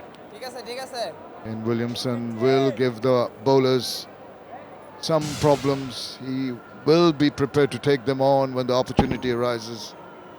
Yeah, effortless from Williamson, hallmark of his game. Slightly overpitched. See him closing his hands. He's been doing that just to make sure he's got that control, that he's hitting the ball along the ground, making sure that it is a half volley. His placement and his timing, real hallmark of his game. Effortless at the crease.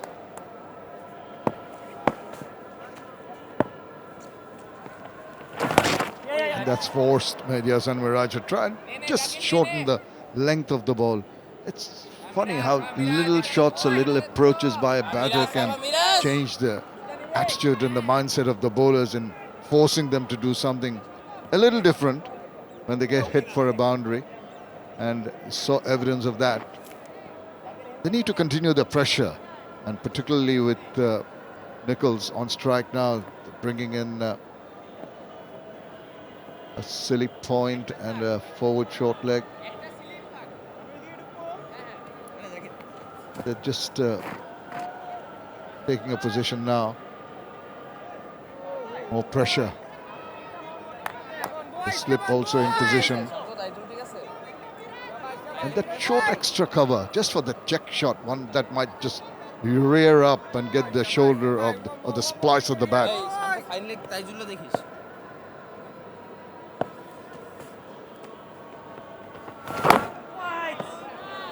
That's a great delivery, Jamie, because Henry Nicholls would have been sitting in the change room watching the dismissal of Conway. It's just gone straight on. So you almost think that if Yasan can get that delivery in the same position or same area that he bowled it to Conway, but get it to turn away. That's the area he wants. Try get that edge of Nichols. It could get the either edge. I mean, the outside edge if it turns. If it goes a couple of balls ago, we're talking about that. Well, as a batter, I think if you get nicked off, you just go, well bowled. You know, you play for the one that just goes straight on.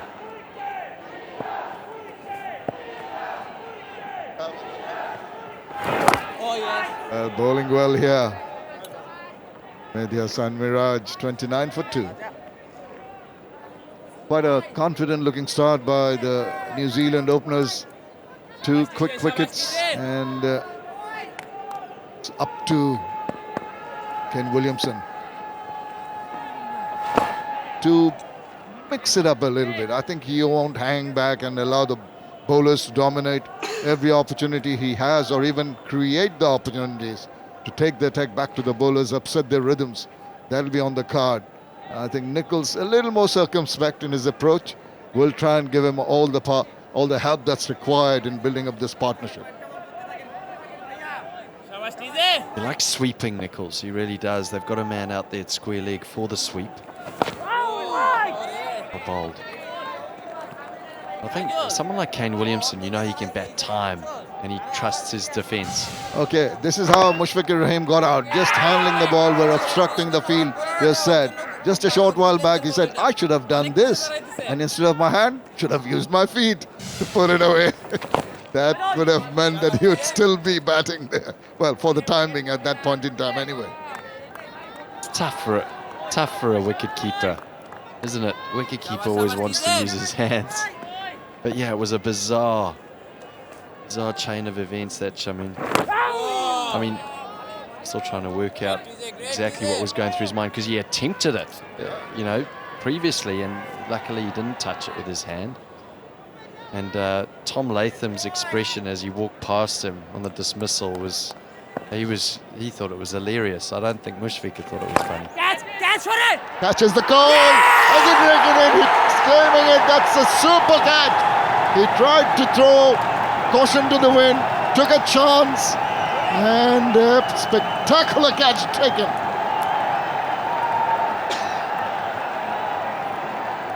Henry Nichols, the batter.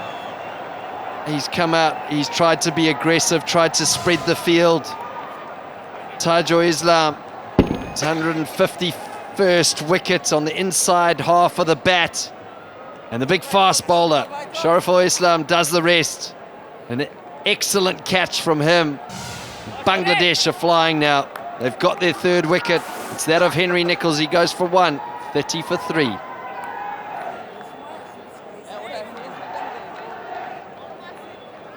More trouble for New Zealand, brings in Daryl Mitchell. The numbers all speak well for the New Zealand batters, but unfortunately they have not really battened down the last wicket. Just felt that there was no need for Nichols to go for that shot, trying to go over the top, and the ball is doing its bit, and it's Taijul, the man who took 10 wickets in a not so friendly spinning track, but this is a spinning track. What a fantastic take. Got 12 in this series already. Calling is good. Running a little lethargic. Bit of a misunderstanding, but they survive. 31 for 3.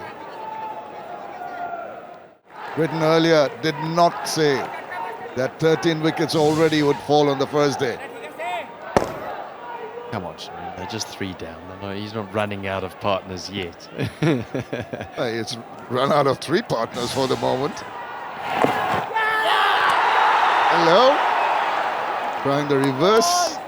Getting the players excited in the middle. But tell you what, this is a time when, how do you go about it when you're seeing that your defensive approach has not worked? When you're going down the wicket, you're getting caught in the deep. Good catch by Shariful. It's got to be a sort of zone where you've got to mix and match, but that's very nice. The way he moved his feet, but moving his feet also is Mushfiqur Rahim. Covered a lot of ground.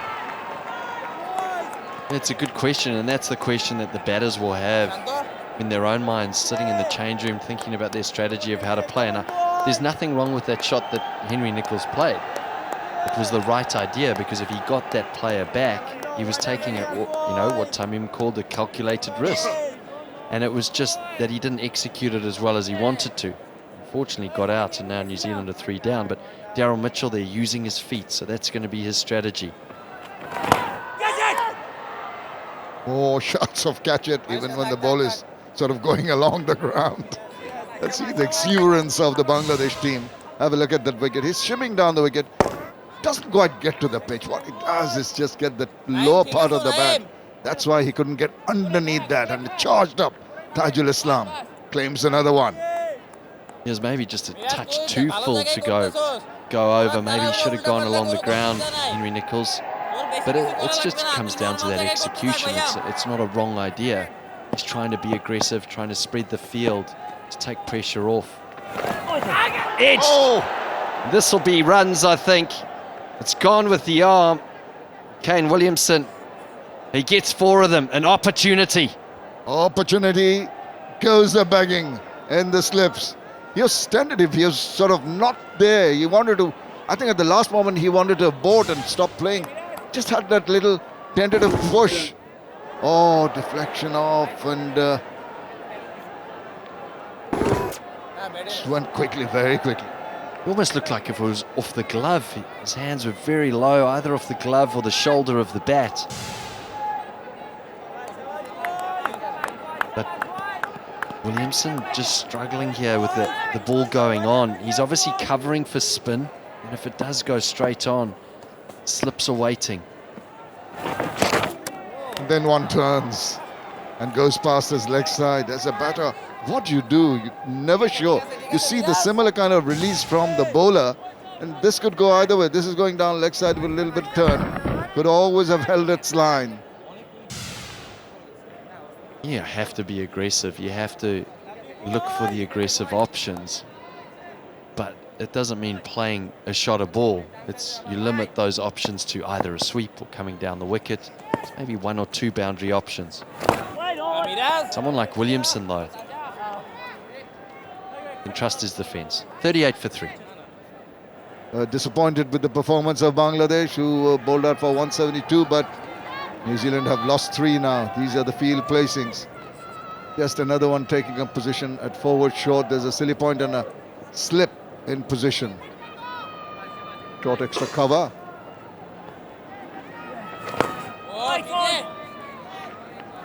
We talk about the different game plans of players. Daryl Mitchell loves coming down the wicket, playing the reverse sweep, hitting the ball almost over the bowler's head. Interesting. I think he'll take the aggressive approach. You're right. He did take the aggressive approach. He's got quite a bit of bat to it. It was pretty close to the bowler, but he's got the 4 runs. You can see the smile, maybe a nervous smile, or maybe a smile that gives him a bit of confidence. Well, he's throwing the kitchen sink at this one. He's come down the wicket and just opened his arms.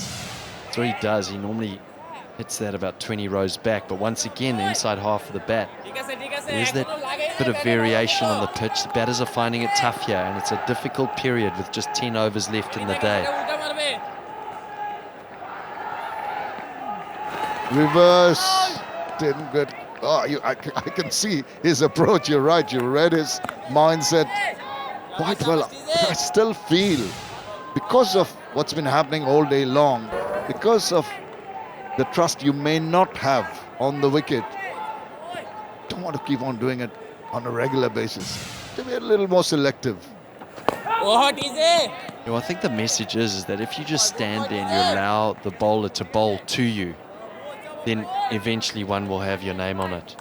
So you have to be proactive, come down the wicket, be aggressive, put the bowler under pressure somehow.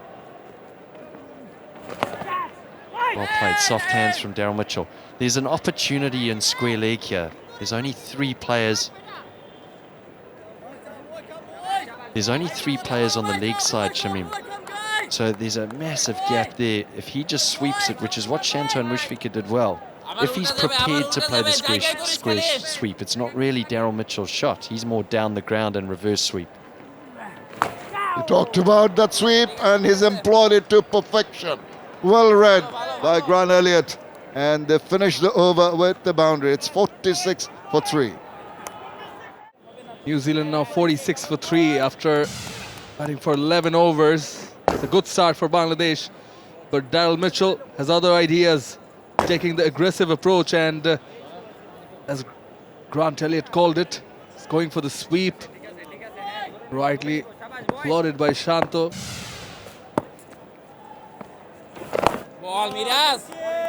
Now defensive against Mehdi Hasan Miraj.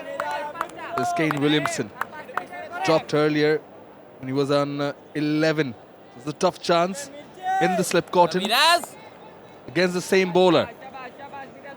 And this is the man who would love to send back to the pavilion.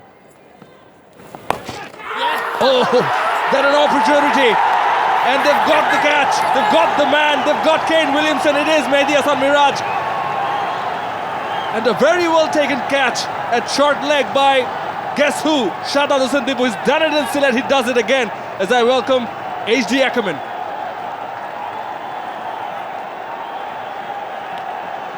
Brilliant catch. Brilliant catch. And this is enormous. Absolutely enormous. That is a magnificent catch at short leg.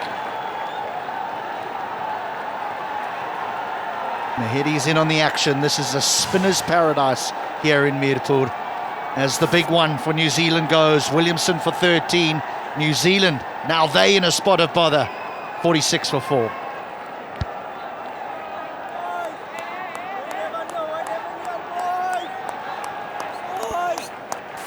Tom Blundell is the new batter in, above 1,600 runs, averages 41. He's got 400s, best of 138. What a catch by Shahzad Hussain Deepu, taking his 4th catch in his debut series, and the HD Ackerman said it, it's brilliant. One-handed, was dipping on him, right in front of him and down on one knee. All the pressure on the right foot. This is the best of them. He's taken a few over the course of the series, but that is the pick of the bunch. Keeps it down, but well fielded. A leg slip, this time by Mahmudullah Sanjoy. The energy in the field, the energy in the grandstands, it's... You can taste it here, they really can. After being bundled out, Bangladesh, they've come scrapping back. And they've got New Zealand against the ropes there. The big man's gone, Williamson.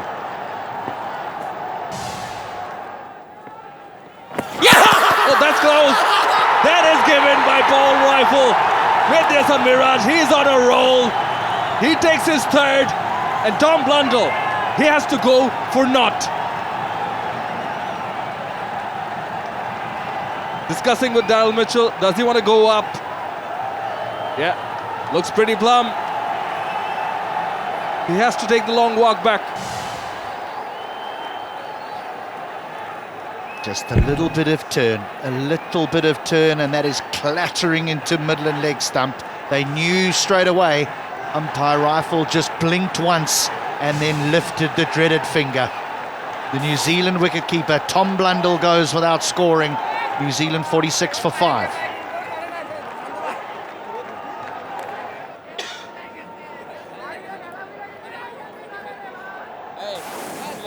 Glenn Phillips is the new batter in. Averages 26, just above 100 runs in his 5 innings. Best of 52. Not wicket, dot, wicket. That's how the over has progressed so far. Again, just closing himself off. There's just nowhere to play that. Has to play across the front pad. And the little off spinner, the little master, he's got 3. Now this one goes through. Wonder if it just got something off the bat. Will get the boundary. Leg by signaled by umpire Paul Rifle.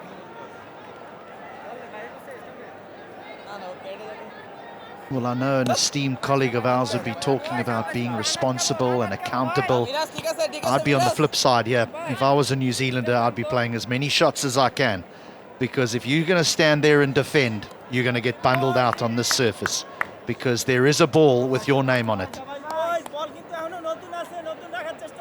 Speak of riding on the wall, riding on the ball.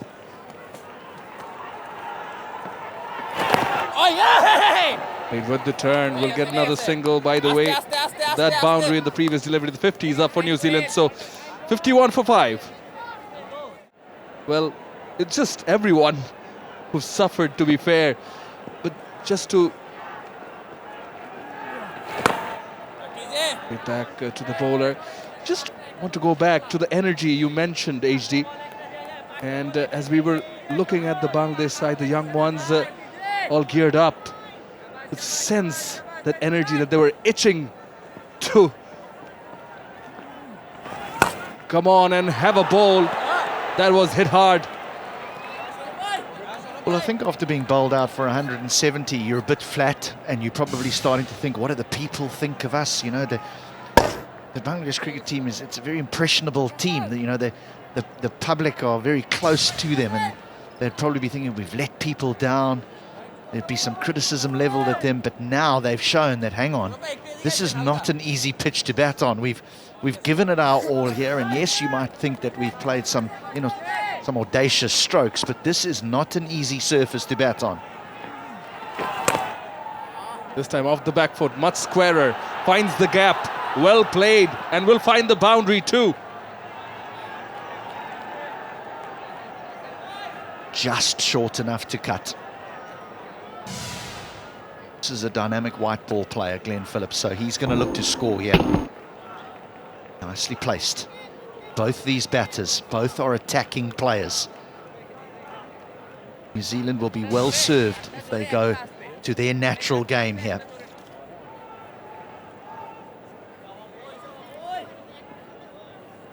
$55 for 5. Nazrul Hossain Shanto, busy captain, going and having a chat with the bowler. There's the short leg, the silly point, short cover.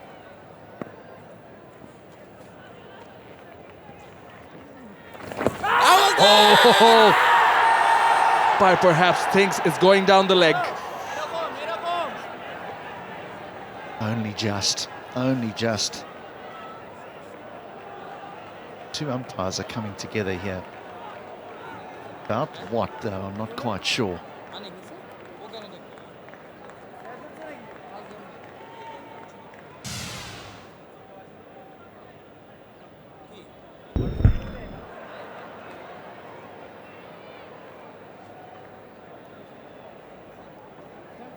I think they were worried about the lights. Yes, it is very, very gloomy here at Mirpur, and they've called it, the umpires, that is stumps.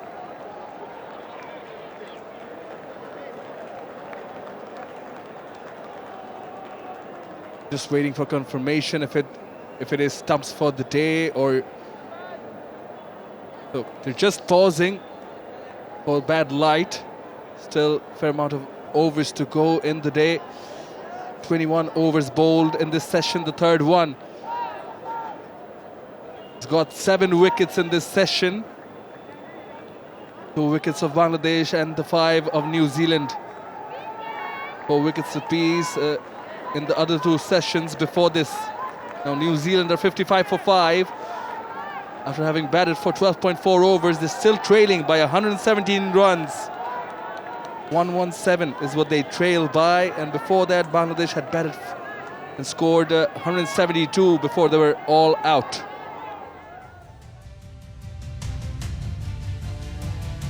They would have been really happy walking to the wicket, New Zealand, and then this happened. Latham for 4, Conway for 11, Williamson for 13, Nichols for 1, Blundell without scoring. They're in disarray here on day number 1. Batters from both teams have had no answer to the spin on display. New Zealand 55 for 5. There is the light has been measured, and that is the number that will be taken now for the duration of the test match. Whether this light will get any better, I'm not quite sure. It's been gloomy all day. It's been ideal bowling conditions for seam and spin. Say, right, that's it, and then we would have an early start tomorrow. Yep. The first one to go brilliantly bowled by Mehdi Hasan Miraj. Devon Conway playing for the turn, but there was none. This one kept low. It was a great catch taken by Nur Hasan Chauhan. Bottom part of the bat. This one, Henry Nichols for that on drive. Aerial, good catch taken by Shoriful, and better from Shahzad Hussain Deepu. And Lundell just playing back, and that's catching into middle and leg stump. Umpire rifle, no hesitation in giving that one out. They've been brilliant, the Bangladesh spinners. Really have. Shoriful bowled just the one over and immediately was hooked as Shanto decided to go with the spin twins. Nahedi 3 for 17, and Tajul he enjoys bowling to New Zealand 2 for 29.